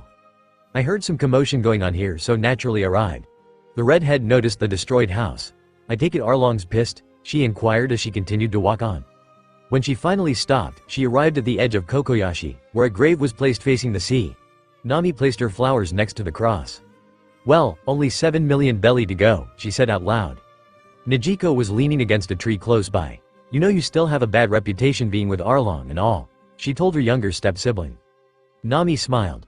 I may be a pirate for Arlong, but soon that won't last long. I'll collect the remaining money and buy back the village from him. Arlong Park. Sheesh, Zoro was exasperated. He had just finished killing off all of the mermen in the hideout, which wasn't even a challenge for him. Nami told me to leave, but I can't. Luffy told me to stay wait for them. Damn it, hurry up. Momu. It's time for your meal. Zoro tilted his head as he heard the sound come from the front gate separating the pool from the sea. Who's making that noise? He said to himself before getting up from Arlong's chair and made his way to the gate. He climbed over the wall and on the other side, he saw a merman that appeared to like half man, half octopus. Oi, are you the one who made that sound? Asked Zoro, surprising the merman with his presence. Hey, who are you? I'm Hachi. Are you a guest of Arlong? Guest? Might as well play along. Yes I am. Do you know where your boss is? He asked Octopus Man.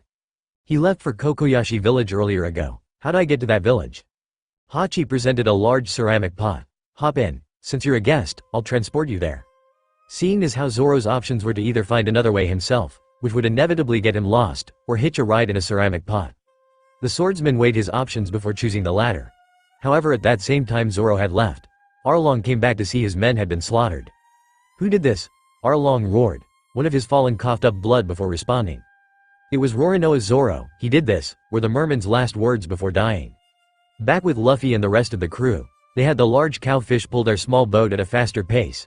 In a few minutes, they reached the island of Kami.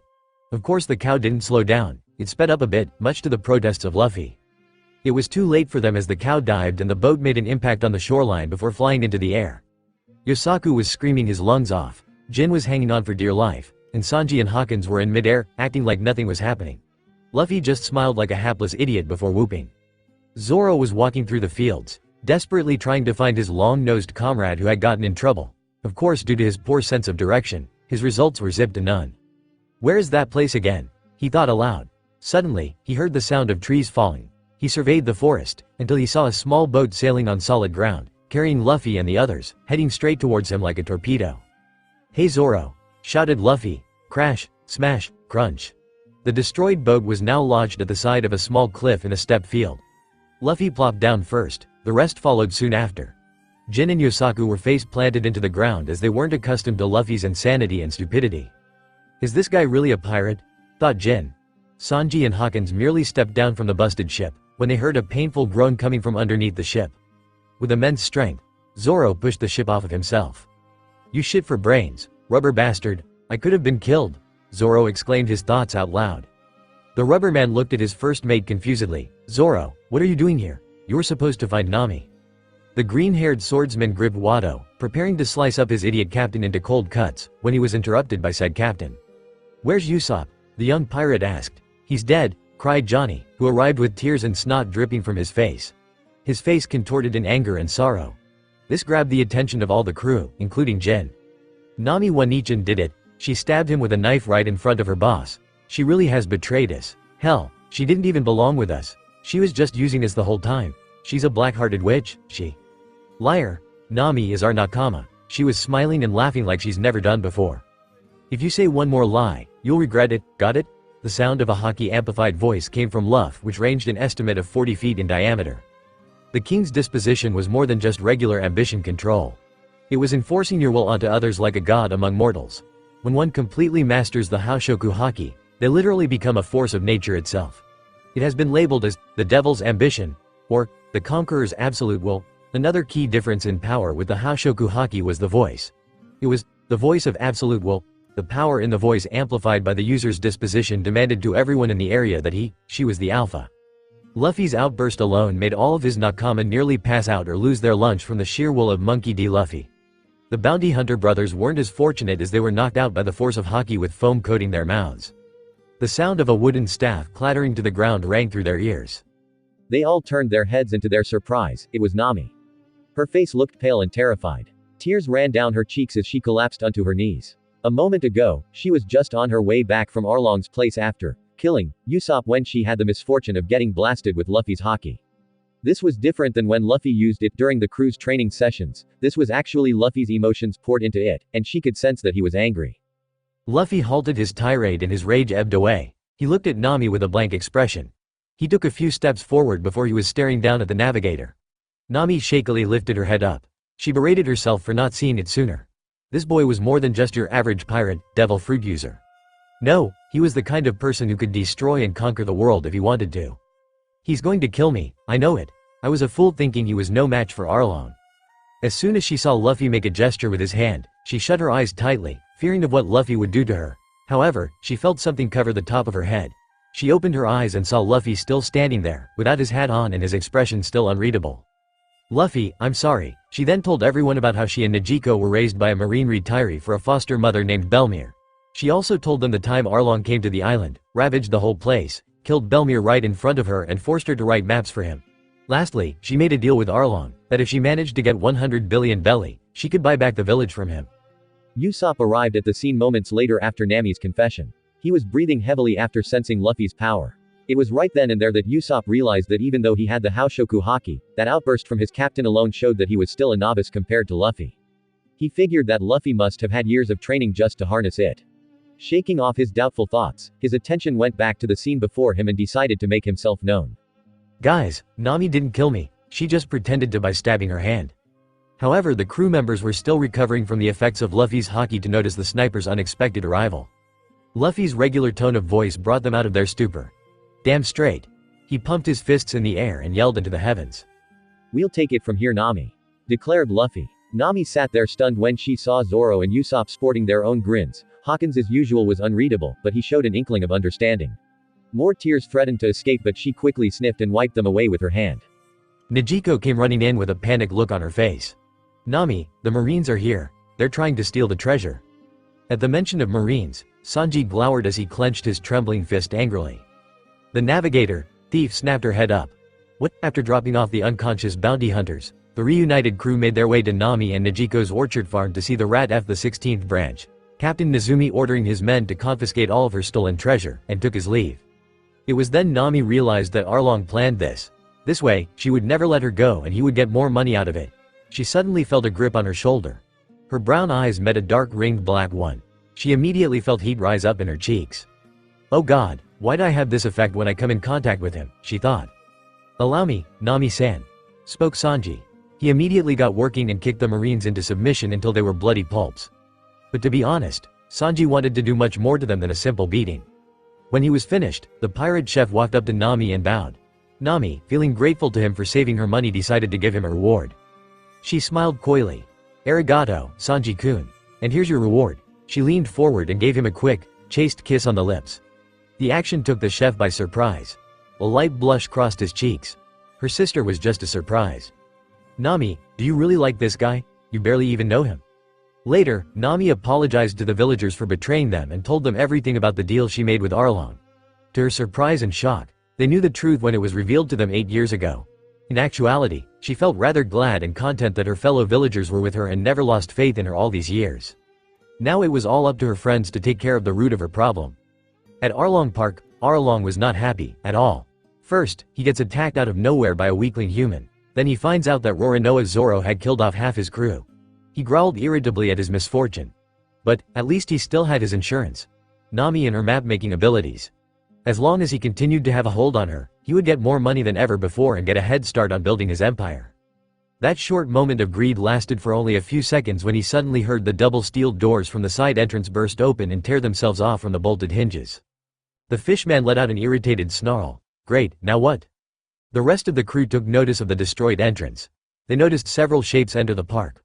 One was their recent prisoner, Roronoa Zoro. The other was the long-nosed sniper they thought that Nami had gotten rid of, and the other two were a scruffy-looking pirate with cannonball tonfas, while the other looked more like a heavy metal rock star. Lastly, there was a very pissed-off teen with a straw hat. "Which one of you is Arlong?" he spoke. "That'd be me." Luffy walked slowly towards the merman, anger evident in his face.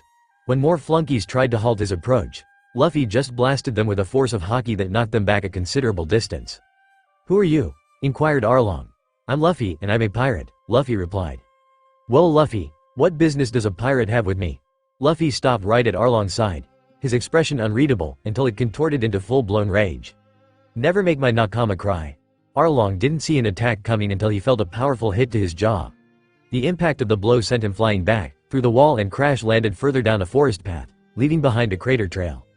"Arlong-sama," the lowly henchmen cried before they rounded on the one who struck their leader. "Why you, kill him!" They all jumped at him, preparing to attack. Their assault was halted due to a series of heavy-weighted tonfa strikes and a levitation throw courtesy of both Jin and Hawkins. The result, all of the mermen flunkies were out of commission. Weaklings shouldn't interfere, Jin casted them a death glare. Lest they suffer the wrath of our captain, Hawkins added. Outside of the gate, Johnny and Yosaku guarded the entrance, preventing the angry mob of villagers from entering. Nami and Sanji got there to see the two at the entrance. Johnny, Yosaku, what are you guys doing here? Nami asked.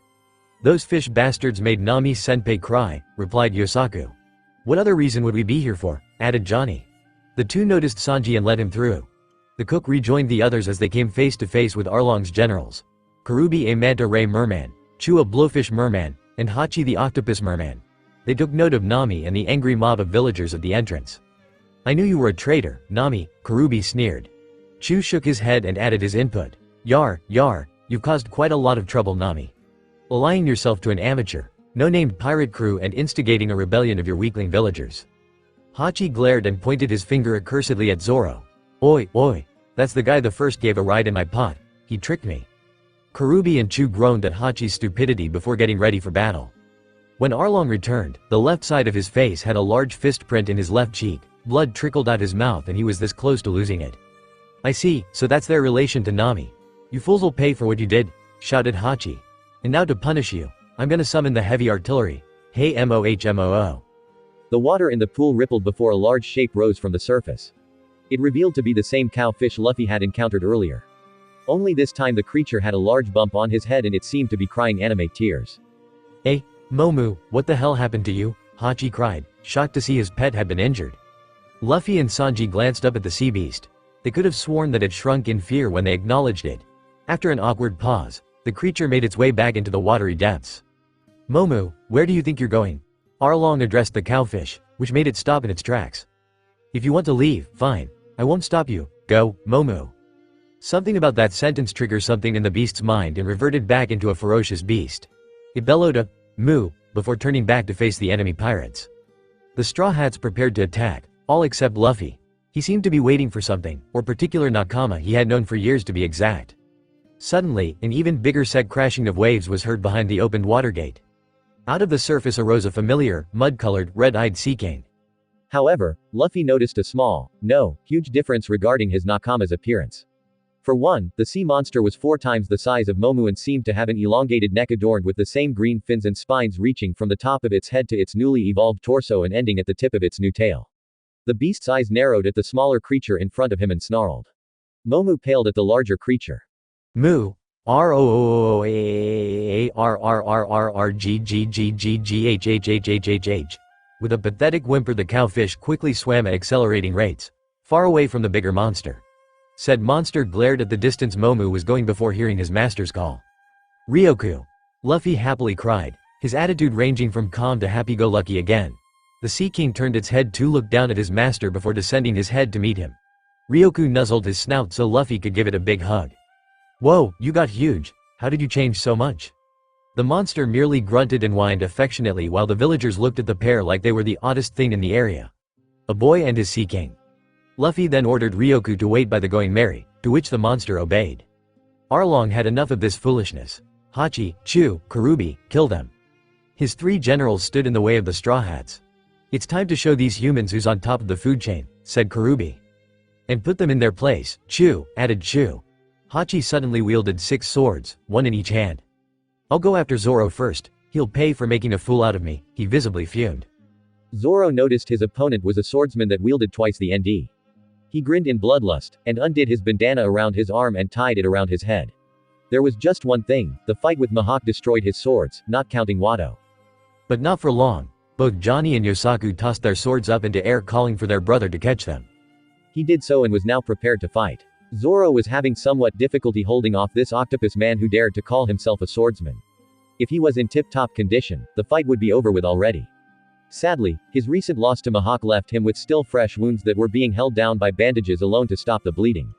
However, the most troublesome wound was the large slash mark across his chest from Koku to Yuru. Zoro breathed laboriously as felt his vision blurring a bit. Looks like you're too heavily injured to even fight to your full potential, while I'm still strong. Admit defeat Roronoa Zoro. Because of my 6 arms, I can wield 6 swords at once. And with my superior strength, I can easily overpower you. Though the bandana shadowed his eyes, Zoro showed minor annoyance. Shut up and fight, Octo Freak. That insult caused Hachi to fume visibly. "You bastard, take this. Octopus swords." He ran at Zoro, flailing all 6 sword-wielding arms ridiculously. Zoro needed to end this fight quickly or else he would succumb to his wounds. Once the octopus man began his onslaught of attacks, Zoro began to counter with his own unorthodox style. Once he found an opening, he took advantage of it. Santoryu to Ro Nagashi, 3-sword style bleeding the wolf. The fishman didn't feel a thing until Zoro slipped past through his assault. After that, he felt a large cut upside his abdomen. The surprised Hachi promptly ignored the pain and rounded at his opponent again. "You bastard, now I'm really mad." Pot stance attack. Hachi charged forward, his sabers lined up into a pot-like form. Zoro was about to block until he saw a vision in his head, revealing a failed block and Hachi headbutting him in his torso. Okay, how about this? He waited for his enemy to get closer until he made his move. He began to spin his entire body into a crazy circular motion and channeled Haki into his blades. Tatsumaki, Dragon Twister. Hachi didn't see the attack coming until he was launched into the air by an air-slicing tornado. His swords shattered and multiple, heavy slash wounds riddled his entire torso. The octopus fishman landed with a crash. He tilted his head up shakily. How? Beaten by a human, and with only 3 swords. Zoro casted his fallen enemy a hard look. "You swords may weigh more, but my swords are much heavier." With a cough, Hachi passed out from his wounds. "Hachi!" Chu cried at his fallen childhood friend. When the fishman sniper wasn't paying attention, he was knocked back from the force of a Haki-enhanced lead pellet shot squared to his forehead. He never even saw it coming and it hurt like hell. He shakily stood up, feeling disoriented from the sniper's attack. "You, long-nosed bastard." Chu noticed Usopp running away, so the merman sniper gave chase. Kurubi cracked his knuckles when he was facing Sanji, Hawkins and Jin. "Alright, which one do I pick first?" the manta ray said smugly. Both Sanji and Hawkins knew they could handle this easily, but they wanted to see what Jin could do besides defeat a couple of flunkies. Jin got the idea and walked calmly up to the merman, swinging his tonfa once around. Kurubi laughed uproariously at the smaller man. "You think you stand a chance, runt? Let me tell you something about the difference in our strength. Whether I'm on land or in the water, my fishman karate is powerful. So your chances of beating me are 0. Just as Kurubi got into his stance, he was decked in the head by a single tonfa coming from his right, but it was too fast for him to see it coming. Taken by surprise from the attack, Kurubi was knocked back, but kept his stance, so instead of falling he skidded back until his legs planted him in place.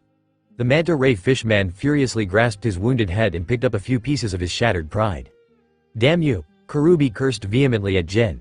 He would not hold back anymore. They both charged forward until both sides clashed. Jin was surprised at how much strength he had to use just to hold him here. They both pushed off and charged again. The two would attack and defend respectively. Jin would have thought that defending against a stronger opponent would be troublesome, but strange visions of his opponent's attacks came to his mind so he could see them ahead of time and counterattack. Unfortunately for him, his opponent was faster than him. He had to be careful not to pull any punches or his opponent could kill him in an instant. After a whirlwind of exchanging blocks, Kurubi broke through Jin's defenses and landed a crushing blow to the chest. Jin saw it coming, but couldn't defend in time. He felt the wind knocked right out of him as the force of the blow felt like a shotgun blast up close. The raggedy pirate was knocked back a few feet more than when he knocked his opponent. Thankfully, he was used to this kind of abuse when he dealt with marine captains or enemy pirates with heavy weapons. Each time he would get stronger from his victories because he had a message that he viciously beat into his head when he served under Krieg.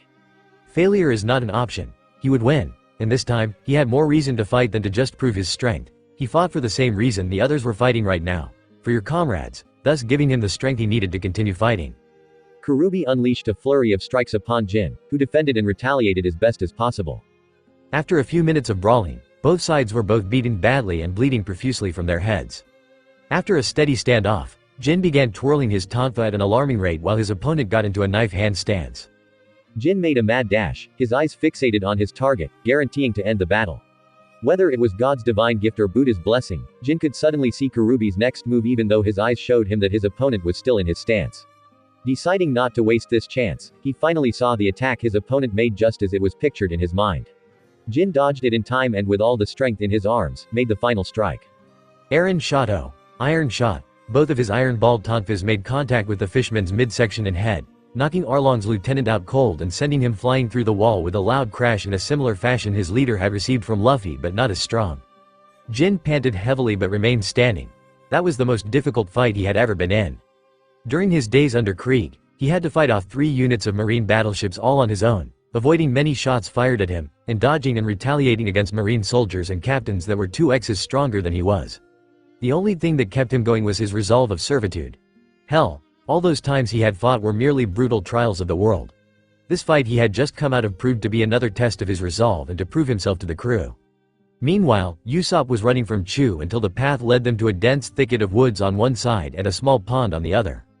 But the long-nosed sniper knew he was at a disadvantage considering both their running speeds were nearly equivalent to each other. Usopp had no choice but to turn around. Usopp prepped his slingshot and turned around quickly. His Haki senses showed him Chu about to strike him in the face, so he thought quickly and purposely tilted backwards, narrowly dodging the fisherman's oncoming fist. He stumbled and combat rolled backwards until he had his opponent in range and fired another Haki pellet aimed at Chu's neck. The force of the blow caused the fisherman's windpipe to close up, temporarily disrupting the intake of air, making Chu choke and cough. Fob knew that in terms of strength, he was no match for the fishman. Right now, he had to find a place for cover in the woods. But when Chu saw him make a break for it, he ran after him and followed him thoroughly. Chu looked around, but his prey was nowhere to be seen. "Alright, where are you? Come on out, take your punishment like a man," he demanded. His beady eyes shifted from tree to tree until finally he saw the shape of a human come running out of his hiding place. Chu smirked. "There you are." He took a quick intake of breath, his cheeks puffing out. Hayapatsu Mizu Depot, 100-shot water cannon. He began to shoot jet stream bullets of water out of his mouth like a machine gun. Each water bullet was capable of tearing through dense objects like a wet tissue paper. Within moments at least a dozen shredded pieces of lumber fell before him. Chu thought he had hit his mark, when suddenly a bottle was tossed at him. Naturally, he caught with ease. He took one glance at it, and laughed. "Beer? Are you that desperate to cling for your life, that you're bribing me with booze? Don't make me laugh," the fishman scoffed and shook his head at the ridiculous idea of mercy. That moment of overconfidence was all Usopp needed. He fired another lead bullet, this time at the bottle that Chu was holding. As a result, the bottle shattered and the alcohol was sprayed all over the fishman sniper. Taken by surprise, Chu growled angrily, all while getting beer out of his eyes. "Damn you, are you trying to piss me off?" he shouted. Usopp stood out in the open facing his opponent, his slingshot in hand with a red-colored pellet. He calmly addressed his adversary. "Did you know that alcohol is very flammable?" he stated while preparing to fire at him. A look of shock crossed the fishman's features. "Kanboshi, flame star." The shot was fired successfully, and Chu was on fire. He cried out in pain, ran out of the woods and back to the path where he saw the small pond. Usopp gave chase and took out a hammer. When he saw his enemy attempting to put out the flames, he sprang from his hiding place and with his Haki-infused hammer, smashed it right into the fishman's face. Usopp repeatedly hit him until Chu was knocked out and his head was covered in sores, bruises and lumps. With a few heavy breaths, Usopp grinned. He had won his first battle. Back at Arlong Park, Arlong himself was furious. These humans had the nerve to rebel against him after he had given them mercy, and now they had pirates defeat his entire crew, leaving him the only one standing. Sanji and Hawkins were about to attack, when they were stopped by Luffy. "Leave him to me, I'll make sure he never comes to hurt Nami again." Arlong glanced at his fallen Hachi, Karubi, then Usopp came back. A little dirtied up, but fine nonetheless. "Hey guys, I just took care of that fishman. What did I miss?" said the sniper. Arlong snarled. "Chu, now it was Luffy's turn to step up to the plate. You, look what you've done to my crew.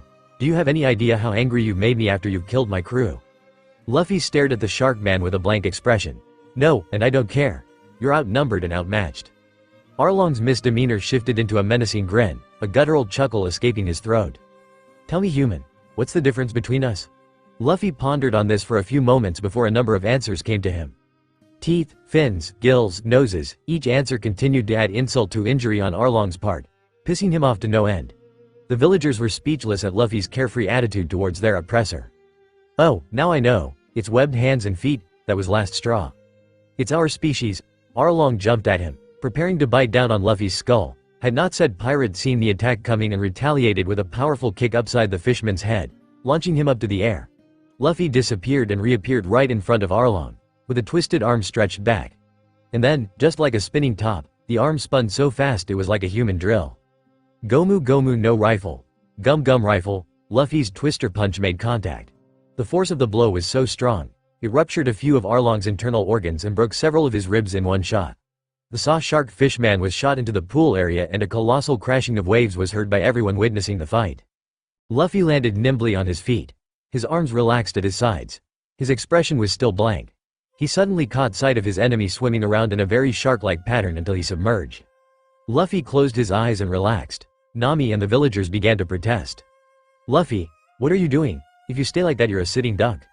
But young pirate captain paid no mind, for he knew when his opponent would strike. All he had to do was wait and see. Shark on darts. Like a torpedo, Arlong shot himself out of the water and was about to skewer the puny human with his nose. But Luffy's strength was greater than his. With a clenched fist, he backhanded Arlong's attack, swatting the fishman away like he was nothing but a fly. The result of that caused Arlong to lose balance and run through another wall. All others watched in amazement. Here standing before them was a small-time pirate taking down their oppressor like he was nothing. When Arlong returned, his eyes changed. They were formed into slits and revealed an icy blue color. In short, he was pissed off. "So you're finally getting serious then?" mocked Luffy. Arlong made a mad dash at Luffy and opened his jaws wide so he could chomp down and rip him to shreds.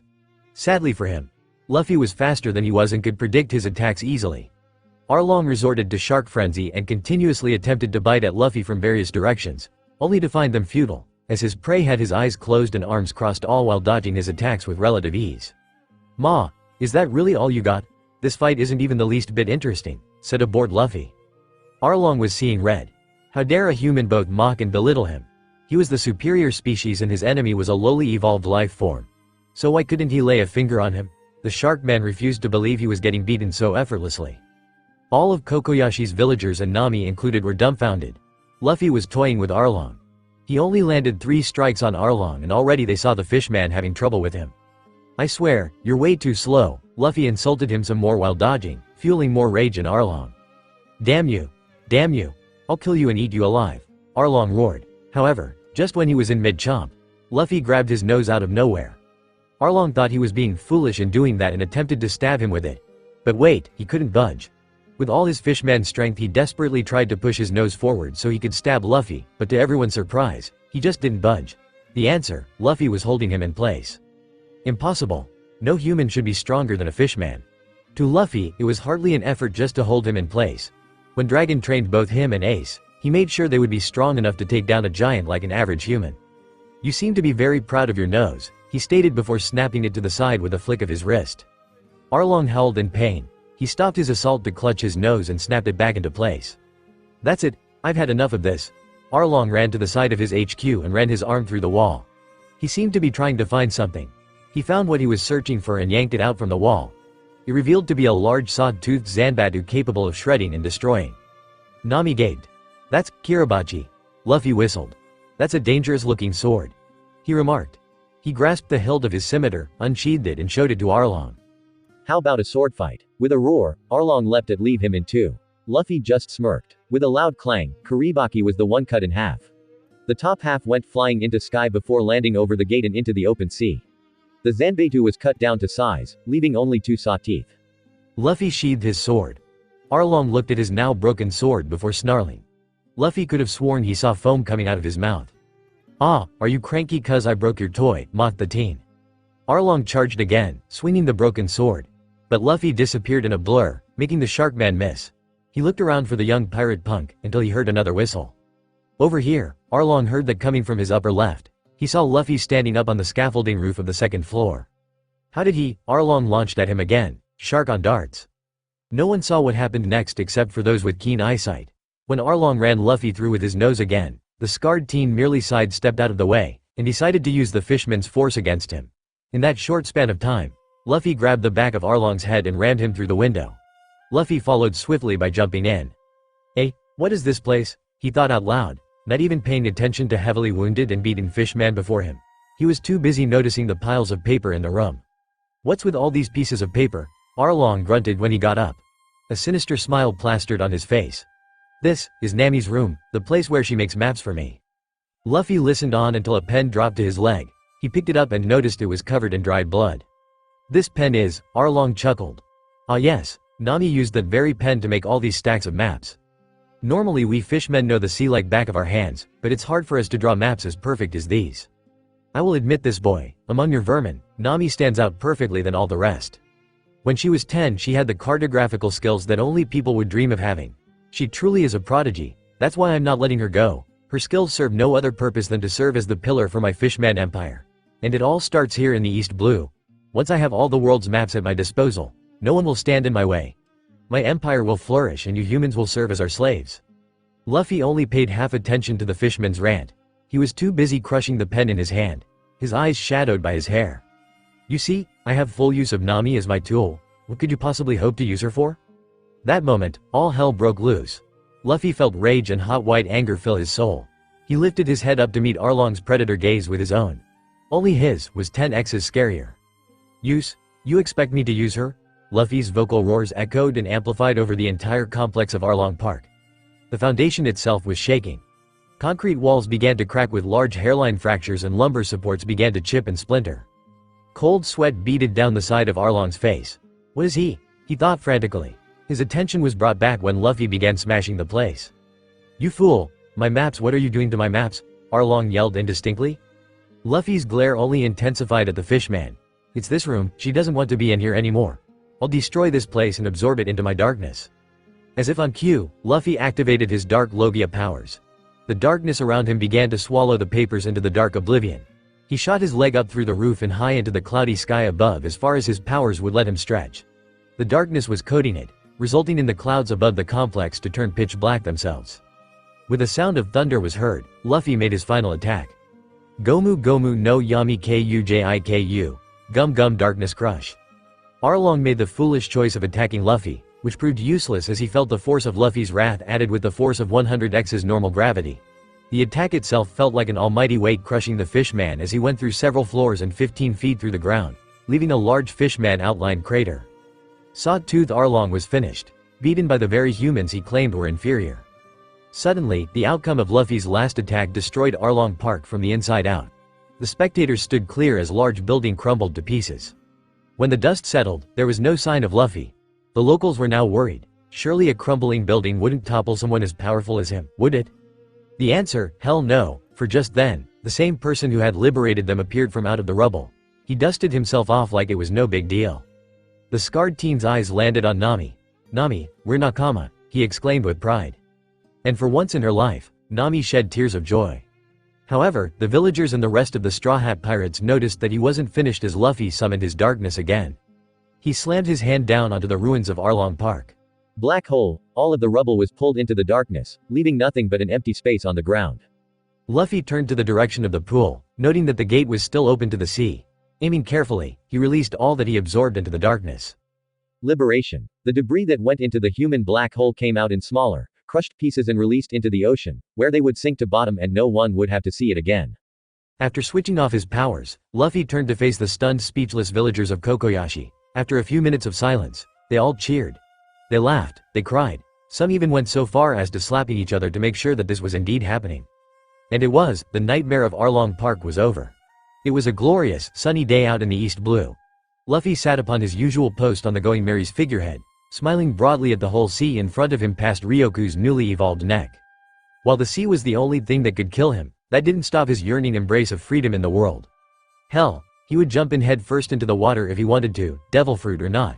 He then shifted his gaze to his pet Nakama. Luffy was curious as to how he grew so much and asked Nami if she knew anything about it. To his dismay, she told him that she let him go free as soon as she made it back to her home. Her guess was as good as his. It had been a few days since Arlong's defeat and the fall of his ambition. The villagers of Kokoyashi cheered for the Straw Hat Pirates. However, their celebration was cut short as the corrupt marine captain, Nezumi, attempted to confiscate the money handed to Arlong and the treasure Nami stole from pirates over the years. But the fiery-haired navigator smashed his face in with her staff and told him to keep his slimy hands off her treasure. Before Nezumi could protest, Luffy hoisted him up and swung him around like a rag doll before tossing him into the air at high speeds until he was nothing but a shining star in the blue sky. Luffy chuckled to himself when he remembered how the rag guy, as Zoro so bluntly put it, squealed like a pig when he was shot into the sky. Luffy then thought of the recently new additions to his crew, Sanji the chef, and Jin the newly appointed helmsman. Luffy didn't need Haki to sense that there was something off about the blonde, quiet, cook. But he decided not to worry about it now. He was impressed with Jin's fighting prowess and he would help him get past the first stop. The helmsman decided to get stronger and joined Zoro and Usopp in their training regiments. Speaking of which, Sanji surprised everyone when he had already mastered the basic 2 colors of Haki during a training session. Luffy was curious as to how the cook had come to master both colors. When he asked, Sanji would change the subject or find an excuse with a fake smile. The cook seemed to be very distant from everyone around him. Here, on this ship, he didn't bother trying to get know anyone. He acted more like he was still working at the Barati instead of living the life of adventure. Everyone could tell that fake smile was just a mask hiding his true nature. "Everyone, get over here now," Nami barked. Luffy's thoughts came back to earth when he heard his navigator urgently yell out. He got up from his seat, leapt off the figurehead and landed on deck. He saw Nami standing crossly with a newspaper rolled up in her hand. The rest of the crew stopped what they were doing. Usopp working on his fighting style, Zoro and Jin with weight training, Hawkins snapping out of his meditation, and Sanji stepping out of the kitchen brandishing his knives. "What's up, Nami?" Luffy spoke casually, completely oblivious to the tick mark on his navigator's forehead. His response was a bop to the top of his skull. Nami shoved the unfolded newspaper she had been holding and shoved it in Luffy's face. She pointed to an article regarding recent events. "Read," she barked. Luffy, not knowing the meaning of subtlety, read the article out loud. In recent news, there is uproar in the East Blue. A rookie pirate by the name of Monkey D. Straw Hat, Luffy, has made himself known in less than a month's time. He has already taken care of the 3 major bounties in the East Blue: Pirate Clown, Buggy, Foul Play, Don Krieg, and Sawtooth Arlong. Former Marine Captain Nezumi had this to say. That monster has 2 devil fruits. I saw it with my own eyes. One allows him to stretch and the other covers him in some kind of dark smoke I don't know. Anyway, that boy is a menace and deserves to have his head on a pike. He should not be allowed to live. He had the power of Haki at his disposal and took down Arlong like he was nothing." Nezumi was then discharged from the Marines after a recent discovery that he was taking graft from Arlong. After dealing with the dismissal of Nezumi, several units were sent to among the following places that Straw Hat Luffy's recent trail had made the most impact in the East Blue: Shelltown, Orangetown, the floating restaurant Barati, and finally Kokoyashi Village. However, the villagers of the aforementioned locations jeered at them and cursed them to get out. Several people from those locations were questioned about the pirate and they had this to say. "That boy saved us from those lousy Marines, especially Morgan. Quite frankly, I'd rather trust pirates than them. He liberated our village from Buggy in less than a day than when we contacted the closest Marine base several times for weeks on end, but they didn't bother to show up. Luffy's an honorable youngin'. He holds true to his dreams and treasures his friends more than his life. I hope he accomplishes what he's looking for and that I don't regret my decision in trusting my son to his crew." Due to Straw Hat Luffy having instigated chaos across the East Blue, Fleet Admiral Sengoku has decided to place a bounty on his head. Wanted, dead or alive. The bounty for Monkey D. Straw Hat Luffy is 60 million belly due to his adept prowess of Haki and the first person to wield 2 devil fruits. An illustration of Luffy was portrayed below, showing his usual grin while the back of Usopp's head was in the background. The captain laughed. "Yes, finally. I got my first bounty, and it's a big one. Not bad for a head start," he boasted proudly. Nami conked him, leaving a large, swollen bump on Luffy's head. Smoke surrounded her clenched fist as she glared daggers at the downed captain. "Are you insane? The Marines are going to be all over us now once they see your wanted poster? We're not even in the Grand Line yet and already you've gotten us into deep shit."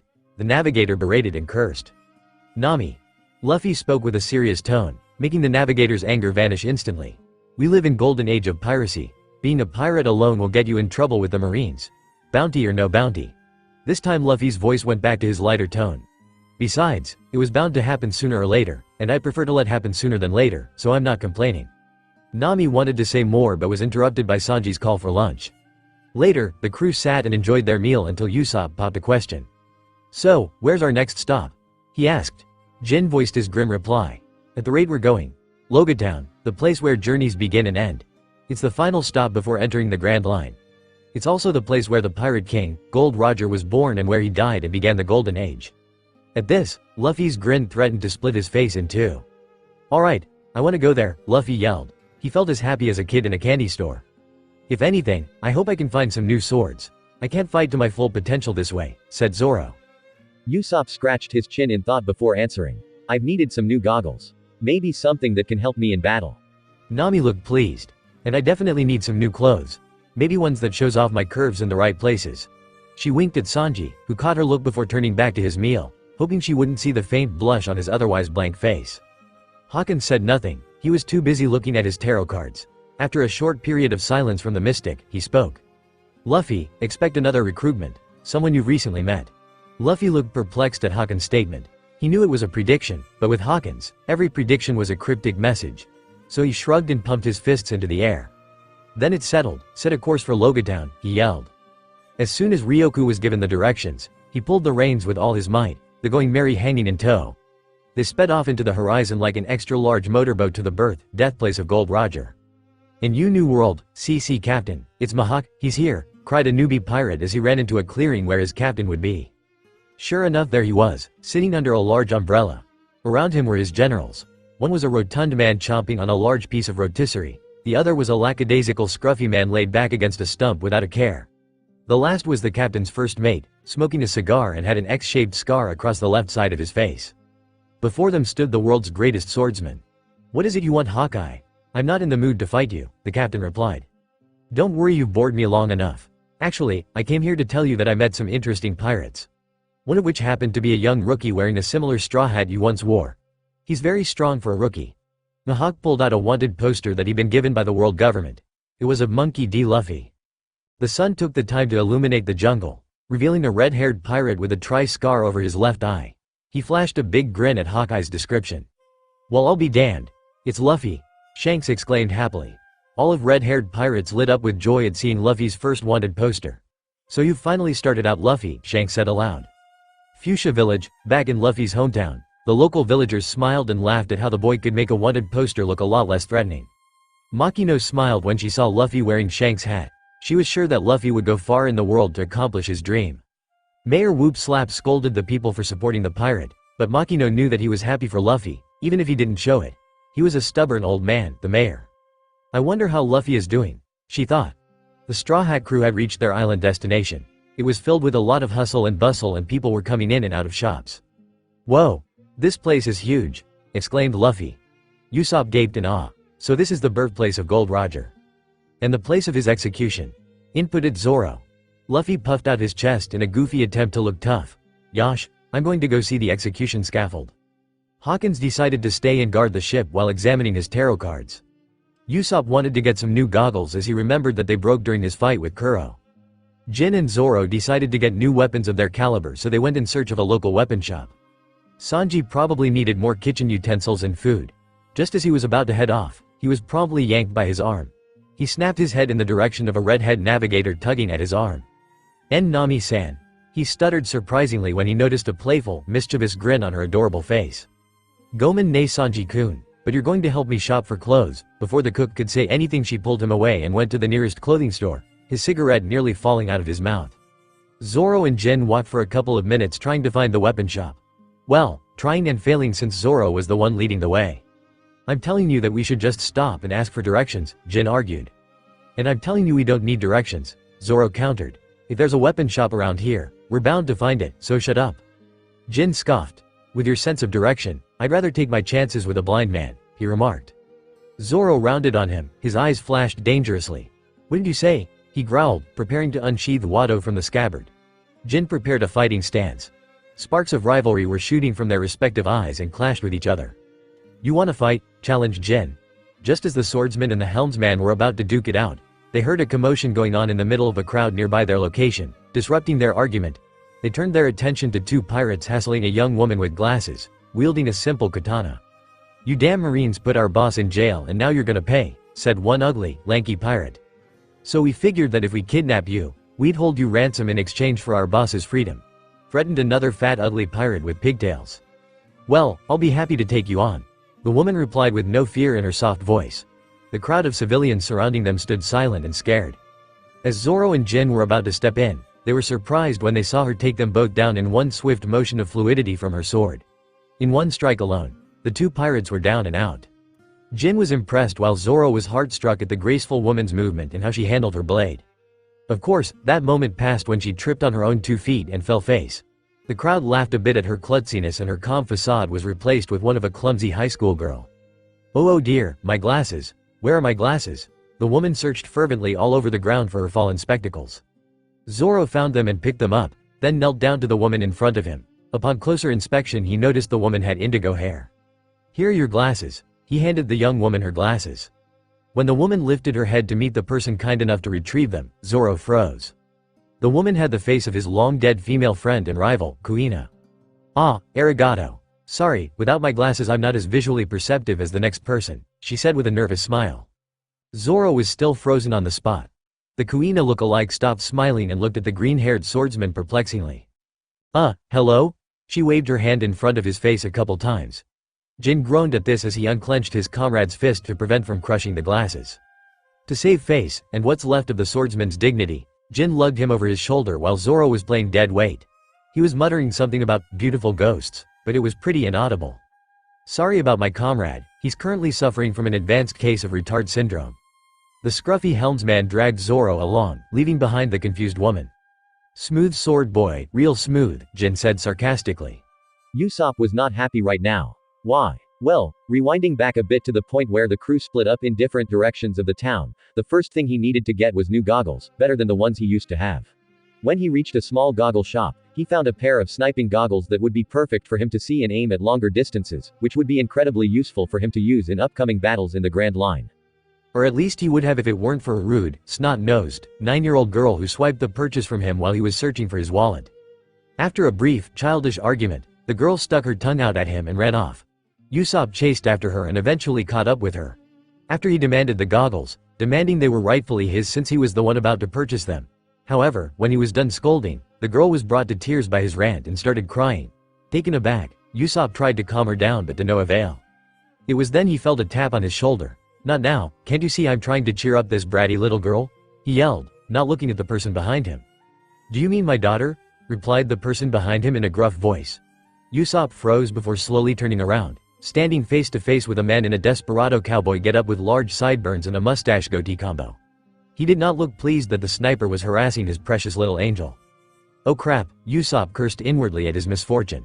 Sanji sat firmly in place in front of a privacy booth after Nami went behind the curtain, tossing a seductive wink his way. To be fair, he felt a bit hot under the collar. He had not expected a woman to just drag him to a clothing shop for women, and he did certainly not expect that mate.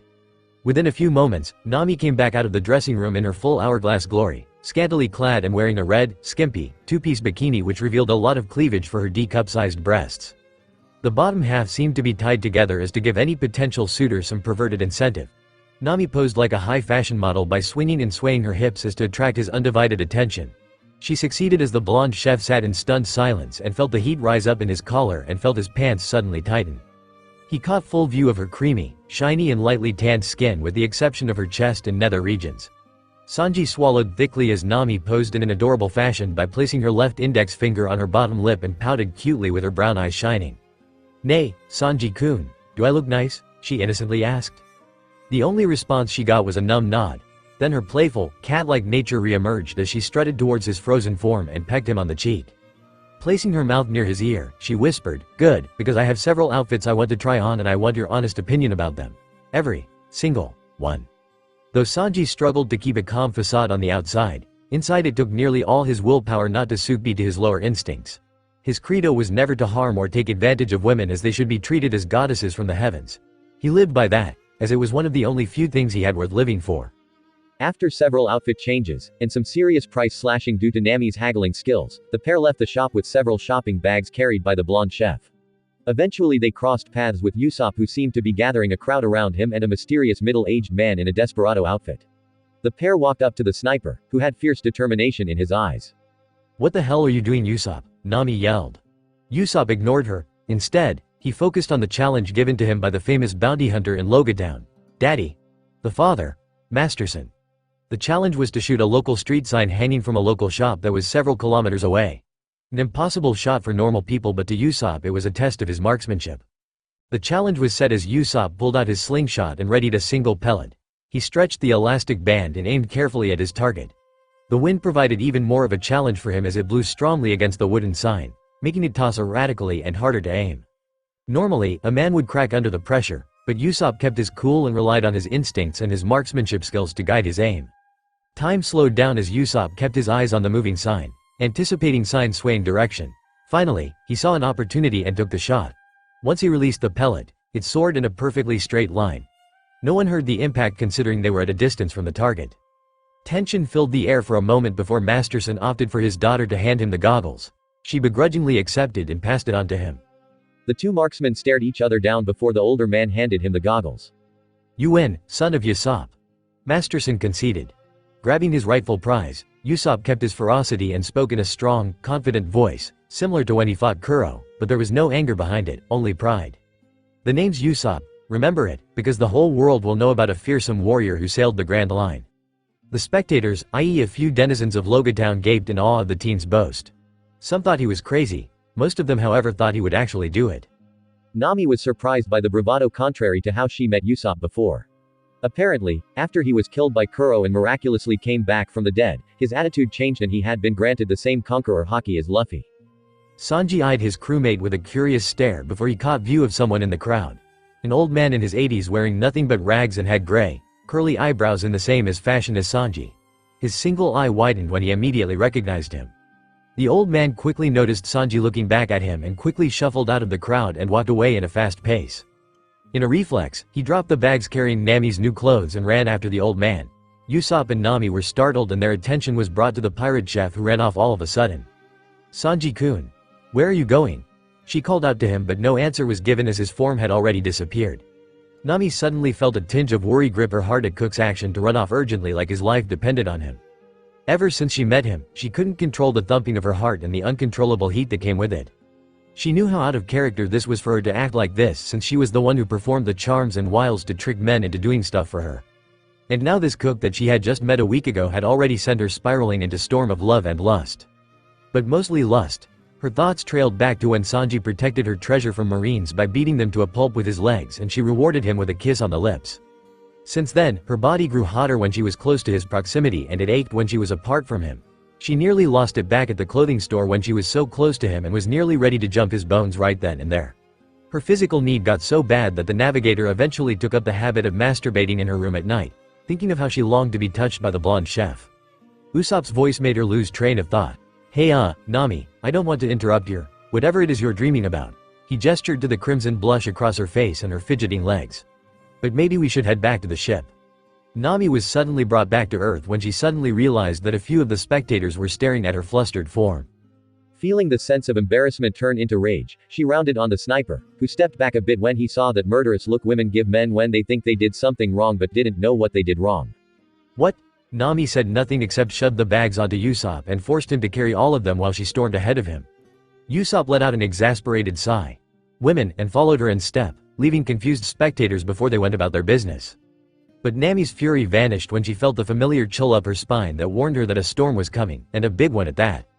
Zoro regained his composure, but his pride as a man had been damaged significantly after that embarrassing moment when he encountered the Kuina double. "Damn it, how could I be so weak?" The swordsman berated himself for cracking under pressure, and all because he saw the face of his dead female rival on the body of a woman. Jin trailed a few steps behind, smirking amusedly at Zoro as he had just witnessed his comrade's reputation as badass get knocked down a peg. Zoro let out a frustrated groan. "I guess it can't be helped. I mean, it's uncanny at how much she looks like Kuina. And she's even a swordsman. Damn, I was weak." Jin began to laugh uproariously at his green-haired nakama, causing the swordsman to toss him glare over his shoulder. "What?" Zoro asked, annoyed at Jin's taunting laughter. When he paused, Jin spoke up again. "You faced down against Mihawk and lived to tell about, but when it comes to women who can handle swords, you're like a deer caught in the headlights." The helmsman finished while beginning to laugh uncontrollably. Zoro's glare darkened. He turned to face the still laughing Jin and hoisted him roughly by the scruff of his shirt. "Are you just asking me to help sign your death warrant?" he growled. Jin ceased his laughter and raised, telling Zoro to calm down. "Before you even try to kill me," he then gestured his right index finger in the respective direction. "We're here."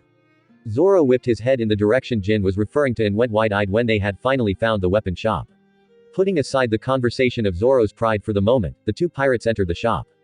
Upon hearing the footsteps of new customers, a red-nosed, shifty-looking man with a ridiculous haircut came out from behind a curtain separating the back room from the store with a faux smile of welcome. "Ah, customers, yes, please feel free to look around at our inventory of weaponry. Whether new or old, I'll buy and sell them for a reasonable price." Zoro was the first to speak. He pulled out a couple of bills and placed them on the counter. "I have 100,000 belly, that should be enough to buy 2 swords, right?" The shopkeeper's elated grin vanished instantly and was replaced with a disappointed frown. "Only 100,000 belly will get you a blunt sword and a rusted cleaver," he replied, dropping the nice act. "Damn it, Nami," Zoro cursed the navigator for being so cheap. The shopkeeper's eyes turned to Jin, who was leaning against the wall. "And what do you want?" Jin placed his tonfa on the counter next. "I need these repaired, with stronger material if possible, and make it quick," he said. The proprietor took the tonfa in his hands and looked at them for a moment. I can have these repaired in 30 minutes for 400,000 belly. Jin placed several bills in front of the shopkeeper, surprising Zoro. When the hell did you get that money? He asked. Jin shrugged. I had some money saved up when I traveled with Krieg. He spoke the name of his former captain without formality or any amount of respect. The swordsman glowered. Fuck, I should have known better than to ask Nami for money. The shopkeepers stared uninterestingly at the two until Zoro's katana grabbed his attention. He went wide-eyed when he saw familiar white handle and scabbard. That sword, could it be? Could I see that katana you have, sir? He stammered, desperately trying and failing to keep calm. Zoro shrugged, handing his most treasured keepsake to the odd-looking, little man. As soon as the sword was clutched in his grubby hands, he unsheathed the blade and gaped at it like a fanboy geeking out a new comic. The blade he was examining was... Oh, wow! His thoughts were suddenly disturbed by a woman's gasp. Zoro was surprised to see the look-alike of his dead friend. Her again? The woman promptly snatched the sword from the store owner and stared at it in utter amazement. This is Wado Ichimonji, Straight Road of Harmony. One of the 21 Owazamono, grade swords. It's really rare, she commented highly on the blade. Zoro raised an eyebrow at her mentioning of his sword's full name. He never bothered to ask his sensei what type of sword it was, as he only interested in the fact that it was a keepsake from his deceased friend. Now he's hearing this sword he had been given to him as one of the rarest blades in the world. The shopkeeper slammed his fist on the counter. You idiot, why'd you have to tell him that? Now you've ruined a perfectly good transaction? Get out before you put me out of business? The woman snapped out of her thoughts when owner began yelling at her. I'm sorry, did I say something wrong? She apologized. The merchant pinched the bridge of his nose, letting more blood flow into his nose, making it a deeper shade of red. Never mind. Look, you came to pick up your sword, right?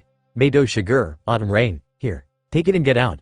The merchant pulled out an ornate designed sheathed sword and threw it to her, which caught her slightly off guard as she fumbled her catch and tripped backwards only to crash into a few sword barrels, spilling scattered blades all over the floor. Damn it, you klutzy girl. The shopkeeper sputtered angrily, a large vein appearing on the top of his dome. Jin snickered as he watched the girl clumsily gather her bearings. Zoro merely stared uninterestingly. That's when saw a katana that landed closest to his feet. As soon as he laid his eyes on it, he felt drawn to it for some unknown reason. He knelt down to pick it up and firmly grasped the hilt. Once he did, the blood in his arm went cold, but paid it no mind. The shopkeeper's beady little eyes darted back to the green-haired swordsman only to widen to the size of dinner plates, his jaw dropping halfway to the floor and beads of sweat trickled down in every direction of his head. The sword fanatic noticed the sword as well and gasped in shock. That sword, she paused for a moment to pull out a small book from her pants pocket. She flipped through the pages before landing on a specific page matching the appearance of the sword Zoro was holding. That's Sandai Kitetsu 3, one of the 50 Wazamono grade swords. Jin shrugged. So? He contested aloofly. The woman then rounded on the helmsman, disbelief written across her face. So, this is a fine grade sword that practically worth 1,000,000 belly easy. So what is it doing in a barrel full of regular or used swords? Jin turned his grim gaze to the shopkeeper who was now sweating bullets. Oi, didn't you say that swords in this barrel are worth only 50,000 belly each? The sword proprietor shook under Jin's intimidating glare before responding. Yeah? He quietly muttered. Then purchasing it won't be a problem, right? The shopkeeper suddenly lost his cool. Nope, not that one, I can't sell that one. And why's that? Jin persisted. Because, Zoro finished his sentence. It's a cursed blade, isn't it? He said. The shopkeeper blinked. You've heard of it? No, I can just tell. He replied, not taking his eyes off the sword. It was truly a beautiful blade with a bluish flame that gave the impression of being forged by a demon blacksmith. The shopkeeper gritted his teeth anxiously. Well, you're right. The Kitetsu swords are all well-made sharp swords, but they're all cursed. Zoro, Jin and the woman said nothing before the man continued. You think you're the only one to hold that sword? Countless famous swordsmen have died in the most horrific way possible, all because they wielded the Kitetsu swords. These days, no swordsman worth his pride would use those cursed swords. Of course, even if he did, he wouldn't stay in this world for very long. I get rid of the sword myself, but every time I get near it I feel an eerie chill in my bones and back away from it. The blue-haired sword fanatic bowed and apologized. Gomen Nasai. I didn't realize it was such a dangerous sword on its own. Now do you get how dangerous it is? I can't sell it and I can't get rid of the damn thing. Hell, I'm already cursed just having it in my shop. Before that, I used to have hundreds of customers lining up to get swords so they could sail the Grand Line. But then, once I got my hands on this hellish blade, my luck changed. Customers stopped coming in because those damned Marines came in and started ruining my business. The woman frowned. Marines protect people from bad guys, she argued. The shopkeeper sneered. Yeah, well I like bad guys. They kept this business running. Now I'm barely getting by. Pretty soon I'll have to shut down. He was about to say more when Zoro grinned devilishly and raised Kitetsu high in the right light. I like this sword. I'll take it. The woman looked at him like he was insane. Jin smirked, and the merchant gaped like a fish out of water. Didn't you hear what I just said, you damn fool?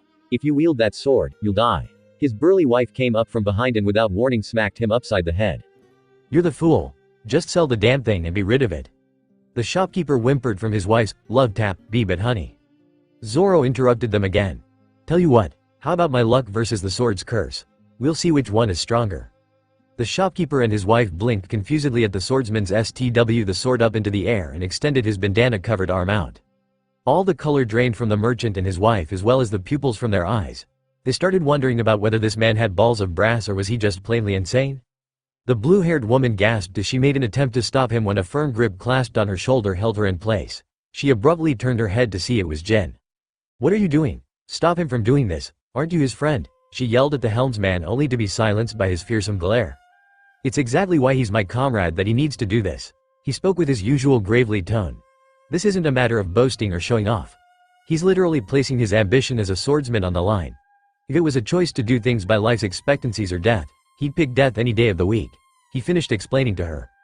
Jin recalled the day Zoro fought Mihawk. He knew he would be no match for the master swordsman, but he still fought with everything he had, and as a result he managed to leave a cut on Mihawk. That's when he learned what the crew was about, putting their own lives on the line for their dreams. Now the question for him was, what was his dream? The sound of the blade clang rang through the shop. All eyes were on the swordsman who appeared to have his arm still attached, and the sword sunk to the ground all the way up to the hilt. Zoro grinned as he pulled out the blade. This time he could feel the sword had a different feel to it, similar to how he held Wado in his hands when he first held it. Kitetsu's curse had been broken and Zoro won, meaning the sword had chosen him as its master. The shopkeeper could only stare gobsmacked at the man in front of him who recklessly cast aside his own mortality to prove his worth as a swordsman. Never had he seen such ambition in one man before. Like I said, I'll take it, said Zoro. Loguetown Part 2, sailing towards our dreams. Luffy stood at the center of town square, amazement evident on his face. He had been glued there for at least a good 10 minutes, but to him it felt timeless. His eyes were fixed onto a view of what he considered it to be a historical landmark. The gallows in town square where the legendary pirate, Gold Roger, the very first pirate king, took life by its haunches and let his infamy spread across the world like wildfire. It was here that he made his declaration and challenge to the next generation by announcing that he had buried treasure hidden in that supposed place. Of course, those who personally knew the pirate king automatically knew what location he was speaking of. As for the rest of the populace, they merely spread rumors that the location of the treasure was in Raftel, which was also said to be the last stop in Grand Line. Now Luffy didn't care if there was any treasure or not, although he knew that a certain navigator and his crew would probably contemplate castrating him otherwise if there happened to be an empty treasure chest with a note saying, "The greatest treasure of all is freedom." Then promptly barge into whatever afterlife Roger was in and throttle the pirate king for all eternity. He laughed to himself before continuing his thoughts. He didn't care about finding treasure, conquering the world or making a name for himself. The last part was actually a half-lie. He really wanted to. He simply believed that the person with the most freedom in this world should deserve the title of Pirate King. Suddenly, an idea popped into his head. I wonder if the view up top is just as cool, he thought to himself. Naturally, Luffy, being a young man whose natural curiosity went hand in hand with his mischievous nature, did what came naturally and climbed up the railings of the scaffolding. Back on the Going Merry, Hawkins's eyes were closed as he meditated on deck with several tarot cards spread out before him in a neat circle. His hand raised over them. Hawkins allowed the hand of fate to show him the next step in his journey. He felt his hand grasp one of the cards and opened his eyes to see what fate had in store for him. The Wheel of Fortune. This card entailed luck and change. It symbolized a change that just happens and with it brings great joy. All his young life spent as an acolyte, the mystic had not been one to defy or deny his fate created by a higher existence, as that superpower always kept the universe running, thus satisfied with that answer. But when Hawkins had met Luffy, he honestly had no idea that he would be lumped in with a captain whose survivability would not reach zero, and a crew that manifested their own destiny. As such, he began to question his place here with his nakama as he felt like the black sheep of the bunch. Hawkins remembered how the hand of fate had deterred the shadow of death from claiming Usopp when he was run through by Kuro's blades and came back reborn anew. He also recalled the duel between Zoro and Mihawk, surprised that the shadow of death had not claimed him either. Hawkins continued to hold his endless stare on the card. He could not help wondering, what sort of impact will this crew have on the world? Afterwards, he organized his cards and put them away in his coat pocket. No sooner than that, a strong gust of wind enveloped the ship and the waves began to crash heavily against it. Hawkins suddenly felt a dangerous presence approach the island. Ryoku raised his slightly above the water so as to not freak the locals and began to whine and whimper when he sensed a huge storm was coming. Hawkins noticed the Sea King's strange behavior. He saw trepidation and fear in those red eyes unlike any other animal when they sensed a storm, as if it knew what lied in that storm. Checking the cards for the fate of the crew's outcome, the survivability still did not reach 0. Interesting, the raggedy old man hobbled as fast as he could to get away from the blonde-haired young man who spotted him. He passed through crowd after crowd for a few minutes, until he cut around a corner to a back alley he recognized. Yes, soon he would be in his house and get some much-needed rest for his aching body. Eventually he had reached his residence, which was a small shanty. He shakily reached for the handle, then suddenly paused. The old man turned halfway around to see Sanji leaning against the wall with his arms crossed and holding a piercing gaze to the old man. The two shared moment of silence until the old man spoke up again. "Would you like to come in?" Sanji nodded and stepped inside the rundown abode. The pirate chef took a minute to analyze the interior. No windows, a leaky roof with a few crevices, the only bed available was a dirty mattress on the floor, and lastly, the only pieces of furniture was a wooden table with 2 chairs and an old rusty stove with an equally rusty kettle on top brewing tea. "I prepared some tea if you're interested." The blonde chef accepted his offer and put out his cigarette in the ashtray on his right-hand side. He sat in one of the chairs while waiting for the tea. After a few minutes, the tea kettle whistled loudly, signifying that the tea was ready. The old man handed him his cup and sat opposite from his guest as they both drank their tea silently. When they finished, the old man cleared off the table and sat back down, looking Sanji square in the eye, no pun intended. "It's been too long, Sanji," said the old man. It was then Sanji garnered a haunted look on his face and replied back, "Yes it has, grandfather." The tension in the room rose for a few moments before the blonde spoke again. "Why did you run?" Sanji asked. The old man released a weary sigh. He didn't know how long he held as his weary eyes became interested in the ground, his hands clutching his knees despite the arthritic pains he was feeling in both areas. He tilted his head up slowly to face his one and only heir and spoke in a slightly raspy voice, "I couldn't bear to face you, not after everything that's happened." Tears slid down his wrinkled cheeks. His eyes showed nothing but pain and loss as he continued. "My poor old heart can't bear to withstand any more torment." "You know nothing of the torment I went through," Sanji replied with no emotion. The elderly man let out a somnolent laugh, wiping away his tears. "Probably not," he said. "So why don't you tell me what your story and I'll tell you mine." He paused, suddenly his demeanor changed to a more serious attitude. "And then, I'll reveal the truth to you." "Suge." Luffy yelled his excitement aloud, taking in the wonderful view from atop the gallows. The town was huge as he could see rows of buildings as far as the eye could see. But while the view itself was impressive, it wasn't what Luffy was interested in. He reveled in the fact that he was the first person in recorded history to stand in the same spot the Pirate King parted left this world with parting words to instill the golden age of piracy. So this is what Gold Roger saw just before he died. His moment of happiness was cut short when the voice of the police chief blared over the megaphone. "Hey, you, get down from there immediately." The scarred teen snapped out of his thoughts and looked down to see a group of policemen surrounding the scaffold. Luffy pointed to himself to see if they were acknowledging him. "Who, me?" he asked innocently. "Yes, you. Get down from there now," the police chief replied. "Why? That is a special execution platform under the control of the world government. Trespassing on it is illegal, so get down." The officer was cut off by a large, spiked club smashing the side of his head, sending him flying back into the crowd. "Era, don't be so mean, Mr. Policeman," the hooded assailant spoke with a sultry voice. Luffy turned his curious gaze to the crowd when he spotted the attacker with the female voice wearing a cowboy hat with a large red plume. Throwing her cloak off, all of the townspeople present suddenly had hearts in their eyes as they WF'd possibly a new candidate for the most beautiful woman in the world title. They took in her full hourglass figure that most women would kill for and men would fall for, starting from her long, slender legs covered in her tight, red, white striped capri pants to her slim, toned waist and finally to her open button-up purple coat revealing what most men were focusing on, her buxom, E-cup breasts barely supported by her white, spaghetti strap, bikini top. Her face was perfectly sculpted, with her luscious ruby-red lips, her enchanting forest green eyes and her long, wavy, ebony-colored hair that reached just past her shoulders. But the most noticeably and highly attractive trait that everyone had their eyes on was her smooth, shiny, porcelain skin that reflected the perfect amount of light from the sun, a true vision of beauty indeed. The policemen weren't even paying attention to their unconscious leader who was bleeding profusely from his facial wounds. She peered up and saw Luffy, making her smile, revealing her beautiful pearly whites. "Luffy, it's been a while. How have you been? I heard you've made quite a name for yourself." She spoke with lust and admiration in her eyes. Naturally, in his oblivious and confused state of mind, Luffy asked, "Who are you?" The woman smiled seductively, making a handful of men approximately close to where she was standing to suffer simultaneous nosebleeds burst, making them fall back onto the ground, their heart-shaped eyes still throbbing. Not noticing them, the woman spoke again.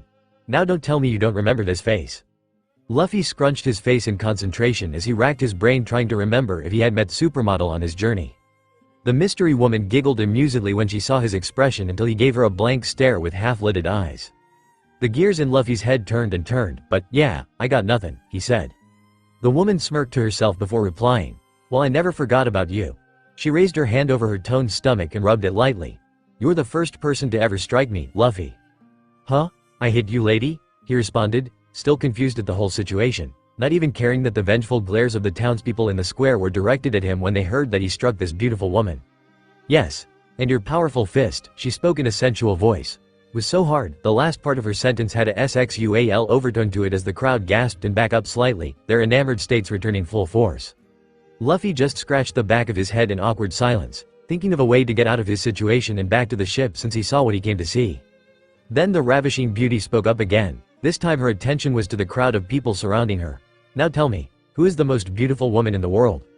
All the townspeople got on one knee and gestured to her. "You are." She giggled once more. "That's right, I am. There isn't a man in the world that won't grovel at my feet. But I'm not interested in small fries." She lifted a finger and pointed to Luffy, the lust in her eyes ever present. "I adore strong men, and you are in my sights, Monkey D. Luffy." The Straw Hat teen said nothing for a few seconds until he spoke again. "So, who are you?" "You still don't know," she yelled, exasperated by this boy's sheer denseness. Before the conversation could go any further, a resounding explosion from the public fountain occurred. Small, shattered pieces of stone were narrowly avoided by the people as they jumped out of the way from the path of falling debris. But one large piece of the ornate fountain flew straight towards the woman, who just stood there calmly. People began crying out in fear of her becoming a bloody smear on the ground. Then something amazing happened. The piece just bounced, or rather slipped off its intended target, and went right past her and crashed into the corner of a building. The people gasped as the woman was still standing, like nothing bad had happened to her. There wasn't even a scratch on her flawless skin. Luffy's eyes shot wide open in astonishment. "Whoa, what was that?" he yelled, greatly impressed by what he just witnessed. Before his question could be answered, a familiar cackling he had not heard since Orangetown reached his ears. "Don't bother with him, Alvida. He isn't going to do much remembering except in the afterlife." Luffy had a flashback of while looking out for the obese ogress. "Alvida? Where is she?" he asked. "It's obviously me, you idiot," the attractive woman yelled, her face comically changing to angry, white eyes and sharp teeth. Luffy looked back down at the woman in front and was taken aback at her revealed identity. "You're Alvida?" His expression of disbelief did not go unnoticed. "You look kinda different," he said, scratching his head and chin in thought and his brows furrowed. She regained composure once more before speaking. "Ah, yes, I'm glad you noticed. I ate the devil fruit and transformed," adding emphasis to her transformation by swaying her hips to one side and protruding her ample bosom, which made more of the male half of the crowd suffer explosive nosebleeds. "I ate the sub no mi slip fruit, and now I not only have the most beautiful looking skin, it cannot be marred by any attack or blemish at all. Sadly, my beauty was barely enhanced aside from my freckles sliding right off." Luffy's sweat dropped at her narcissistic attitude when he found fault in her logic while murmuring quietly, "I don't think that was the change I was thinking of." "Damn it, stop ignoring me, you shitty Gomu." Everyone's attention turned to the hooded man with the large red nose, giving away his disguise. Luffy noticed it right away. "Oh, it's you, Buggy. How've you been?" he asked in a casual, friendly tone. Buggy's anger suddenly faded and replied politely, "Oh, I've been alright. Went on quite an adventure to find my limbs and rejoin my—" The pirate clown made an awkward pause before his anger came back full force. "Don't change the subject, Straw Hat," he roared. Smoke was practically coming out of his ears. "Oh, screw this." Buggy and several cloaked figures behind him threw off their cloaks and posed in a very strange formation. "I've dreamed of nothing but killing you in the most flashily way possible to get my revenge against you for humiliating me in Orangetown. That resolve alone gave me the strength that I needed to get back to my crew," he said with a malicious grin. As Buggy continued with his rant, Luffy paid more look at the new and improved Alvida before giving her a wide, toothy grin. The woman noticed his stare was on her and blew a kiss in his direction. "Okay, Alvida. You can join my crew," he told her. Meanwhile, at Loguetown's marine base, sat a man with white hair in his mid-30s, Saturday in his quarters, smoking 2 cigars at once, stacking a bunch of rocks as a means of disciplining his mind. He had been reassigned from his base in Grand Line to Small, but historically important island town in the East Blue. Apparently, the fleet admiral needed a marine with skills and experience from the Grand Line to stop pirates in their tracks when they are about to reach the entrance to Grand Line. This was the duty he was charged with, and he upheld it naturally, but not because of some higher-ups in the chain of command, but because he upheld his own brand of justice to catch those who willingly and deliberately break the law and harm the innocent. Captain Smoker, a Marine foot soldier, yelled just before bursting into his quarters, causing the pile of rocks to topple and clatter to the floor. The Marine captain's expression was a stony, hard gaze that came from years of experience from fighting and capturing pirates on the Grand Line. His subordinates never dared question his authority in fear of being severely punished. "What is it?" He spoke in a gruff voice that held slight irritation for his soldier's outburst, his hard gaze now on the foot soldier to bed. The grunt gulped in fear before giving his report. "We've just received word that the rookie pirate monkey D. Luffy is causing a ruckus in town square." Smoker blew out an abnormally large puff of tobacco. His stern expression never leaving his face, he put on his white, fur-rimmed marine jacket that had the kanji symbol of justice on the back and a large jute strapped to it. He opted to exit out of his office, but not before his blue-haired second-in-command came rushing in, or rather falling in. Get it? Falling in. Straightening herself up, she saluted her superior officer. "Reporting for duty, Captain Smoker," she said. Smoker growled in annoyance. "Tashigi, how many times have I told you to show up on time?" he yelled at his subordinate. Tashigi cringed slightly at her captain's scathing tone before answering, sumimasen. "I ran into a couple of low-life pirates and then I went to pick up my sword," she explained to her superior, hopefully to quell his anger. The white-haired man merely scoffed and headed out with the petty officer trailing behind him. "Well, shape up, Sergeant. We're going after a rookie pirate captain by the name of Monkey D. Luffy." Sanji stood up while his uncovered eye involuntarily twitched with unbridled rage to the horrific truth that his grandfather had just revealed to him. His arms were at his sides, shaking violently with clenched fists. The elderly man held his gaze to the ground as to not let his only grandchild see the pain on his face from reliving memories of the past. There was a tense silence in the air between them before Sanji spoke up. "All this time, our home, our island, our people, our family were needlessly taken from me because of this." Sanji gritted his teeth, his voice seething with rediscovered hatred. The old man held back tears and nodded. "Yes," he said before he began coughing violently, each one sounding worse by the minute. The old man lost all feeling in the lower half of his body and dropped to the floor. Sanji snapped out of his thoughts when he saw his grandfather on the ground in pain. He rushed to his side and helped him up. He carefully shuffled him over to his bed and placed his grandfather on the bed of hay. His eye widened a bit when he noticed a lot of blood coating the old man's beard. He was dying. Once the old man stopped coughing, he opened his eyes to see his grandson kneeling beside him, concerned for his health. "Don't talk, you need to rest," said Sanji. But the elderly man shook his head sadly, indicating his grandson's futile efforts to stall the Grim Reaper. "Don't worry about me, Sanji. I'm already dead inside. I'll let God judge me accordingly. But the one thing I regret is not finding you sooner, Sanji." The old man wheezed a bit louder before continuing. "Sanji, underneath the floorboards there is a gift I want you to have." Sanji looked over the floorboards and noticed one was tad looser than the rest, so it easily slid out from its place. Sanji pulled a long object wrapped in a dusty, white sheet. He slowly removed it and discovered that it was actually a pair of beautifully ornate sabers in black scabbards. The handles were made of pure gold, shaped into the form of angry-looking snakes with their mouths hinged all the way out. He unsheathed the blades, surprised by the weightlessness of them, and looked upon the stainless metal with a tint of green color. He gave them a swing. He could hear the sound of the swords slicing the air so smoothly. "This is," Sanji said. "Kairaseki sea stone," the elderly man interjected before coughing a bit. "These swords are our family heirlooms, forged purely from sea stone by the legendary blacksmith, Muramasa. They are one of the greatest swords in existence because they are the only pair of blades that do not rust or tear from excessive use. The name of the swords are Hubi no Shikant, the serpent fangs." Sanji put the swords aside for a moment before going back to the ailing old man, whose condition worsened with every hack and wheeze. "Why give these to me?" he asked after his grandfather's breathing lessened a bit. The elder shakily raised his wrinkled hand and placed it on his grandson's shoulder, clutching at his collar with his remaining strength. "Because you are the only one who sees the world government for what it is, and the lines they'll cross to make their laws absolute." He coughed in violent gasps, struggling to take his last breath while the tears flowed freely down his face. "I don't know where your path will lead to, but all I ask of you is avenge us, Sanji," and with that his grandfather breathed his last choked whisper before his hand relinquished its grip and fell limply at his side, his weary eyes closing for the final time. The blonde chef stayed quiet for a long period of time before the initial shock wore off and was replaced with anger. His hands gripped one of his newly acquired swords tightly before his entire body trembled with rage. The world government and the Marines had taken everything from him when he was just a child, and the things they performed on him afterwards were abominable. For the past decade he had nothing but countless nightmares of his home and family destroyed mercilessly, and in those dreams he could see the Marines and world government officials mocking him. But no more, for this was the straw that broke the camel's back. Now things were different for Sanji. He had the skills and now the tools to fulfill his desire and his grandfather's, no, his family's plea. He took up his swords and tied the scabbards to the sides of his waist as he silently walked out of the hut with a heart full of vengeance. No cry of outrage uttered from him. Only a single dark red glare could be seen from his shadowed expression. Thunder could be heard from the gathered storm clouds, and with it a silent wrath. Nami and Usopp ran as fast as they could to get back to the Going Merry. The rain poured heavily down upon their heads. Soon they crossed paths with Jin and Zoro. "Jin, Zoro," Nami called out to them, getting their attention. "Oh, hey you guys." Zoro greeted nonchalantly. "Where were you guys?" exclaimed Usopp.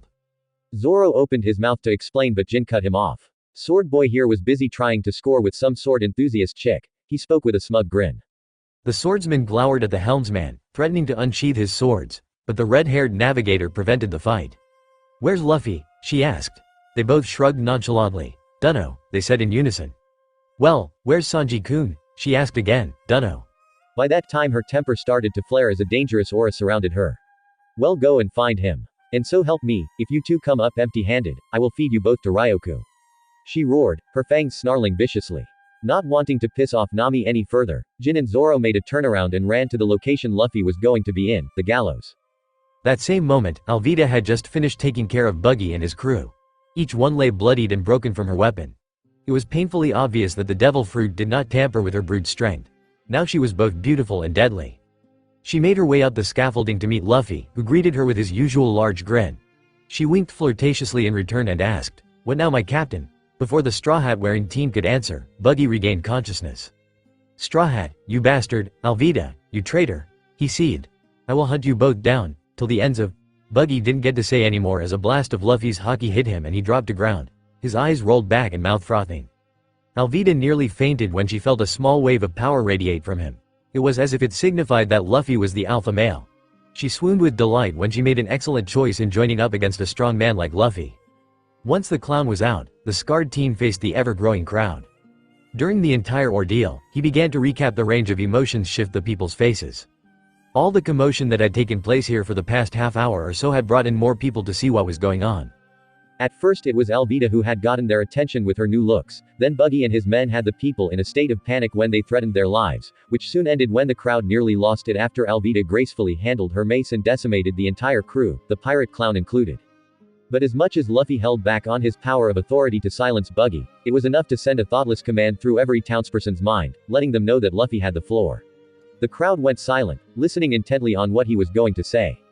Luffy took a deep breath through flared nostrils and began. "To those who think dreams are unattainable or impossible to achieve, then they obviously haven't even made an effort to take the first step." He paused for a moment as his eyes darted from side to side, making sure everyone was paying attention before continuing without delay in his speech. "Do you all know what dreams are? They are born from the desire and natural curiosity to see it come true. But right now, I see a lot of fear and doubt in everyone's eyes. I bet you're all thinking that it's impossible to go the distance because you're afraid of failure. I can tell you right now, that those are nothing but a bunch of stupid excuses. Dreams aren't something you choose because they're easy to fulfill. They're something that you hope for just so you can see it come true. Doesn't anyone have any dreams they want to see come true?" He yelled the last sentence, a crack of lightning and thunder emphasizing his resolve. The crowd stood in shock and awe when Luffy's words were directed at them.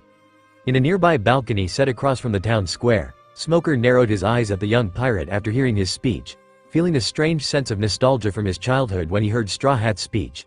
Tashigi stood by him listening to the speech as well, while a small squadron of marine foot soldiers stood back waiting for their captain's orders. No one uttered a word in response until an average-looking guy raised his hand high, getting everyone's attention. "I always wanted to sail the seas." He spoke with a little trepidation in his voice. All eyes were on him until Luffy spoke up again. "Why don't you?" The man tried to think up an excuse, but then his shoulders slumped in defeat and gave his honest answer. "I'm afraid," he replied, feeling even lower, but then the next question surprised him. "Why do you want to sail the seas?" The civilian recovered from his initial shock and answered a bit more confidently than before. "I want to become an explorer." The crowd's tension lowered significantly before another person raised their hand and shouted, "I want to be a historian so I can pass on the true records of history to the next generation." "I want to be a chef," cried another. I want to own a successful bookstore. Suddenly, more and more people began raising their hands shouting out their dreams. Some wanted the same thing but they didn't care, they just felt proud of themselves for saying it. They could feel a sense of courage burning in the pits of their stomachs. When they finished, Luffy gave them each a small grin and spread his arms out. The townspeople's chatter quieted down. So now do you understand? Dreams aren't about what you can do, it's about what you want to do. Then do your absolute hardest to try and accomplish it. So long as humans have free will and the ability to dream, anything is possible in this world. For me, I seek to become a person with the most freedom, he exclaimed with the largest death-defying grin possible. Smoker's eyes widened, he smiled with no regret or worry. Luffy took in a deep breath before making his declaration, I'll definitely become the Pirate King. The spectators looked up with unshed tears of happiness, not even noticing the rain had drenched them completely. This young man stood proudly before them and inspired them to go raise their heads high and live life how they wanted to by accomplishing their dreams. He had an air of confidence around him that convinced them that he would actually be able to fulfill his dream. Alvida smiled and clapped at Luffy's proclamation. Others soon joined in and evolved into full-blown applause and cheers. The people laughed wildly and danced in the rain, unsure why they felt the need, but couldn't suppress their outbursts. Luffy turned his towards Alvida, his former enemy, Nakama, and extended a hand to her, his grin not leaving his face, and she graciously accepted. The young pirate teen quickly pulled her up into a makeshift piggyback ride with one stretched arm which resulted in Luffy's hand firmly planted on her newly, rotund and toned butt. On, Luffy, Alvida moaned lightly at the rough touch as a tint of red heated up her cheeks. But unfortunately, Luffy being completely dense thought nothing of it and shot another outstretched hand all the way across the square until his hand grappled the edge of the roof on the third building down. Hang on. Gomu Gomu no, rocket. And they launched over the cheering crowd as he bade them a fond farewell. Smoker was lost in thought on what just happened. He managed to make the people laugh and cry with joy. He's won the hearts of the people. Tashigi called his attention, snapping him out of his stupor. Captain Smoker, the buggy pirates are still on the loose. What are your orders? She asked. Smoker's eyebrows scrunched further before addressing his subordinate. You and the rest of the second squadron go down and arrest the buggy pirates. Straw Hat couldn't have gone far. He went west, so that must be where his ship and the rest of his crew might be. Contact the base for reinforcements and relay orders to cut him off. Yes, sir. Smoker stormed off ahead, feeling the dreaded sense of deja vu. 22 years ago, another man inspired a large group of people from that spot, laughing in the face of death with no fear. As a result of that, the golden age of piracy happened. I cannot allow Straw Hat Luffy to go out to sea. I'll put both my reputation and title as the White Hunter at stake if it means not letting him and his crew leave this island. Back on the Going Merry, Hawkins felt another disturbance in his meditation. This time, he could feel more dark emotions pouring out from it. The source came from Sanji. The darkness within him had intensified and encompassed his heart since the crew had encountered him on the Barati. From what Hawkins could surmise, something or someone caused a breaking point and now it seemed to fuel the emotionally distant cook with nothing but anger and hatred. It was at that moment that he felt the presence of several voices vanish one by one. Their blood-curdling screams could only be heard before they were silenced forever. His concentration broke when he heard the sound of mad grumbling. Hawkins walked over and leaned a bit over the railing. The sight alone made him feel a tinge of amusement, though he did not show it. It was an oddly dressed man wearing a hat with bunny ears on top, a white lion's mane that covered his upper body, and to top it off, a pair of animal slippers. Beside him was a lion with a purple mane with a headlight tied to his head. Damn it, where'd all this rain come from? It was nice and sunny 5 minutes ago. Moji cried desperately. Richie gave a growl in agreement, while thinking of eating a plate of meat. This is bad, Richie. What are we gonna tell Captain Buggy when he finds out that we failed to burn the ship because of a stupid storm that appeared out of nowhere? He yelled out to the stormy sky. Why not tell him that you have a flight to catch? The so-called beast tamer and his lion tilted their heads up and saw an unfamiliar addition to the Straw Hat crew. Who are you? Asked Moji. But instead of responding, Hawkins lifted the two up with ease using his powers and tossed them away until they were out moment. Hawkins saw Nami and Usopp carrying several bags while running up the deck to the ship until they were on board. Hawkins, prep the sails but don't set off just yet. We need to wait for the others, ordered Nami. Hawkins nodded and rushed to the mast and hurriedly climbed up to the crow's nest and untied the ropes, letting the mainsail unfold and unfurl as the winds blew ferociously from behind. Usopp, any sign of Luffy or Sanji-kun? She yelled. The sniper leaned over the railing, using his new goggles to enhance his line of sight and get a more detailed view of the area despite the harsh weather conditions. He looked for any sign of the captain or the cook, but sadly could not seem to find them. Usopp was about to give Nami his answer until he saw a black shape walking towards the ship. The sniper magnified his view and saw Sanji. Oi, Nami, it's Sanji, he's back. At the mention of the cook, Nami rushed over to where Usopp was standing, nearly bowling him over in the process, and used a telescope to see if what Usopp was saying was true. Nami smiled broadly at the sight of the returning chef and waved, "Sanji-kun." She called out to him. Sanji walked slowly up the railing to the ship, his head lowered, and his eyes shadowed. Nami's smile was replaced with a look of concern as she slowly approached him, taking note of the swords strapped to his sides. "Sanji-kun? Are you okay?" Sanji lifted his head and gave her an eerily polite smile. "Oh, I'm just fine, Nami-san," he replied calmly. Luffy laughed as the pair smoothly hit the ground. "Shi, looks like we got away okay," he said while taking Alvida off his shoulders to let her stand. Alvida was slightly disappointed that the piggyback ride had to end, but was bemused by her captain's optimistic attitude. He seemed to be the type that was mostly hard-headed and jumps into the fray at the first sign of danger. She broke out of her thoughts when she heard footsteps rushing behind them. Alvida wondered if it was more marine foot soldiers coming after them, but saw Luffy relax when they both saw a scruffy-looking helmsman and a green-haired Santorio user. Luffy resumed his guffawing when he saw his comrades. "Hey Jin, Zoro, where have you guys been?" His answer came with a punch and tonfa to the head, resounding with comedic sound effects. Zoro and Jin were glaring at their idiot captain's still form for a few seconds before he snapped back up, rubbing his ailing head. "Ma, that hurt. What'd you guys do that for?" Luffy whined.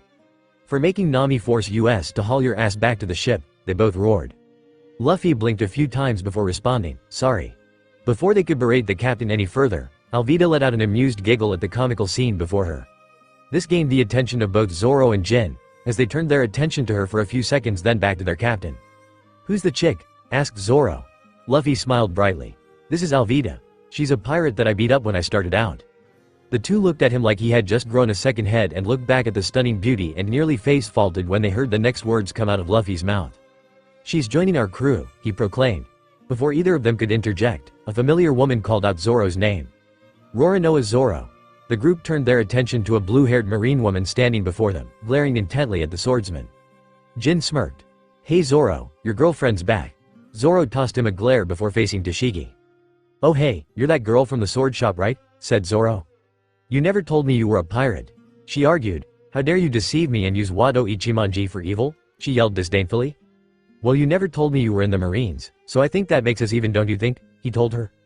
Tashigi unsheathed her sword and got into a kendo stance. "I'm going to take that sword away from you, pirate hunter Zoro." Zoro smirked devilishly before unsheathing Wado. "Go ahead and try." He turned to look at the others and said, "I got this, you guys go on ahead and I'll catch up." He told them. Luffy nodded, and ran ahead with off the others. Alvida called for his attention. "Luffy, was that really pirate hunter Zoro?" she asked curiously, to which Luffy grinned. "Yep, he's my first mate," he told her. Alvida's eyes widened in disbelief as she began to think what kind of crew Luffy had made since their last encounter. The sword fight between Zoro and Tashigi did not last long, for his monstrous strength and skill with multiple swords outweighed her standard sword style. Tashigi lost her handle on her own blade as Zoro disarmed her with but a flick of his wrist. Having pinned her against a stone wall, Zoro smirked. "I win," he said. He sheathed his swords and walked away, leaving her in the slump in the rain. "Why don't you finish me off?" she asked, making the green swordsman halt and step and look over his shoulder back to her. "Is it because I'm a woman?" she yelled. That struck a chord in Zoro's memory as he recalled nostalgic memories of his childhood friend. "A woman may not be as strong as a man, but to go easy on me is an insult. I don't carry a sword around for looks, you know." "Would you shut up?" roared Zoro. "Hey," Tashigi uttered, taken aback by the pirate hunter's outrage. "I can't stand you." Zoro pointed his finger at her face. "You have the exact same face as a friend of mine who died years ago, and now here you are mimicking her personality by saying exactly what she used to say," he yelled. "En Nani," she screamed. The entire second squadron of marine soldiers' sweat dropped as the argument went back and forth between their superior officer and the pirate hunter, which turned into a comedy routine. Luffy and the others were just about to make it until a white-haired man on a large motorcycle was blocking their way. "You gotta be fucking kidding me," Jin yelled, annoyed. Smoker's steel gaze fell on Luffy. "So you're Straw Hat Luffy," he said. Luffy blinked. "Yeah, and who are you?" "The name's Smoker. I'm the captain of Loguetown's marine base. I'm in charge of making sure that no pirate ever escapes from this island, including you and your crew." Luffy gave him a challenging smirk before responding, "Okay." He cracked his knuckles before turning to Jin and Alvida. "You two go on, I'll take care of this," he said to them. The other two nodded and ran past Smoker, who didn't make an attempt at capturing them. "You do realize that once I defeat you I'll be going after your crew next." Luffy executed a fighting stance, all the while smiling. "See, that's where you're wrong. You seem to be confusing me with an ordinary, run-of-the-mill pirate. But the only one walking out of this fight is gonna be me, Smokestack." At that moment, Smoker gathered white smoke coming from his entire being, revealing his Logia devil fruit power, the Moku Moku no Mi, Plume Plume fruit.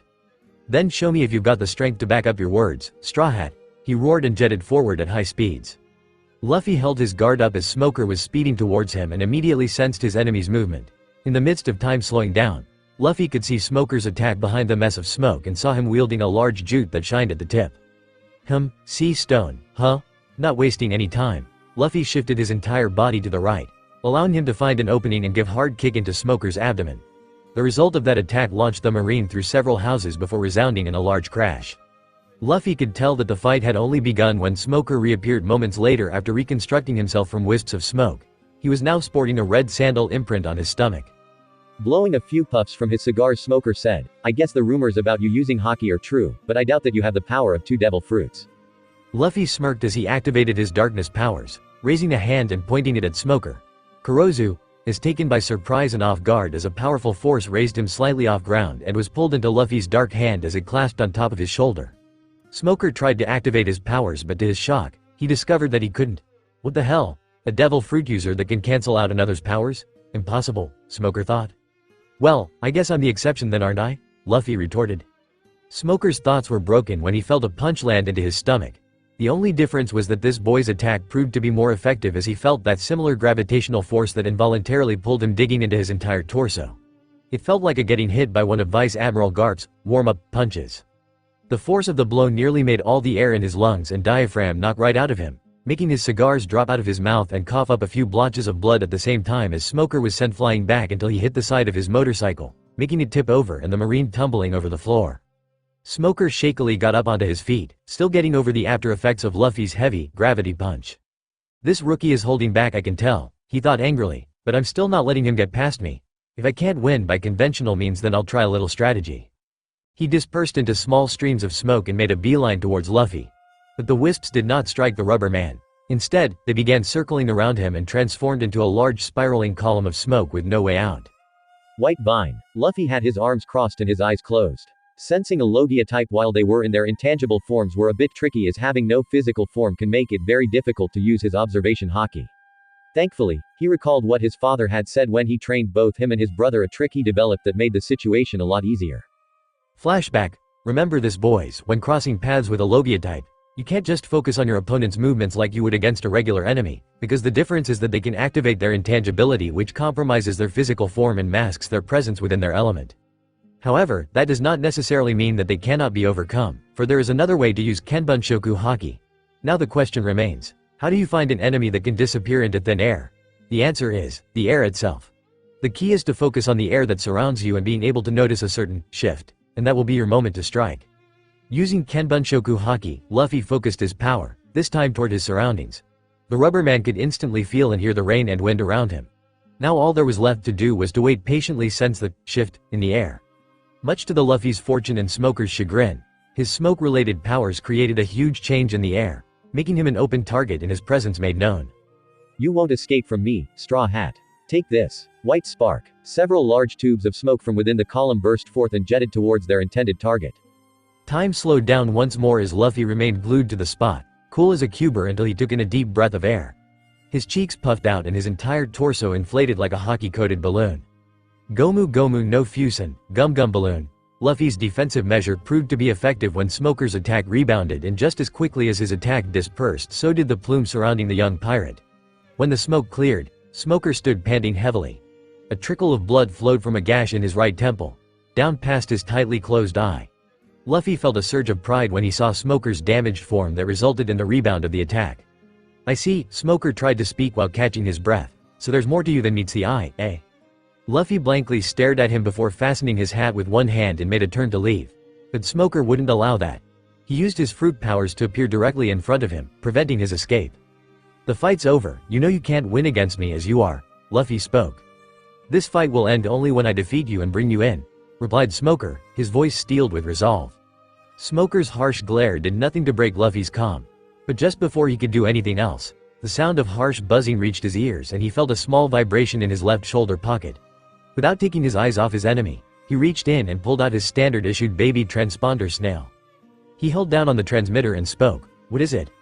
The voice of 2nd Squadron's leader rang. "Sir, we followed your orders and buggy pirates have been arrested." He paused.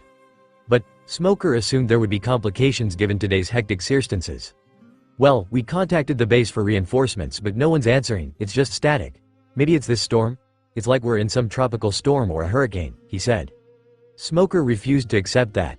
These transponder snails were designed by Vegapunk to carry out and receive transmission signals clearly, no matter how harsh the weather conditions were. "Take Buggy and his crew to be processed before shipping them off, then return to base. I'll be there shortly." "Yes, sir," the soldier answered back, ending the transmission.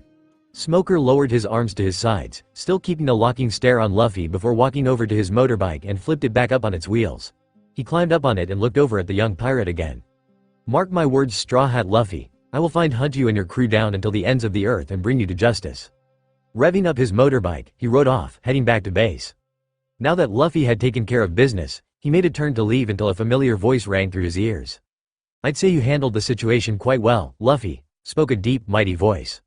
Luffy stopped to look up to one of the houses to see a cloaked figure and smiled widely. "You taught me well, Tucson." The lightning crashed, revealing that same grim, tattooed face sporting a proud smirk. "So why are you here?" asked Luffy. "Do I need a reason to see my youngest son off to go and follow his dreams?" "I heard your speech back in the town square, Luffy. I couldn't be prouder," confirmed Dragon. "Thanks, Tucson." Luffy grinned wholeheartedly. Their conversation was cut short when the rubber pirate heard Zoro yell out his name trying to find him. "It's time," said Luffy. "Indeed." Dragon agreed. "You're a man now, my son. You and your brother will go far in this world representing the true freedom all on your own terms, which is why I ask you to give me your bracelet." Luffy nodded and slipped off the black bracelet, transponder snail, and tossed it to his father. "I gave you this bracelet to communicate with you for two things. To record your journey up until this point and to give you information on getting your ship. Coincidentally, Mary volunteered to give his ship to you should you two meet." Dragon explained. "From here on out, you must carve your own path and be ready to endure what this life throws at you." Luffy smirked. "You don't even have to tell me that, Dad. I want to see the rest of this world with my own two eyes and share them with my crew. That's what makes the adventure worth exploring, right?" Dragon chuckled softly. "I had a feeling you would say that, my son," and just as quick as he appeared, he vanished from sight, leaving Luffy on his own until Zoro finally caught up with him. "Let's get going, Captain." Luffy grinned from ear to ear and continued running west with his first mate. Up on the high tower, Dragon spread his arms forth embracing the winds of change. "Go forth, my sons, realize your dreams and bring this world out from the darkness." As Jin and Alvida were nearing the docks, Alvida raised a question. "So, what can I art of the Straw Hat crew?" she asked jovially. Jin answered her in serious tone. "Don't think that just because you have the captain's okay, doesn't mean you have the rest of the crew's approval. You'll have deal with this when you board on deck, so be prepared. And if you try anything, consider yourself sea king meat." Alvida just smiled flirtatiously. "I should be lucky as meet such strong men like you to take care of little ol' me." The grimly helmsman scoffed, ignoring the slight blush from his cheeks. "Oi!" Both their heads turned to see Luffy and Zoro coming up behind them. "What took you guys so long?" Jin told them. "Shut up, Mud. We're here, aren't we?" Zoro remarked. A tick mark formed on Jin's head. "What was that, Moss Head?" he yelled. Before either could get into a brawl, Luffy interrupted with a yell. "There's the ship." The fore had made it to the docks, but it was too late. The Going Merry was unfastened from the port and was drifting away. "How are we going to get on?" asked Alvida. Zoro and Jin looked at each other with dread and dismay. "Wait for it," they said in unison, making Alvida look at them oddly before an outstretched arm pulled all three of them tied together. She looked to see Luffy's trademark grin, which proved that he had a mischievous idea. "Hey, wait, Luffy, what are you?" She didn't understand what her captain was up to until her eyes widened in horror as Luffy's other arm had stretched far up until he grasped the top of the crow's nest. She looked down to Jin and Zoro, who were respectively buried into her large assets. "Aren't you two going to do something?" The pair mumbled curses before Luffy relinquished his foothold and they were all shooting into the sky. "Where are they?" screamed Nami. Usopp tapped her on the shoulder. "Nami, look up." She looked him confusedly and did what he said. She peered up at the sky, and saw two things, an outstretched arm and large mass consisting of 4 people was coming in fast. "Of course," Nami stated blankly, before ship rocked from the resulting crash. Smoker's cigars had fallen completely out of his mouth, his eyes taking in the carnage that ensued in the marine base. Tashigi stood right next to him, examining the brutality with horror-filled eyes and a hand clamped over her nose and mouth. The place reeked of blood as the blue and white interior of the base was soiled in it. Each and every one of their reinforcements that was supposed to show up was dead. Each of the soldiers died from sword slashes, some were decapitated, others were mutilated by having their limbs chopped off and split in half from their midsection or straight down the middle. Smoker's eyes blazed with unfathomable rage and could only utter one sentence. Who did this?